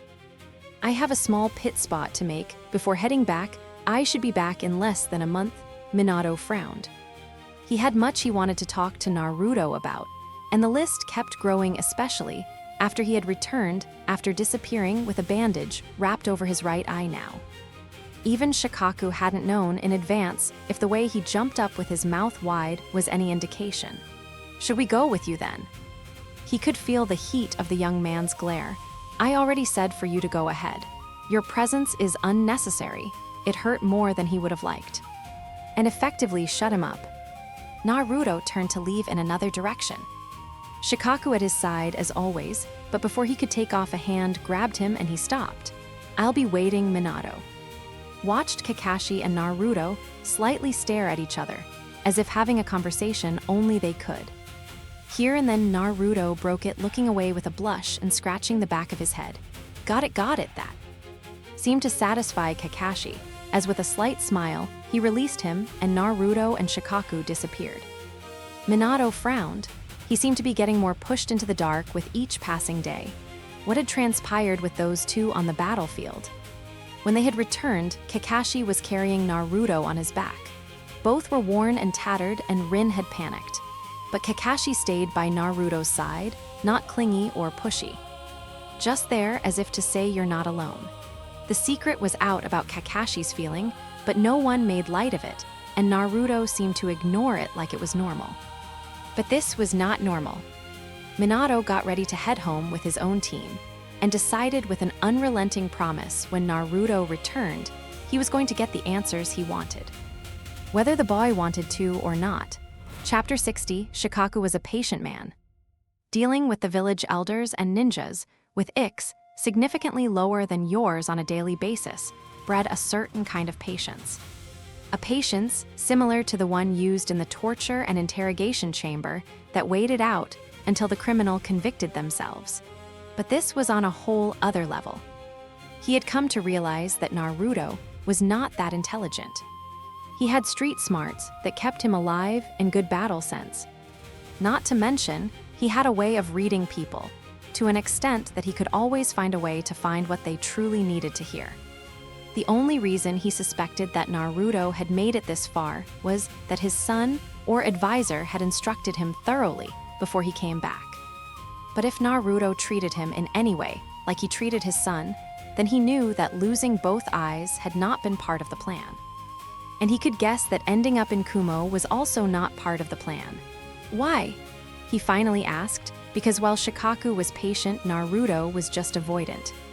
Kumo plans to start a treaty with us in the future anyway, so I thought it best that we approach them first.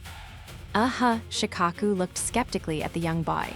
I will create some transformed shadow clones to escort you, seeing as strolling in with a little kid wouldn't look so. Well, Shikaku scoffed. Of course not. Naruto smiled at the peeved Nara. Their plan to form a treaty should be relatively soon, so we are just going to initiate things. Mention things such as the recent war and our alliance with Sand. They value power, it should soften things in any case. Shikaku was now a bit more intrigued. Should I also mention Aimgekure? A frown formed. No. We'll hold off on aim for a while. That can be used later if negotiations go well. Shikaku could never really understood what Naruto was thinking, and he had come to realize that it was probably because Naruto didn't think. At least distantly, Naruto rode instinct like it was a wild horse. It didn't matter how crazy it got, he trusted that in the end things would work out. And lucky for him, it had so far. But the future outcome had shown how well it worked in the long run. But his instinct was based on love for the people close to him and others. And that was a type of instinct that you just couldn't help wanting to bet on. First Suna, then Aimgekure, now Kumo? Are you trying to unite the shinobi nations? Naruto wanted to laugh, but a scowl actually fell over his face instead. If he had more time, he would unite the nations. He had enough leverage and power to convince anyone that uniting was the best option, but it was not his choice. He didn't have that kind of time. Not to mention, he wasn't even the Hokage anymore. He looked like a little kid, and the other villages would love to dissect the brain of a time traveler that knew the secrets of the world. No. Right now, Iwa is still sore from the recent battles. And Kiri has no desire to truly ally with anyone at the moment. Just repairing Suna's treaty will take time, and Kumo is just looking for a way to gain power. In fact, the only reason they contemplated a treaty with us was to gain access to us. The minor villages are inconsequential and can be gained in later increments, but for now, it's best not to be greedy. Not to mention, there was the large threat of Madara over their heads that drew them to unite in the future, but if Naruto had his way such, a thing would never happen. I think you could convince them. Shikaku looked ahead, seemingly bored as ever, but eyes betraying him. Naruto scoffed. No, he sighed. It wasn't me who was that capable. In my time, a Kage who I had come to know was able to unite the nations. His way with words could make even a Nara cry and a Kimichi put down a bag of chips. Naruto's eyes glazed nostalgically. He was an amazing person. Shikaku wanted to know who the person was that had gained such respect from the young man that he himself had come to respect. But that glazed look told him that they were done with the conversation. So was this pit stop part of the master plan? Well, Shikaku sighed. Of course it wasn't. In my defense, I think I forgot a few things in coming here, and I remembered something after seeing someone, so I just had to add it in. The boy lived on improv. Plus, it will all work out. All you have to do is make sure that when insisting on a treaty that the area of discussion is in a neutral area. Not Konoha and not Kumo. If you manage that much, it will be a victory regardless. Shikaku had a niggling feeling, though, and paused mid-run, stopping on a branch. Naruto was forced to stop as well and look back in confusion. I know what you said. Shikaku could barely look at the one-eyed boy. It was a good and sad thing that the blue eye was gone, because he always felt it had X-ray vision, not that his brown. I didn't, but it was less intimidating. Don't get lost trying to understand the future you're trying to change. Focus on the present. I remember. Naruto didn't quite understand but bided his time, but it still annoys me. You losing your eye? No, you gave it away. He should have known that Shikaku would figure it out. Still, I wish. You could have trusted me enough to tell me. And even now, you won't tell me the real reason we are going to Kumo. Shikaku. The man sighed, scratching his head. Forget it. What a drag. You know, as a Nara, I should be used to walking in the shadows, and yet. A painful look crossed his face. This hella sucks. They stayed in silence for a good minute, and Shikaku wondered if Naruto was waiting for him to move and prepared to take off. In the future, Shikaku froze. His gaze turned up to look at the blonde child. Naruto was standing facing him, but looking down as if recalling a memory, the memory of it setting a pained look on his face. Kumo planned for a treaty. They sent ambassadors to negotiate the terms to Konoha. But their thirst for power is unquenchable even in the future. Shikaku felt his breath hitch as he listened to each golden word that fell from his lips. They intended to kidnap a clan member and would have succeeded, but the father killed the man and reclaimed the child. Shikaku clenched his fist in subtle victory. However, because the man who he had killed was the head ambassador, the Kumo wanted compensation and demanded the body of the murderer. Naruto sighed. Sacrifice or face another war, those were the options. Neither which was an easy decision for the clan in question. But a family member volunteered and took the man's place and gave his own life in exchange. The repercussions of the action nearly crushed a legacy. How delicate had Shikaku thought the future was before? Like glass. No, it was like the finest crystal that could break even at a sound. And Naruto was looking at him firmly with that brown eye of his that had no less the intensity as his originals did. The man whose life was forfeit was Hisashi Hyuga in replacement of Hayashi, his older brother, who killed the head ninja of Kumo, breeding a level of hatred in his own son who never understood the sacrifice until much later. It was only in this moment that Shikaku was beginning to understand the difficulty in Naruto's mission. Every life had its own timeline, and in coming back, Naruto had the ability to change everything. To rewrite more than history, but a person's destiny, but he had to choose his battles. Changing everything could cause more harm than good. That was why, though he could have prevented the bridge incident, he allowed it to happen. Like a double-edged sword, on one side hope, on the other death. Shikaku had thought that saving Konan was pointless, but perhaps there was a greater meaning for it in the future. This was why Naruto didn't tell Shikaku anything, because he thought too much, and in his brain he would think of all sorts of tactics to fix things, not understanding the depth that each movement made. Throwing rocks into a pond, never knowing how many ripples it would make. So, what do you plan to do? Are you going to kill the man? Naruto looked down as if he had thought of it too many times.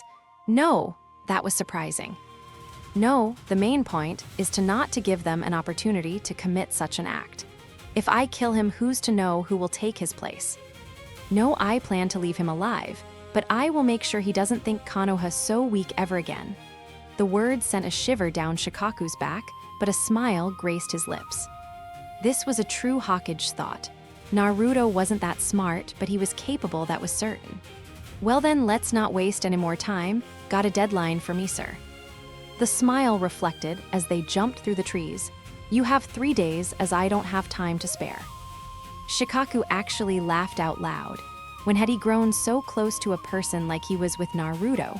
Not even Inochai and Choza were this close. Why, so you can prance back to your beloved Kakashi? He laughed harder as Naruto's face went bright red all the way to his ears. Shut up! Naruto sat on a bench in town, waiting for news from Shikaku. They were lucky to have gained entrance. Shikaku was as good as ever with tactics and somehow managed to not only get them in, but to have an audience with the Hokage. Naruto smiled, Mr. A. The man was a powerhouse, that was for sure, but he wasn't someone that Naruto found hating. In fact, in his younger days, he reflected that same bullheaded stubbornness. It was funny that when he was younger, he looked at the Hokages like crazy people, constantly fighting and doing whatever it took to gain power and the upper hand. But now he understood, when you wanted to protect something important to you. Naruto looked around. It was less advanced than in the future, but it was still amazing, like Konoha civilians walked around carefree and content.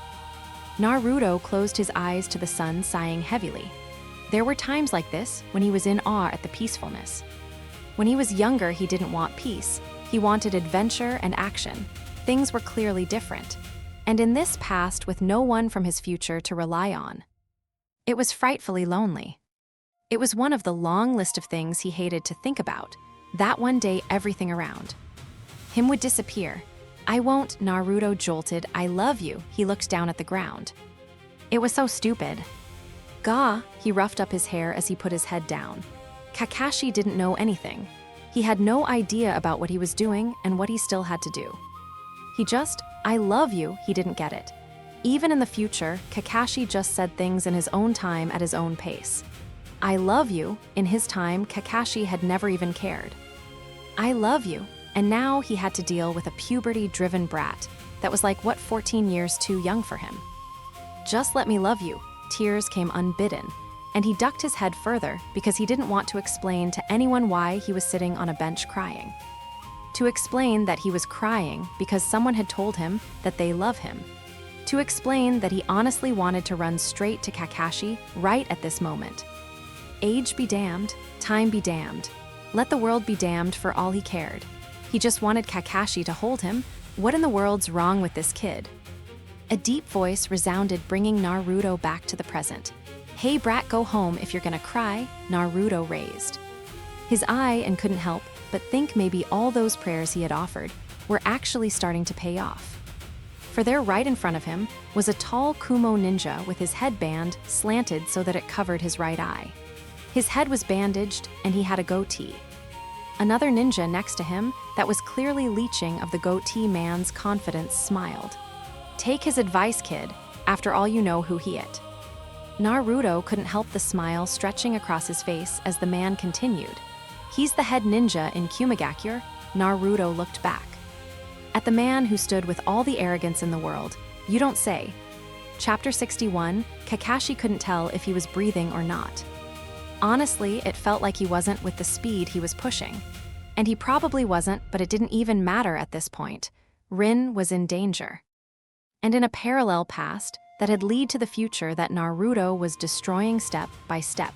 Kakashi would be running through the woods at this same pace, with the same thought. Alone, but things were changing. Right behind him doing his best to keep up was his best friend, Obaido. It had been a couple of weeks since they had returned from Aimgakure. Minato was sent on a mission to announce his succession to Hokage, and the village was at peace. The elders had been extremely pleased with the results in Aim. However, the revised Suna Treaty was only appreciated by the third, and the Nara clan head. Not to mention the two key components of each were missing, and no one knew where they were. It was in this silent peace where everything seemed to be going right that it went wrong. Rin was kidnapped. There was no reason to even kidnap Rin. She was not from a prominent clan, nor did she have a special bloodline. Rin was just a good medic and friend, and now she was gone. Kakashi grit his teeth in anger. Why were people so determined to start wars? Was a desolate future really the only thing waiting for them? I see them. Obaido cried out. His Sharingan was active, and at the ready so when they jumped down from the trees, they wouldn't be caught off guard. And there was Rin unconscious, among a large band of Kiri ninja. You would think there would be less, in the midst of the valley, but the number was unimaginably daunting to the two teenagers. Those bastards. Obaido grit out, and Kakashi knew that even though he was thinking the same thing, one of them had to be the leader.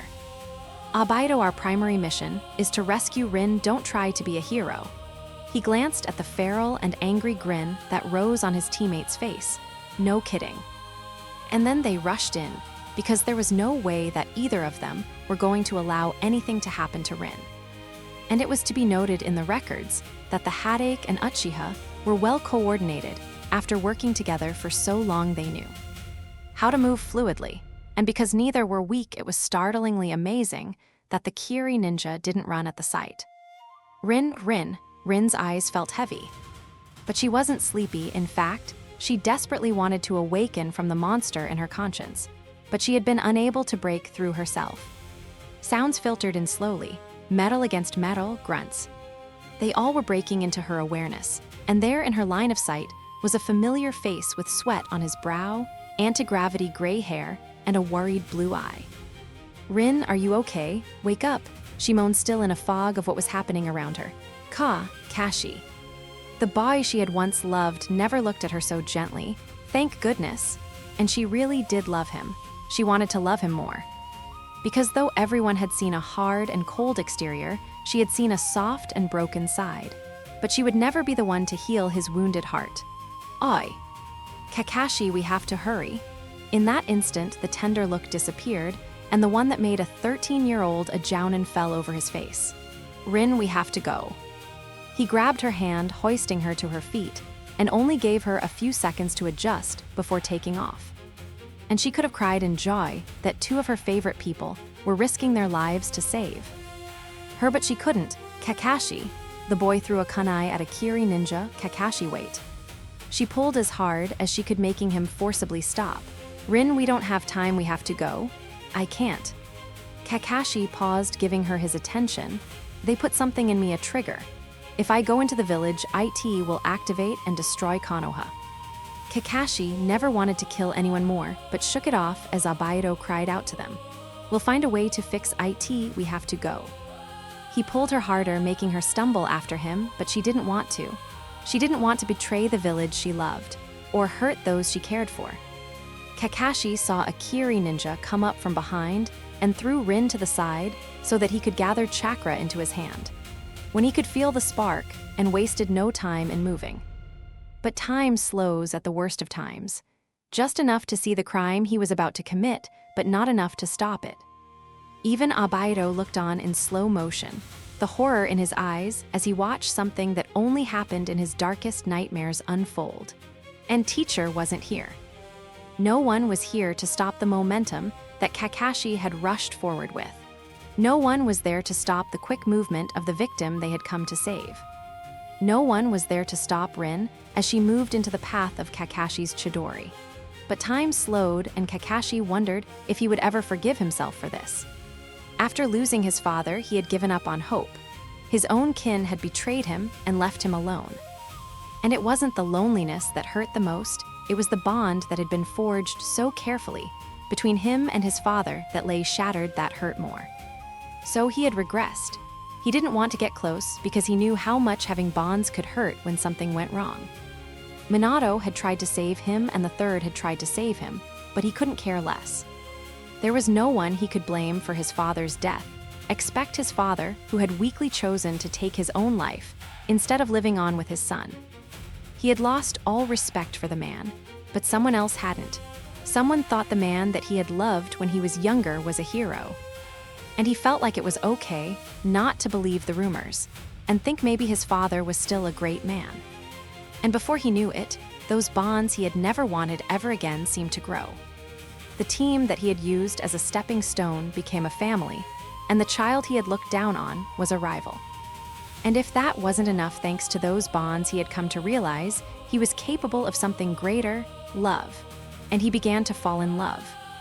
With the most unlikely of characters at that, who tried to dissuade him. But if he had people who cared for him and never gave up, how could he not do the same for another? God, would Naruto hate him? Naruto, who valued his friends and would risk his life for them, how would he ever forgive him for this sin? Obaido wouldn't. Teacher might, but Kakashi knew he couldn't. He would never forgive himself for taking the life of someone so dear with his own hands. He felt the tears well up in the slow motion he was trapped in and heard his friend, who he knew loved this girl more than anything, Rie-in. Kakashi's eyes flooded over as he stared wide-eyed at the brown-haired girl. And she too was staring wide-eyed at gray hair before they moved. Nah. Naruto, and they're holding Kakashi's right hand up to the sky, where the jutsu dissipated, was that oh-so-familiar blonde-haired boy breathing a bit heavy. And as the rain began to fall, one brown eye on Rin and the other eye bandaged. Rin, you can't do things like that to your friends. You'll end up breaking them. Chapter 62, Naruto. Obaido turned to see the savior in his own opinion, because 2 seconds ago Rin was about to die at. He didn't know what he would have done if such a thing had happened. Naruto turned to the boy, and he felt a chill run down his spine, as if the child was looking right through him. And knew exactly what he would have done. Obaido, I'm going to need you and Kakashi to cover me for a while. Obaido blinked. He had thought the boy was going to reprimand him for his thoughts, but shouldn't we be getting out of here? Naruto looked back at the girl who had collapsed on in the mud. Right now, Rin is in a delicate condition. I need time to fix her, and I need to do it now. Can you cover me? It was hardly a question anymore, and Obaido knew that there was no choice. All right, Obaido said, turning to the enemy. It was do or die. Kakashi, on the other hand, was still in shock while Naruto and Obaido were talking. In shock because he had almost killed his teammate, but also because Naruto had appeared out of nowhere. Rin, he heard the voice, the Biju is sealed inside you, correct? Kakashi heard the words, but his brain was still catching up, looking up to the person he had confessed to not too long ago. Raising his sight higher as he felt something drip onto his hand. Naruto. He finally found his voice as he saw the damaged hand that gripped his wrist, bleeding and burned from the aftereffects of the Chidori. Naruto quickly dropped his hand and placed it behind his back. Don't worry about it, Kakashi. It's fine, but how could such a thing be fine? He had just injured someone so precious to him. Kakashi, Naruto glanced over to him, but not turning completely. I need you to cover me with Obaido, Naruto. Kakashi yelled out, unsure why exactly, but feeling that Naruto was about to do something reckless. There was only so much time that he could buy. Their top priority should be to escape. The blonde seemed unsure, and it made Kakashi calm down for a second. I need to do this right now. I'm relying on you, you know. Wasn't he?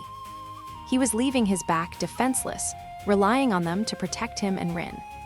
Kakashi stood. There was no time to think of what-ifs. Naruto needed him, and hadn't he said he would be there? All right, Kakashi turned to the enemy. He dared someone to get near them. He'd kill everyone. Chapter 63, Rin stared at Naruto in wonder. Wondering how he had gotten here, why, and what was he going to do? Tears rolled down her cheek. I can't. His brown eye fell to her, and the tears began to pour, blearing with the rain. I can't go home. I don't want to hurt anyone.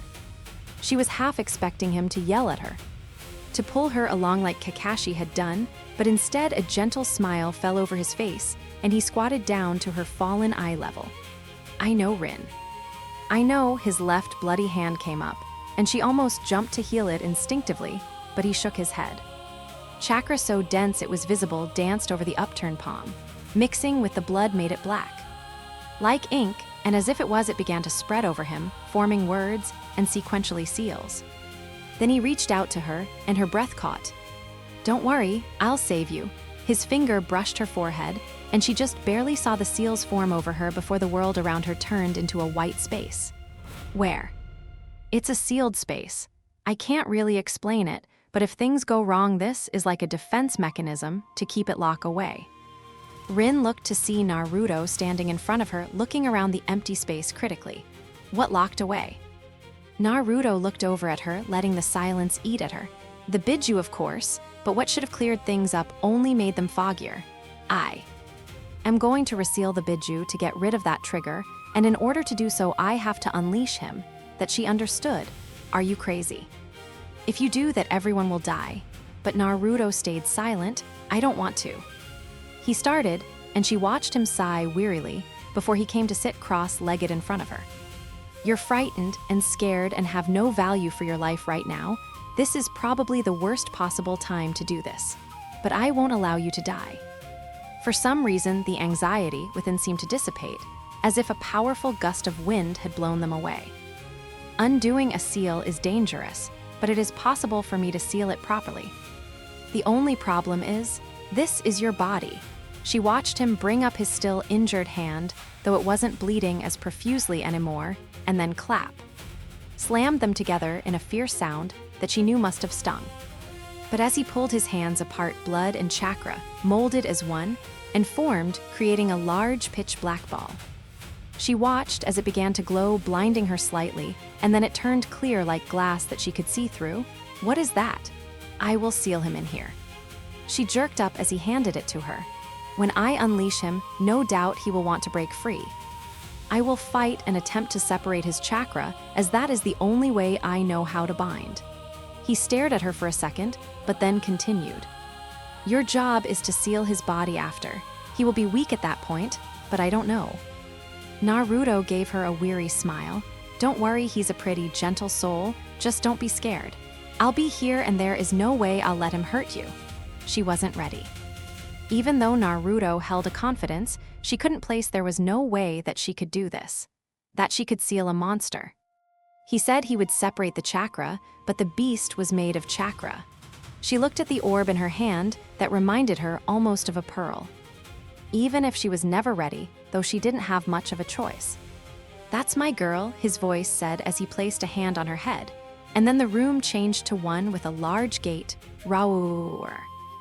The sound turned her legs to jelly as a spiky-faced monster stared at her with a gleaming red eye looking ready to kill her if she didn't die of fright first.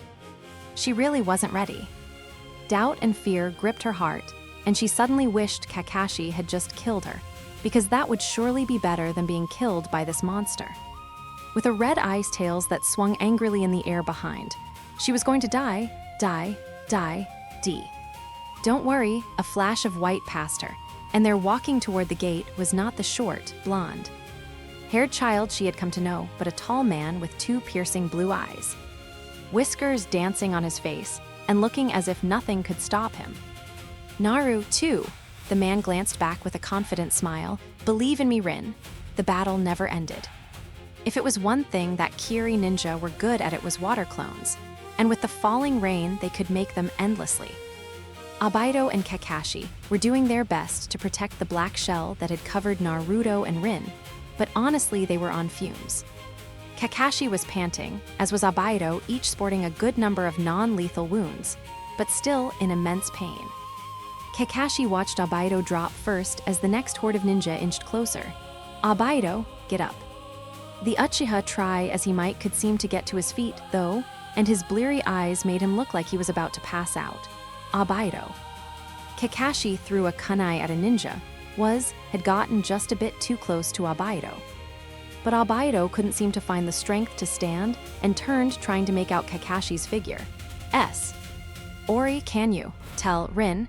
He was heaving now, wanting desperately to sleep. Rin, I'm. Another kunai was thrown along with some shuriken as if making a barrier. Tell Rin yourself, Abaido smiled. He wished he could tell Rin a lot of things. Tell her how proud he was of her, that she was so beautiful and shouldn't let anyone tell her otherwise, and that but he couldn't. The Kiri Nin had realized how weak he was, and were now rushing to eliminate him. At least he knew Rin would be safe. After all, Naruto seemed to be strong, and he would protect her. That's right, Naruto had said he should be Hokage, right? Oh well, it wouldn't be his first broken promise. Abaido. Kakashi yelled as he saw a ninja raise his sword to deliver the final blow. And he wanted to stop it, but he was engaged with another at the moment and knew he wouldn't make it in time. Abaituwu. Everyone suddenly froze. And Kakashi thought perhaps time had finally stopped for him, because though all the Kiri ninja couldn't move, he could, and so not wasting a second, he rushed to Abaido's side, who appeared just as shocked as he was. The sound of footsteps slapping mud grew louder, and they saw in the rain a familiar figure with a deep frown. What a drag. This type of mission is definitely suited for your teacher. Chapter 64, the roar faded in the distance, as the pearl object that she had sealed it with also disappeared. She should have been more scared and fearful, but she was calm. Naruto. It felt like she was the only who didn't know. Kakashi, Minato, and Shikaku, they all knew this huge secret about the child that she didn't know. Things like how he knew so much, or why he was so strong. Or why he was not the child she was so used to seeing, but the adult man who could blow away the fear and the doubt and destroyed the darkness in her heart, and leaving her with a warmth that couldn't be stifled. Now the chakra that I separated has remarkable power. She drifted from her thoughts to look the older man. His lips were pursed, and a hand was under his chin in thought. You could have hardly thought that the man in question had faced off one of the most dangerous creatures in the ninja world. I wouldn't touch it if I were you, she chuckled at the silly face that he was making at it. Seemed so easy to not think that she had nearly died. I'm serious. No touchy. You're not ready for it, only in an emergency. She laughed some more and saw the smile reflected on his face. In time, he said, looking back at the ball of chakra in front of them, in time you will be able to use this, and you will be amazed by the power it holds. He was serious now, but always remember that the beast that this belongs to is not a bad creature. She frowned, muttering as she looked away. Could have fooled me, the blonde smiled. Nohara, she looked into the blue eyes that she was sure he shouldn't have any more. The Biju were once calm creatures that lived life in peace. But human greed and fear have filled them with a hatred that is not easily healed. Hatred hurt like Kakashi had not too long ago. I believe in you, Rin, and she couldn't doubt him. Every word he said felt like absolute truth. You can see past that hate, and one day, maybe you can be his friend. The thought was unheard of, a Biju and human being friends, but she wondered. The dark room brightened to white, blinding her momentarily, and when she opened her eyes, there in front of her was no longer a man, but the young boy. Sweat pouring down his brow. His eyes sunken like life had been sucked right out of him, and he was dying, but she didn't even have an opportunity to speak as the white room they were in began to crack and shatter. And then they were back on the battlefield.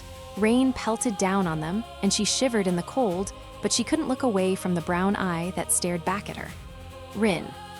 He said heavily, as if they were his final words, you're not alone if you ever need help. He squinted as if he was losing sight. Run to Ku. Sheena. But he didn't say much more as his eyes rolled back, and he fell backward in near slow motion. Naruto. Chapter 65, Naruto was by no means subtle. He had gotten better, admittedly, but it was still a skill he couldn't quite master. How many times had Shikamaru yelled at him to be less obvious, that if he could quietly prank someone without them, knowing surely he could do espionage. But it just wasn't in his skills. That, however, didn't mean he couldn't be stealthy. He had been beaten chakra control by, well, her, and he was already strong. Stealth was just a game of hide and seek with longer duration, and he loved a good game. What he didn't like was when people cheated in games. Cheaters in general irked him. People who manipulated others disgusted him and infuriated him to a large degree, like Danzo. The man was either too greedy or a secret idiot. How dare he continue his plan with aim, despite knowing that Naruto was going to be there? But Naruto had forgotten such an event.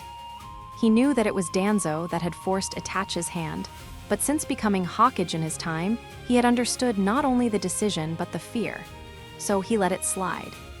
If Abaido became Hokage, things would be noticeably different anyway, but Danzo had threatened to undo all that he had planned. The man probably thought he could manipulate Hanzo into a false sense of security, and then crush him when he was no longer useful, but Naruto hated cheaters like that. He had already said he would take care of it, and their Danzo was untrusting as ever, dipping his fingers in a bowl that didn't belong to him. But now that wasn't a problem. There were tons of ways to go about it.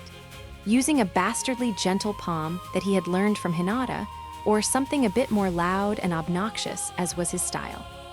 No, this was a case of subtlety that didn't incriminate another clan.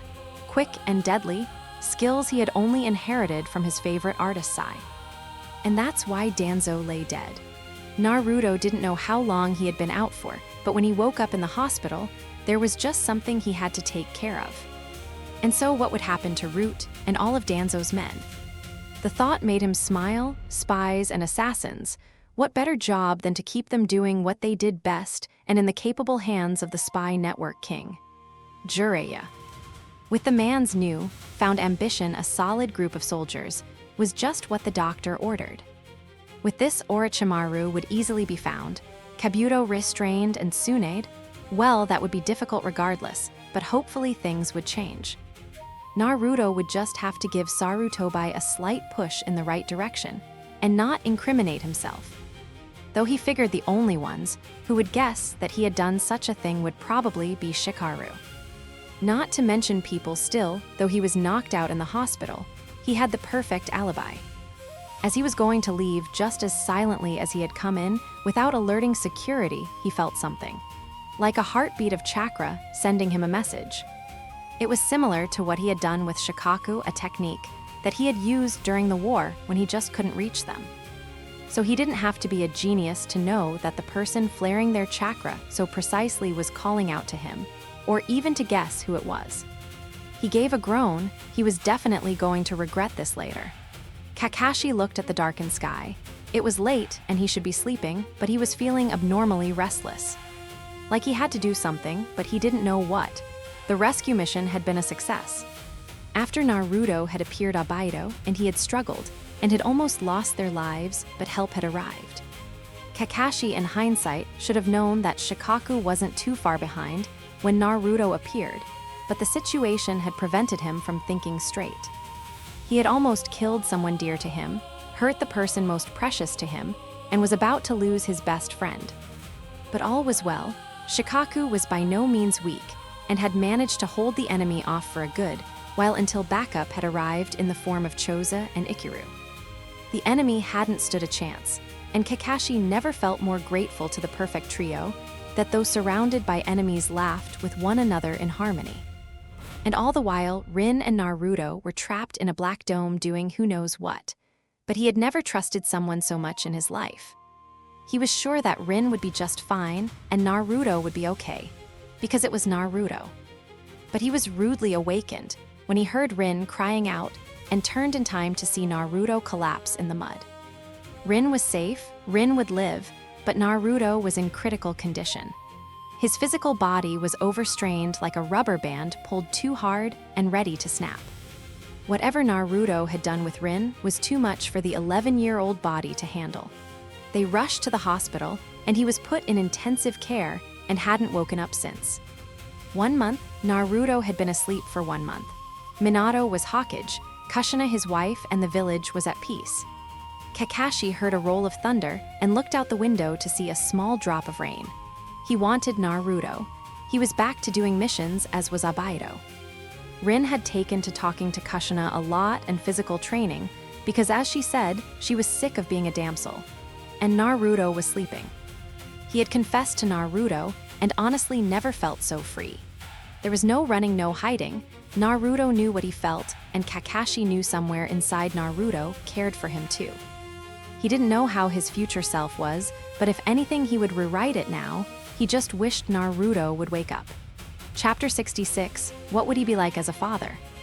It was not an original thought that Minato had. He was not a flippant type person. And the moment he saw Kushina, he knew that she was the one. So the thought occurred often, what would he be like as a father? He knew Kushina would want children, and he wouldn't mind, but he was always concerned about the life his child would lead. What would he be like as a father? Would they be a girl? He couldn't imagine. He barely understood the species nevertheless if they came to him for advice. And if that wasn't enough, he had trained under Jiraiya, a notorious pervert, who was to say there weren't more of those out there in the world. He'd lose his mind. A boy wouldn't be too bad. It would be a lot easier to talk about the sensitive things like puberty and such. What would he be like as a father? What would they look like? Would they have the red hair that was a heritage to the Uzumaki line? He loved Kushina's hair, he would love for that to be passed down. Or would they look more like him? Maybe a mix, red hair and blue eyes, that would be pretty. What would he be like as a father? Would they be cool-head, a humble genius with a calm attitude and observant? Or would they be like Kushina, hot-tempered with a fiery passion? What would he be like as a father? Minato didn't know. With the job of Hokage, would he even have the time? Would they bond?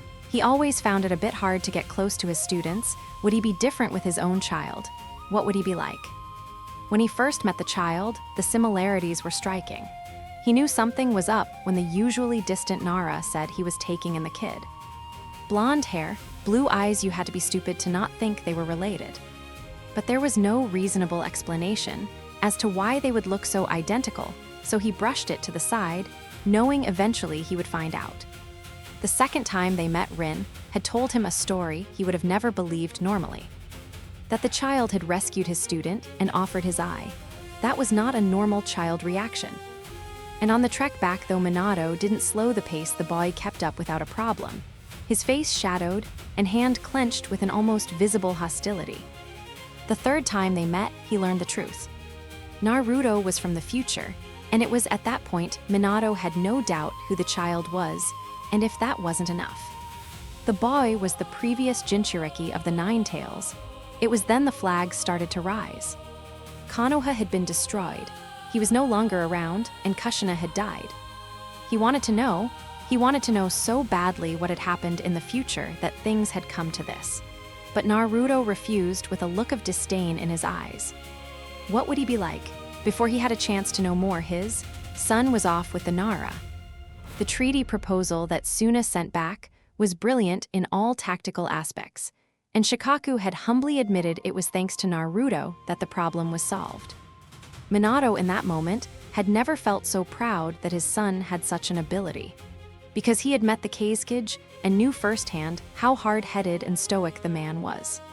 But meeting him again on the war front of Aimgakure made him sick all over. Why were they following the lead of a child?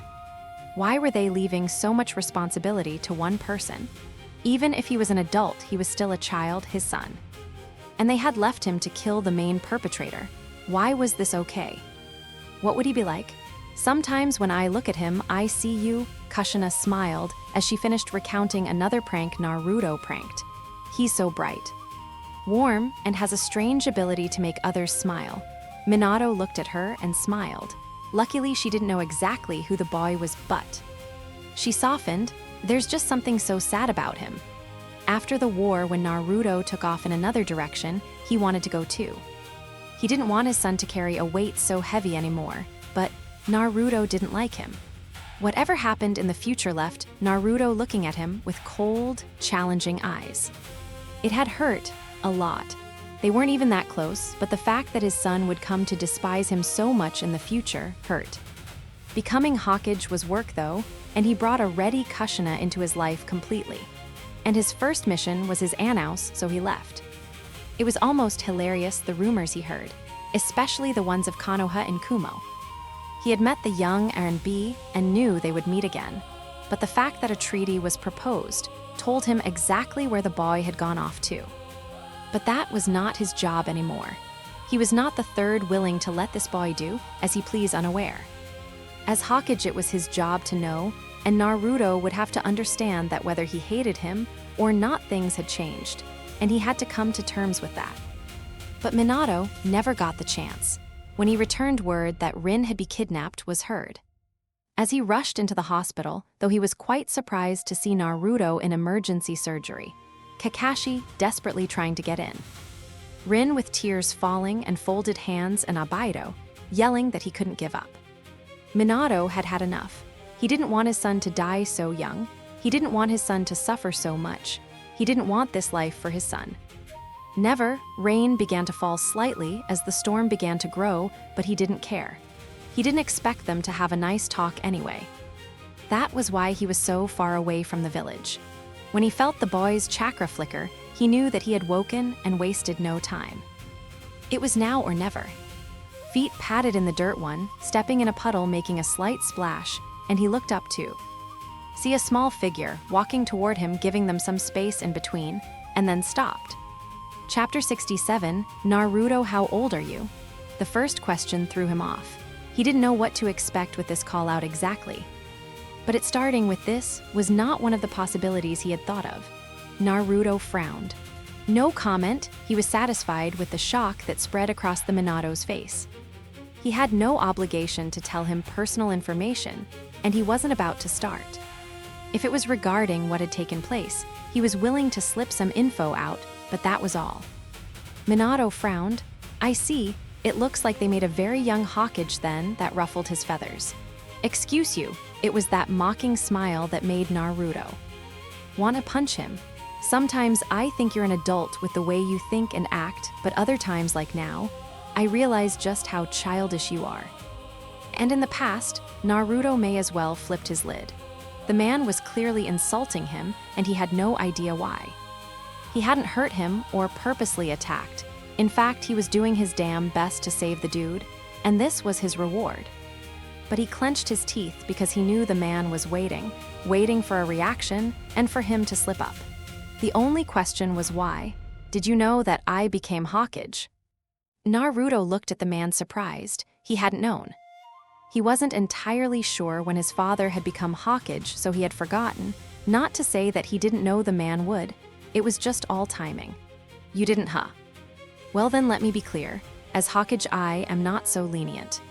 Despite the wind beginning to pick up, it didn't feel cold at all, not with the amount of tension in the air. So far, you have been allowed to move freely, while clearly withholding information.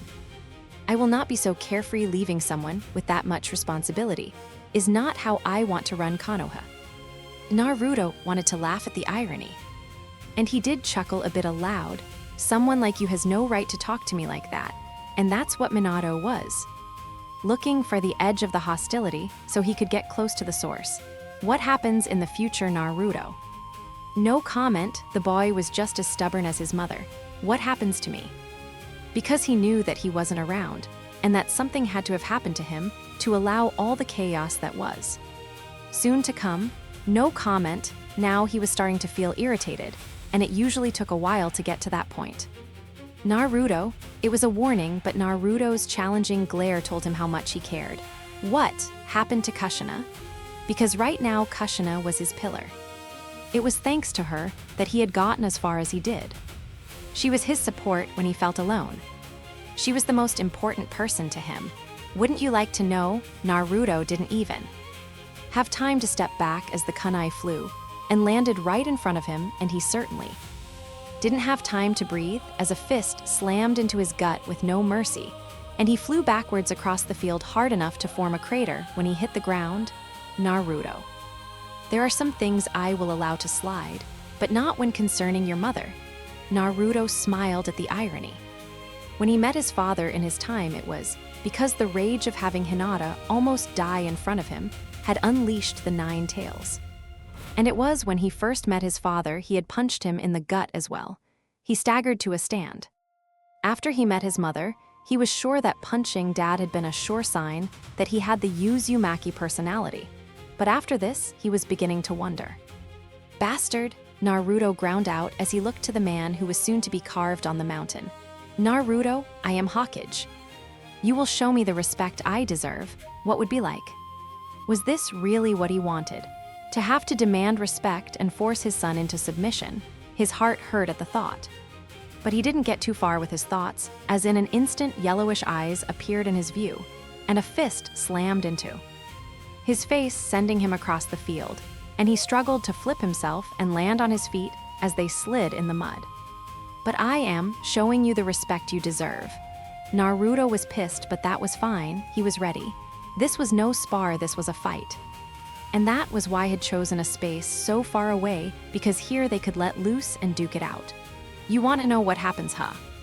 Naruto disappeared, and Minato just managed to raise his arms to block the roundhouse aimed at his face, and used the momentum to counter, but Naruto blocked it as well. When Mom was at her weakest, you didn't protect her. The shock gave Naruto a chance to uppercut the man, but not enough to follow up. She was taken right under your nose, and the Nine Tails was taken. Minato wouldn't believe it. He wouldn't believe that when Kushina needed him, he hadn't protected her. That he had been unable to keep her safe, Taijutsu flashed between the two. Despite Naruto's currently smaller body, they were weighing well against each other. What are you hiding? Minato pushed the boy away. Naruto looked at him as if to wonder if he had seriously asked that. And then he laughed loud and boisterous as if it couldn't be contained. You still think I'm lying? Ha ha ha. Minato hoped that Naruto was wiping the falling rain from his eye, and that he hadn't got tears in his eyes from laughing so hard. You can't believe that you would mess up that bad. Ha ha ha. Now Minato was getting angry. I wouldn't. Naruto kept laughing, and Minato was beginning to felt hot with rage. I wouldn't put Kushina in danger. You did. Naruto's face silenced immediately, and Minato worried that maybe the boy had broken after all to switch from laughing to stoic that fast. Do you know when the seal is the weakest on females? Now it was Minato's turn to answer questions, and he thought about it. He tried to remember all the things he had studied about Jinchuriki for Kushina's sake, but he couldn't think.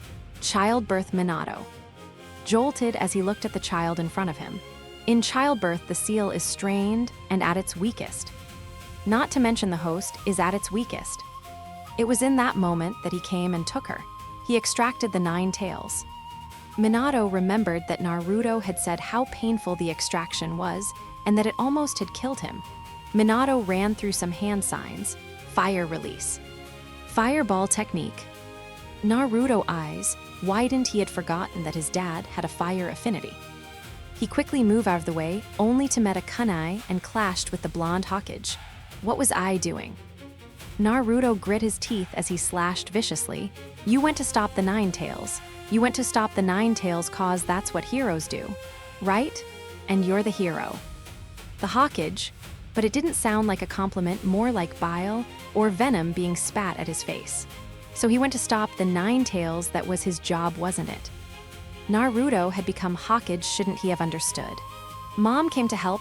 She was willing to put her life on the line in order to reseal Kiruma. But you. Minato saw the spiral of chakra and reacted with his own. And they clashed, sending both of them backwards. I would not have allowed it because Minato knew himself well.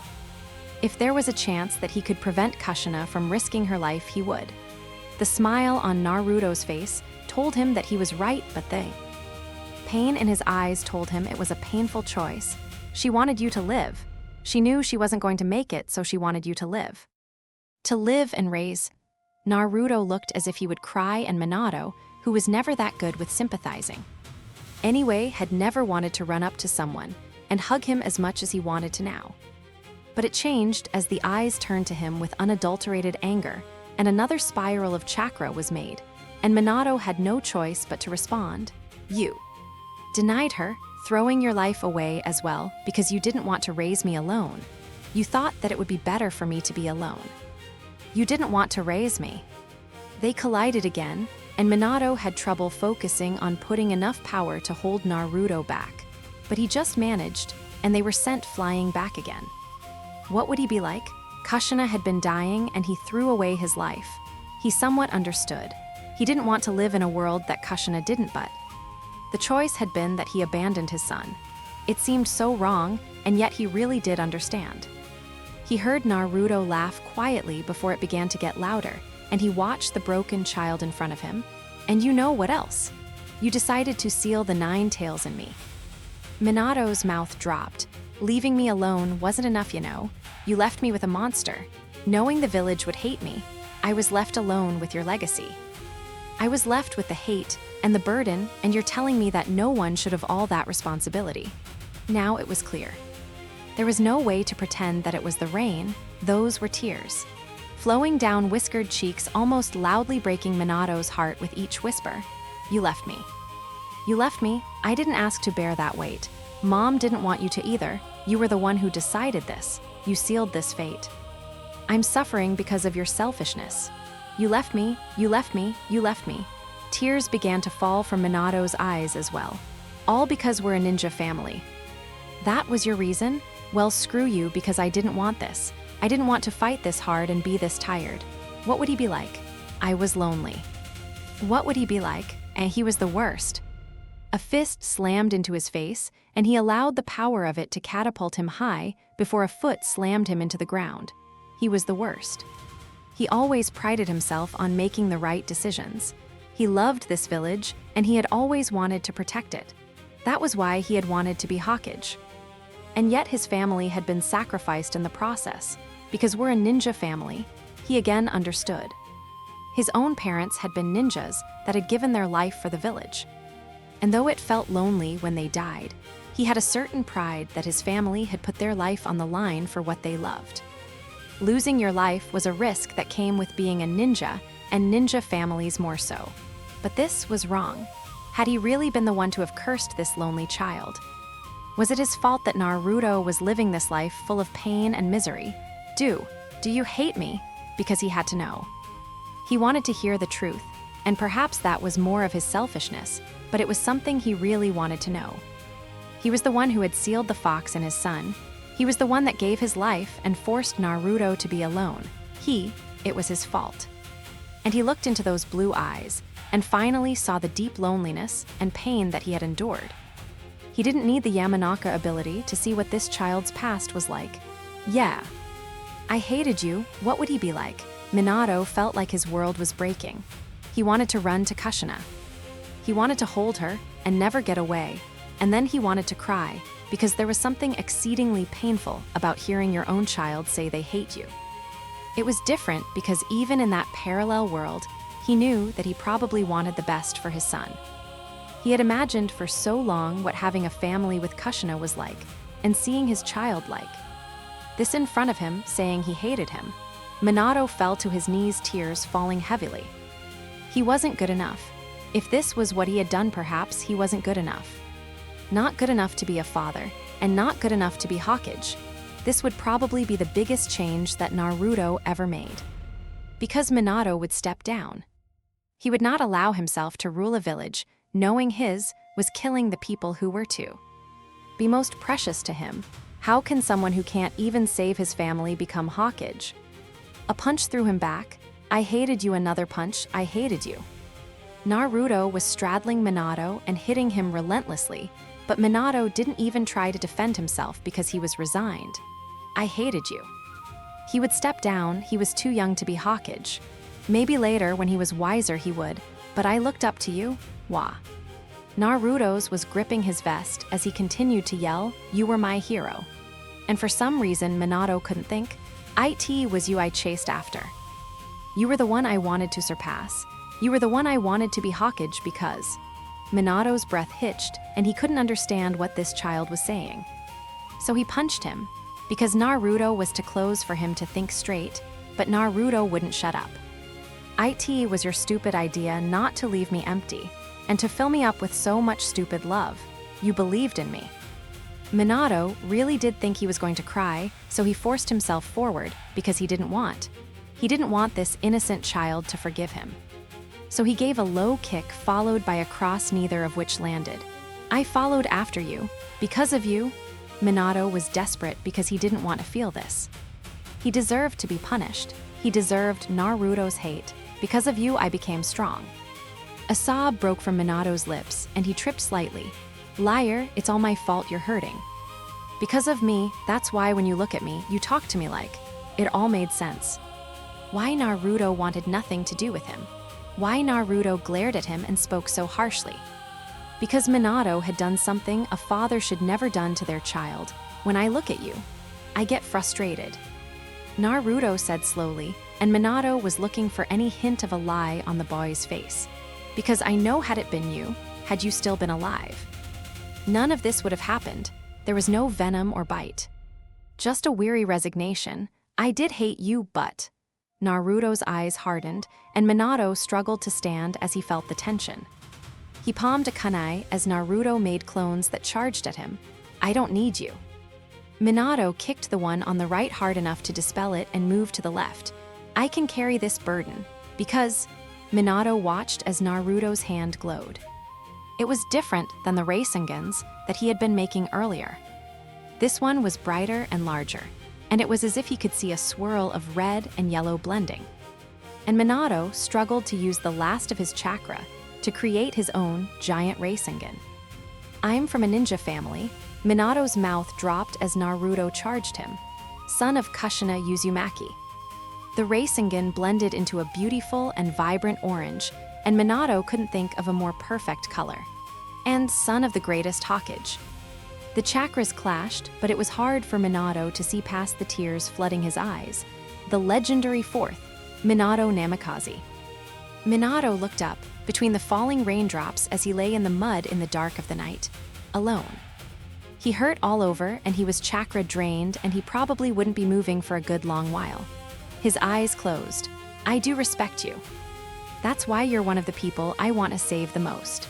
Minato was sure that he was the dumbest person in the world, so don't give up. He just had a fight with his son. Punched him and everything, and got beat up as well. But he wondered if this was the feeling that made Hisashi smile even though he lost his battle. He wondered if it was the way Naruto spoke that softened the sand-caged heart. If it was the look in his eyes that caused the war to end and save Kakashi from his own loneliness. Dad tears flowed, but he was so happy. What would he be like? He had no idea, but he was sure he would make mistakes no matter what. But even then, he wanted to never lose the love that overflowed within this moment, the pride, the joy. The future wouldn't repeat because Naruto wasn't going to allow it, and he would always believe in him. Chapter 68. Kakashi heard sounds of a battle in the distance and felt the flare of chakra, but something told him to stay. There was always a time to move and a time to wait, and he felt that now was one of those times. He wasn't sure why, but though the village was restless from the sounds of overpowered jutsus, they all waited. Kakashi sighed and got off his bed and went to the kitchen to get some water. He didn't have a feeling of dread, so he was sure it wasn't an enemy attack. In fact, he felt too calm. As he unscrewed the water bottle and took a swing, he felt out of place. Like this wasn't where he was supposed to be. He sighed. Nothing but feelings, no evidence, and it was giving him the runaround. He walked back to his room because looking out the window, despite the storm raging outside, calmed him. But as he walked back in, his water bottle dropped. And he stared wide-eyed as the wind howled from the open window, and a tan hand slowly closed it, standing on his bed drenched, bruised, and muddy. A brown eye gazed ever so tiredly to his open-mouthed face. Naruto, what? Sorry, I got your bed wet. And it was true, Naruto's drenched body was soaking the sheets, but that was the furthest thing from his mind. Because as far as he knew, Naruto was supposed to be in a coma in the hospital. So the fact that he was here, in Kakashi's room looking as if he had took on a tornado and just barely got away and worried about soaking his bed, disturbed him. Kakashi stayed silent, though unsure what to do. Should he ask what had happened? Take him back to the hospital just because looked so dead on his feet? What should he do? So he just stood ignoring the bottle of water spilled on the floor and watched the clearly worn boy look over the room and then smile fondly. Not much changed, huh? And then he collapsed and Kakashi jumped worriedly, but Naruto lifted a hand as if to motion he was all right. But it was an obvious lie. Still, Kakashi stood a ways away because he knew this is what Naruto needed right now. Even if he wanted to hold the battered child and tell him he loved him like had an aim, it didn't seem right. Naruto needed something else. Madara. Kakashi looked at him, wondering where this was going. Madara Uchiha, he's the bastard that ruined everything.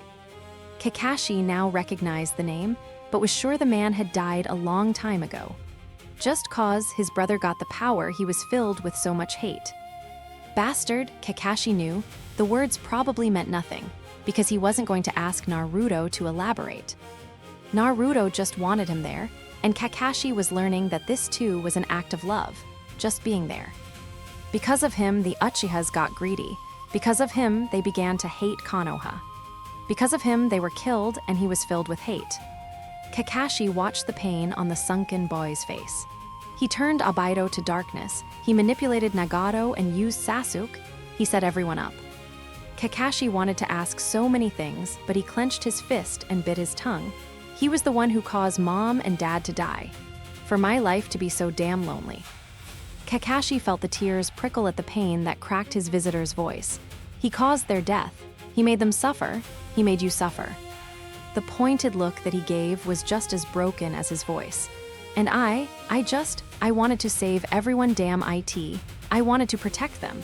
I said I would, but I. Tears fell, landing heavily on the wet sheets, but Kakashi waited for the right moment. And now I'm here, trying hard as F to make a difference. But I'm tired. I don't want to do this anymore. I'm just going to be alone again. I don't want to be alone. Naruto was falling apart at the seams, and Kakashi had enough. He watched the boy shake his head fervently as the burden he was given suddenly felt too heavy for him. I don't want to. I'm so tired. It's okay, Naruto jumped at the gentle hand that touched his hair, and he looked up, unable to recall when Kakashi had climbed onto the bed and gotten so close. It's okay to be tired, Kakashi said softly, like he would break, and maybe he was. You've done enough. He had thought that he had cried enough with his father, but just dealing with that man made him realize the extent of the burden he was carrying. So he ran not knowing where he was going until he heard something fall and saw Kakashi in the doorway, and he knew exactly where his feet had carried him. And before he knew it, he was saying all the things he shouldn't. Things that Shikamaru had told him explicitly not to say because he was overwhelmed. Sure that Kakashi would ask question or tell him some words of wisdom he had probably heard from his father, suggest therapy, but he hadn't. He listened, and when Naruto was sure he was breaking, he seemed to catch the pieces. Naruto's voice quivered as he looked at the young male. Kakashi was always handsome, Naruto would admit, and under different circumstances, maybe in his time, they would have really become lovers. And Kakashi would be this gentle with him. I don't want to be alone, because that was what terrified him the most. Not losing his life or even the village, but standing alone with no one beside him. Unable to protect the people that saved him from that loneliness. Okay, that was it. He didn't say that he wouldn't, like he said before. He didn't say that he would always be there. He simply said okay, as if it was okay to have that fear. That Naruto wasn't going crazy because he was scared of being alone. That somehow having that fear in particular wasn't stupid and made him weak. He acknowledged it and brought him close so that Naruto could hear his calm heart rate. He was so good at saving others that he almost forgot what it felt like to be saved. Kakashi didn't let him run away from his feelings.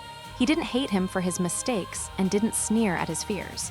And Naruto never felt so warm. Don't leave me, Naruto whimpered. A ridiculous request because Naruto knew that it was a promise that no ninja could promise. But he was so vulnerable and lonely, moving like putty. As Kakashi raised his chin to look into his brown eye, with so much love Naruto thought he would drown. I love you, no empty promises, no false hope.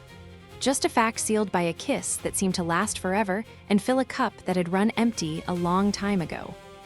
Naruto couldn't stop the tears as they fell, and he lifted his arms to wrap around Kakashi's neck, pulling him close because there was no way that could stay whole if Kakashi disappeared. Please.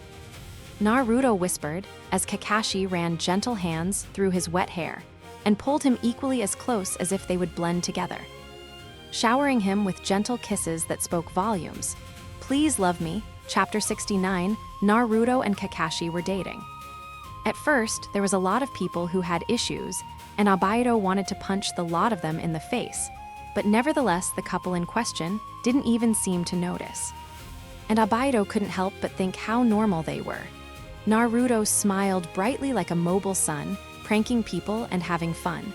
And Kakashi, it was like day and night.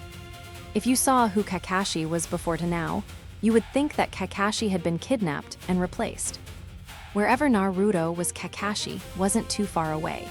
And if Kakashi had a mission, Naruto would sit dejectedly at the ramen stand like a puppy waiting for their master. It was during those times that either Kushina, Rin, or even Minato would come by and fill him with so much distraction that he didn't have time to be sad. Even the legendary Sannin could be seen coming by to have deep private conversations with him. It was during these times that Obaido was in awe by how important Naruto had become to all of them. Even Obaido admitted that sometimes he liked to throw Naruto random spars just so he could learn something. And it was always something amazing. Some days, Naruto would hack at his fighting style enough to bring him to tears, but others he'd ask about his dreams and tell him how he thought a Hokage should be, and Obaido never disagreed. Naruto was something special, and when he grew up would without a doubt be Hokage. And he said as much because Obaido knew that he couldn't compete with Naruto for the hat if it came down to it. Naruto laughed and told him that he already put his faith in him and that he would be Hokage only after Obaido succeeded. So Obaido had no choice to be great, at least that was what he thought. But that was beside the point. Right now, he was just mulling over things as he walked with his nephew to buy some items for the young boy's aunt, because soon enough the little boy would be a big brother. And it was while they were walking that Obaido happened to see Naruto window, shopping, pouting slightly, because Kakashi was away on another mission. The thought made Obaido cringe. Kakashi just kept getting stronger and was already being nominated for Anbu, but he shook it off. Naruto. He called out and watched the blonde turn to him with curiosity, but walked closer. Asu, Obaido, what's up? Babysitting again. Rin's not around to see how good you are with kids, you know. Obaido blushed furiously. Shut up, I'm not doing this to show off. Naruto laughed and Obaido didn't realize how relaxing it was to be able to make the blonde smile. Of course not, so really what are you up to? Obaido scoffed. Lady Mikoto needed some help, so since I was around I decided out of the kindness of my heart I would. Naruto raised a brow and shook his head in laughter. I'm just saying Rin's working a long shift at the hospital. Obaido's face visibly fell. I see. Naruto's cheesy grin made him jump. It's not like that though. Naruto didn't believe him for a second though, and took a second to look at the boy holding Obaido's hand. The boy had big dark eyes and long lashes. His hair wasn't long, but Naruto could see it in the ponytail that he had always seen it in. His face was stoic, and he had the making of two lines on either side of his nose that made him easy to spot, and Naruto's mouth dropped. Itachi, Obaido looked at the shocked look on the boy's face and looked down at the kin next to him that was inching closer out of nervousness. Yeah, how'd you know? It was then that Naruto jerked his sight to him and he blinked in confusion. Mikoto, you said Mikoto, is she pregnant? The shout caught him off guard. Yeah, almost everyone is in these times of peace. Yashino, Kushina, Mikoto, they all are. I mean, you already knew about the Kazakige's wife. Rin helped with the delivery. Obaido was confused why Naruto was so shocked, and looked back at the air in wonder what had triggered it. Yeah, time seems to be passing so fast. Obaido looked at the saddened eyes and almost regretted bringing Itachi along. Well, yeah, that's what happens when you're in love. Naruto caught the smile Obaido sent him and felt warm inside. Love her. He looked back at Itachi, the boy who would kill his parents and drive his younger brother to hate, but not anymore. Naruto knelt down, so he was eye level with the young boy and gave him a gentle smile. You're gonna be a big brother, huh? Itachi looked up to Obaido as if asking permission, then nodded in response when he got the okay. Well, sometime little brothers are annoying.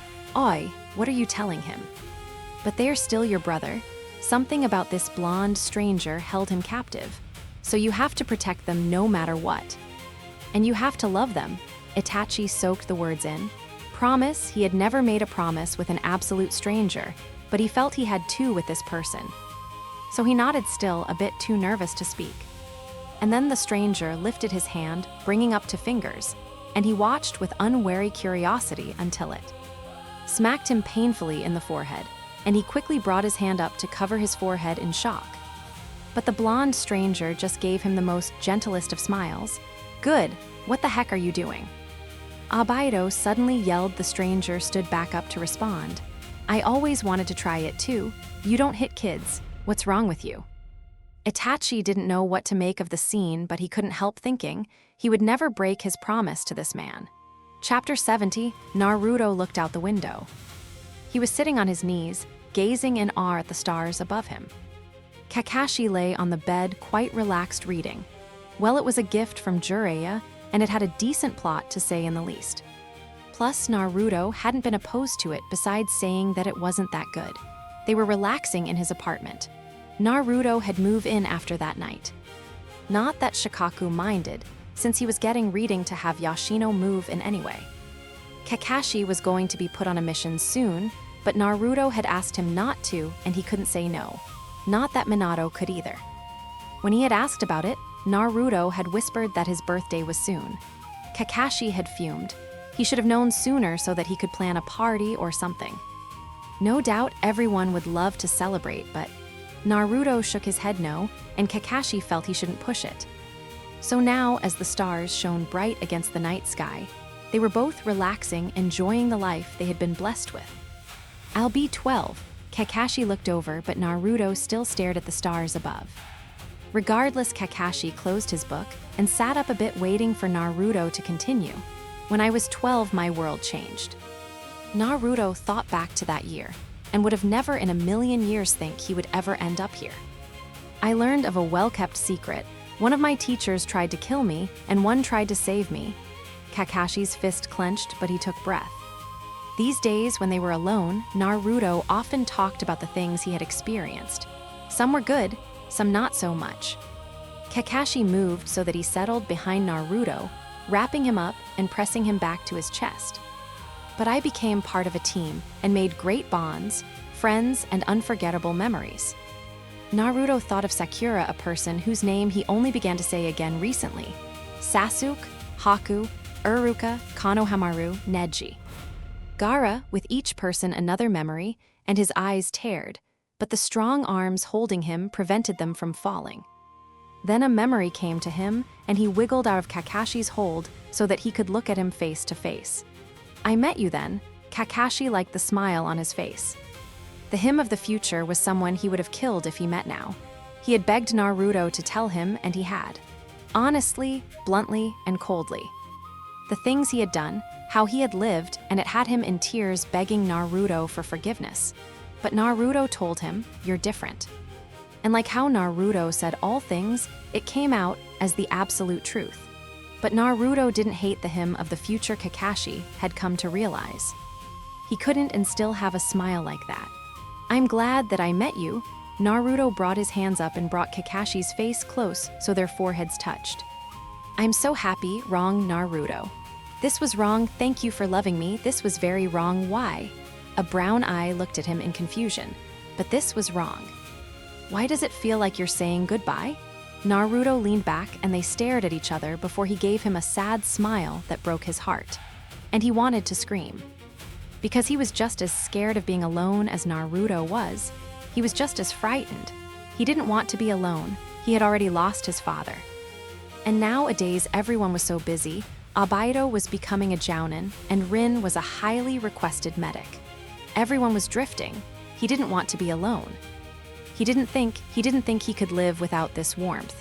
Without this smile and kindness he couldn't, not without Naruto. He didn't even know he was crying until Naruto brushed a tear from his eye. It's okay, but it wasn't. Even as Naruto showered him with gentle kisses, he knew it wasn't going to be okay. Naruto pushed him back on the bed, so he was straddling him, and Kakashi tried burning the beauty that was Naruto with the moonlight as his halo in his brain. He wasn't going to be okay. If Naruto left, he was sure he'd fall apart. Naruto kissed him gently again, but Kakashi felt desperate and held him. He didn't release until his lungs betrayed him, as if they didn't know that Naruto was the only air he needed. "You'll be okay," but he wouldn't. And he said as much with the way he grabbed Naruto into a fiercer kiss, because he hadn't seemed to understand how not okay he was going to be. But again, he was betrayed. "It won't be forever, promise," and when Naruto promised, he meant it. He knew that, but still. "I need you to look after the future for me." Kakashi grabbed his head, wrapping his fingers in his blonde hair that reminded him of sunlight. "Don't, there's still." Still so much he wanted to tell him, to do with him, to accomplish, to experience. He was nowhere near ready to part ways. But the smile on Naruto's face told him that this was inevitable. Naruto leaned down into Kakashi, putting their foreheads together, as if it was a way to take away the fear, and in a way, Kakashi felt its magic. Say it, Kakashi's breath hitched because there was no way to change this. And he wondered if he should hate Naruto for allowing him to fall so deep knowing that he wouldn't stay forever. But he couldn't, and even knowing the end he would do it again over and over, "Please, Kakashi, say it." Was a breathy plead, and Kakashi realized that he wasn't the only scared one, and he smiled. "I love you." Naruto rose and Kakashi saw the tears threatening to spill despite the look of pure happiness on his whiskered face. "Yeah, I love you too." Chapter 71, because Obaido wasn't evil, there should have been no reason for the Kyuubi to get out. But Madara was desperate. So using Hiroshima's cells and the clones, it became an unchangeable part of the past. During childbirth, Kushina was taken, the Kyuubi was released, and the village was in danger. And Itachi was watching the sky as a feeling of dread filled the air. Wah. Itachi looked down at his younger brother, recently born, with a smile, repeating the words he promised. "Don't cry, Sasuke. Your big brother's here to protect you, no matter what happens." A promise of a lifetime. The sound of the Kyuubi rang loud as the third yelled out orders. Naruto sighed as he looked on from a distance. Minato was probably dealing with the weak Madara clones. It was cumbersome, but this was something he had to deal with step by step. He couldn't save everyone. He hadn't thought that Madara would still follow through with this. But he could change this before. He looked down as his hand began to glow. It had started at his fingertips and slowly spread for the past half hour. Ever since Naruto was born, this really was the end. Shikamaru had said that the only problem he would really have was time. Time would always be against him. There was no way the universe would allow two of the same person, so one of them would have to disappear. And he had thought about killing the baby him, honest. He wanted to live in this peace for as long as possible, with people he was sure he could save and people who loved him, but it wasn't fair. That child wouldn't have a chance. So like all his other predecessors, he was gambling on himself, that the future him would be someone great too. Naruto jumped off and quick-stepped through the village, getting closer and closer, passing a group of ninjas, and protecting the village and a few civilians as well, one of which Naruto recognized by the scar across his nose, being guarded by two still very alive parents. Yeah, he would gamble that the future him would still find kind people.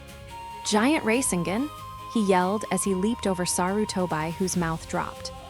And the Kyuubi had a direct hit and was sent back and flew out of the village. Naruto smiled. "Sorry, Kurama, but I'm gambling that he saves you too." Kurenai was beyond pissed and she voiced it, but her father had already silenced her. Not only her, but all of them. Still, Kakashi couldn't help the dread that was filling him. "Hey, you okay?" Rin said, looking at him in worry, and he didn't know what to say, how to voice it. He didn't want to stay guarded here, while surely the village was in chaos. We should be out there. And he could see how angry Obaido was. He was surprised that the Uchiha hadn't been yelling like Kurenai had, and managed to restrain himself. Perhaps he really was growing.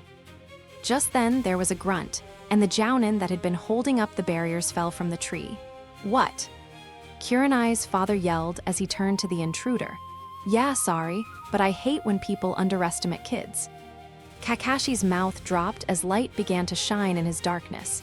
"Even these guys have things they can do, Naruto." Obaido yelled with a smile, in which it was returned. But then he turned back to Kurenai's father and the other Chunin under the man's command. If you have as much faith in them as you say, then trust them. Then he looked at the young soldiers, many of which he had seen around, and others he had met in his own time. A little too late to make deep bonds, all of you with be in charge of getting the civilians to safety. The power in the young man's voice made all silent and obedient. If this is a village you love, Naruto looked down, taking a deep breath. If this is a village you love, then serve it well and protect it. Yes, sir. They yelled in unison, and Naruto could have cried, but he stayed strong. Good, and one more piece of advice. You can only protect the things you love while you're alive, because had he given up back then, you can only change things when you're alive, had Kuruma given up on him, so don't die. Yes, sir. Dismissed, and with that all of them vanished, and Naruto began to feel old and tired again. The cloak he was wearing was doing a good job, hiding the glow that had reached his arm and had started on his other hand. He swayed, feeling a bit dizzy, but a firm hand steadied him, and he looked into those eyes he had come to love so dearly. Naruto, are you hurt? Naruto, what's going on? This was the team that should not have existed, a team that broke a long time ago. Naruto smiled. This was the new future. I'm fine, Rin. Rather, it's good you three stayed. I have a bigger mission for you. Kushina looked around the room. Then at her child, she smiled. Blonde hair like Minato, whiskered cheeks. She coughed painfully. She could feel her body breaking, but she wanted to stay here just a bit longer. She hugged Naruto close to her, basking in his lack of cries and warm presence. It wasn't fair. She just wanted to love her child, to be with her husband, and to be a family. Hadn't she lost enough? Why did she have to lose everything again? My dear baby, it will be okay. Her eyes flew open as she looked into gentle blues and a whiskered cheek like the baby in her. Wait, Mrs. Kushina. Rin ran up to her and looked her over. This is. And Rin looked over the woman that she had come to respect, that she had come to bond with deeply and cared for, but her body. Her chakra was so far gone and her body was barely hanging in there. The damage. I don't think. A firm hand rested on Rin's shoulder, and she looked at the child who was always saving the world for her. You can. He smiled cheesily. Plus, this counts as an emergency situation. He winked, and her eyes widened as she looked back at Kushina, who seemed to be in shock. I can do this, Naruto smiled, and turned to the small child, his future. And carefully he took him. Kushina jumped. Wait, don't take him. Mrs. Kushina, please, you must lie down. Naruto got to the door, hearing the sound of his mother's cry. He really was loved, wasn't he? Don't worry. He gave her a gentle smile, and she stopped because the truth was coming together. You're cute. I bet you just flirt with me cause I look like Minato. With the love you have for ramen, I bet it's hereditary. Naruto, it's okay, we'll be fine. A blinding smile that she hadn't noticed until then looked like hers. See you later. Tears fell down her face as the boy took her child away. Mom, Chapter 72, you really know how to mess people up. Naruto smiled as he looked down at the little him with a smile, as the person next to him watched an explosion in the distance. Minato had moved the Nine Tails to the area Kushina was in, but he would be in for a surprise when he saw Rin there healing Kushina and Obaido and Kakashi as his backup. Aren't you glad I called you? Your precious student is in danger, you know. Jiraiya sighed as he looked at the young boy play with the baby's hands. They were identical, and Jiraiya could only imagine what that meant for them. I'm gambling on him, Naruto said, as if answering his silent question. Jiraiya looked away. I see. And they stared on for a little longer, not wanting to say goodbye. Seal. The Nine Tails in him, Jiraiya whipped to Naruto. What are you? He can take it well. We can. Minato can't defeat the Nine Tails, and Kushina is too weak. But if you and Minato seal him, no one will die. Jiraiya looked away. He wanted to say no, but it was really the only way. Is this what you really want? Naruto smiled as he touched the soft blonde tuft. I want a family. Naruto stood and passed the baby to Jiraiya, who held him protectively. I'll make sure you have one, Jiraiya said firmly. Naruto smiled. He felt weaker, and he only imagined holding his future self hadn't helped. You always did. Naruto turned, and Jiraiya could help calling after him. Thank you. Thank you, child of prophecy. Naruto laughed as he walked away. There was only one thing left. Why? The intruder was surrounded by hundreds of white Zetsus, but despite that, the intruder seemed unfazed. Why are you ruining everything?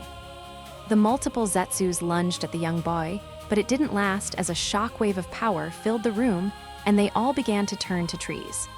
I'm sorry, the boy said. Madara didn't have a lot of strength.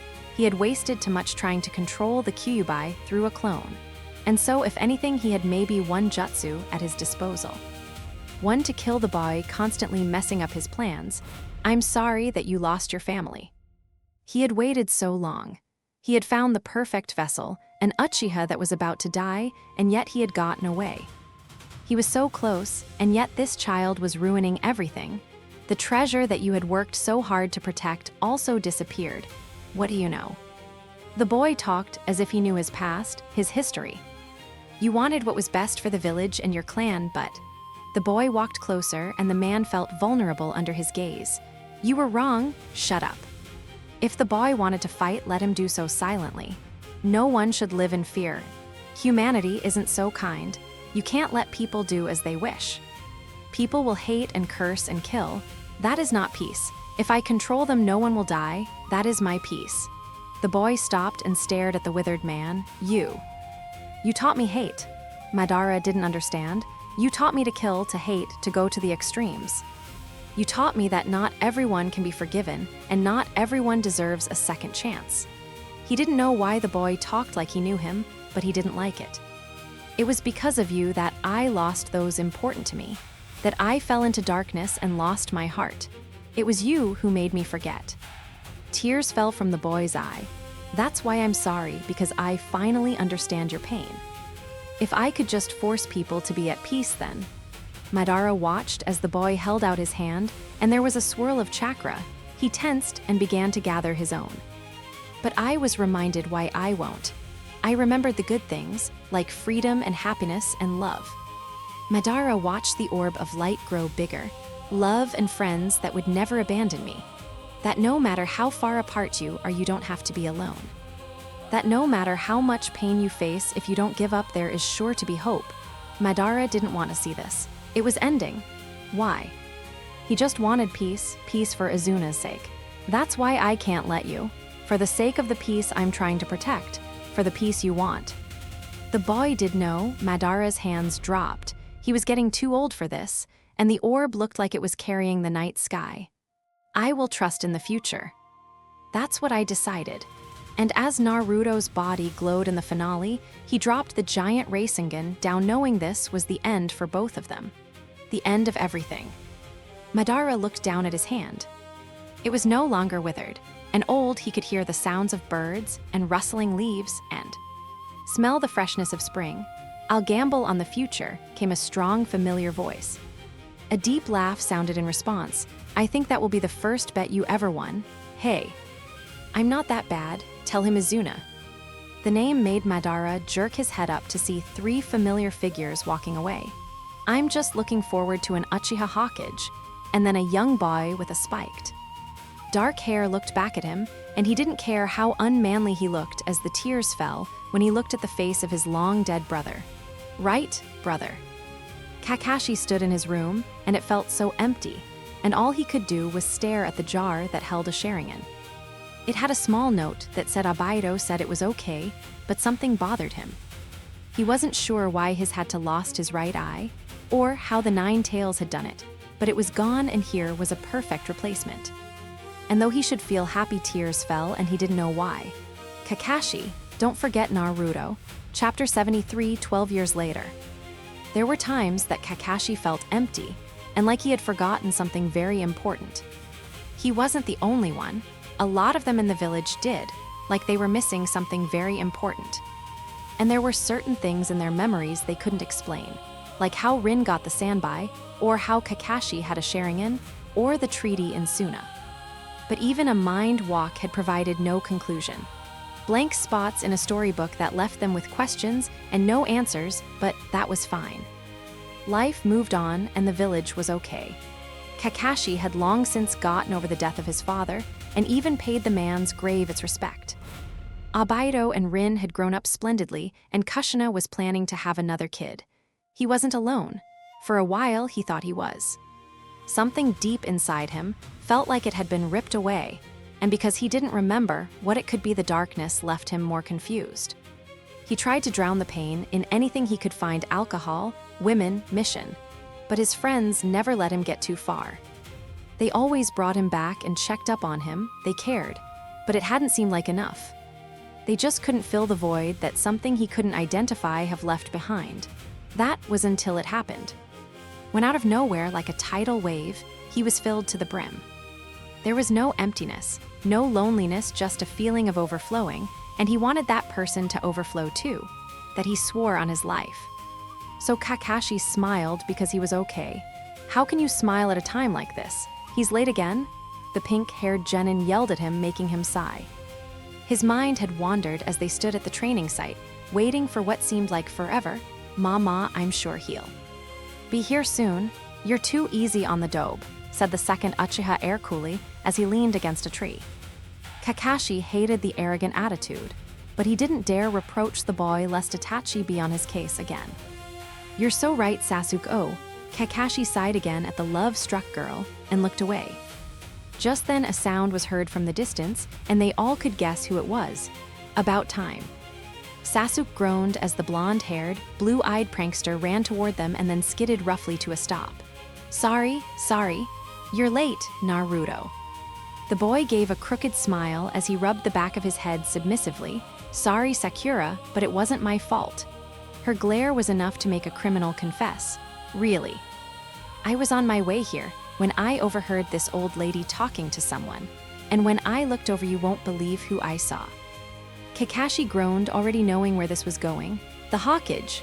Sakura sighed as well, but Sasuke perked. "Abaido-sama." Naruto nodded, and he had a meeting this morning. "Idiot," Kakashi muttered. Needless to say, Kakashi looked at the boy who continued telling of his late adventure. Naruto, the son of the fourth Hokage, and Kushina Uzumaki. He was always the wild card, always trying his best, and working hard, though terrible with his studies. But it was him who had saved him. Naruto didn't know how, and Kakashi didn't know why, but since the first time they locked eyes, something happened, and Kakashi made a promise to the boy at that moment that forever went down in history. But he was getting lost in thought again, and watching Naruto talk so animatedly as his two teammates. Listened was something that, though he was willing to do all day, he knew he couldn't. So he interrupted Naruto. The team of young genin looked at their teacher, and he couldn't help thinking how blessed he was. The second heir to the Uchiha clan and a well-known genius, a pink-haired girl from a civilian family, but had the smartest brains in her class, and the one and only. Unpredictable number one, prankster Naruto.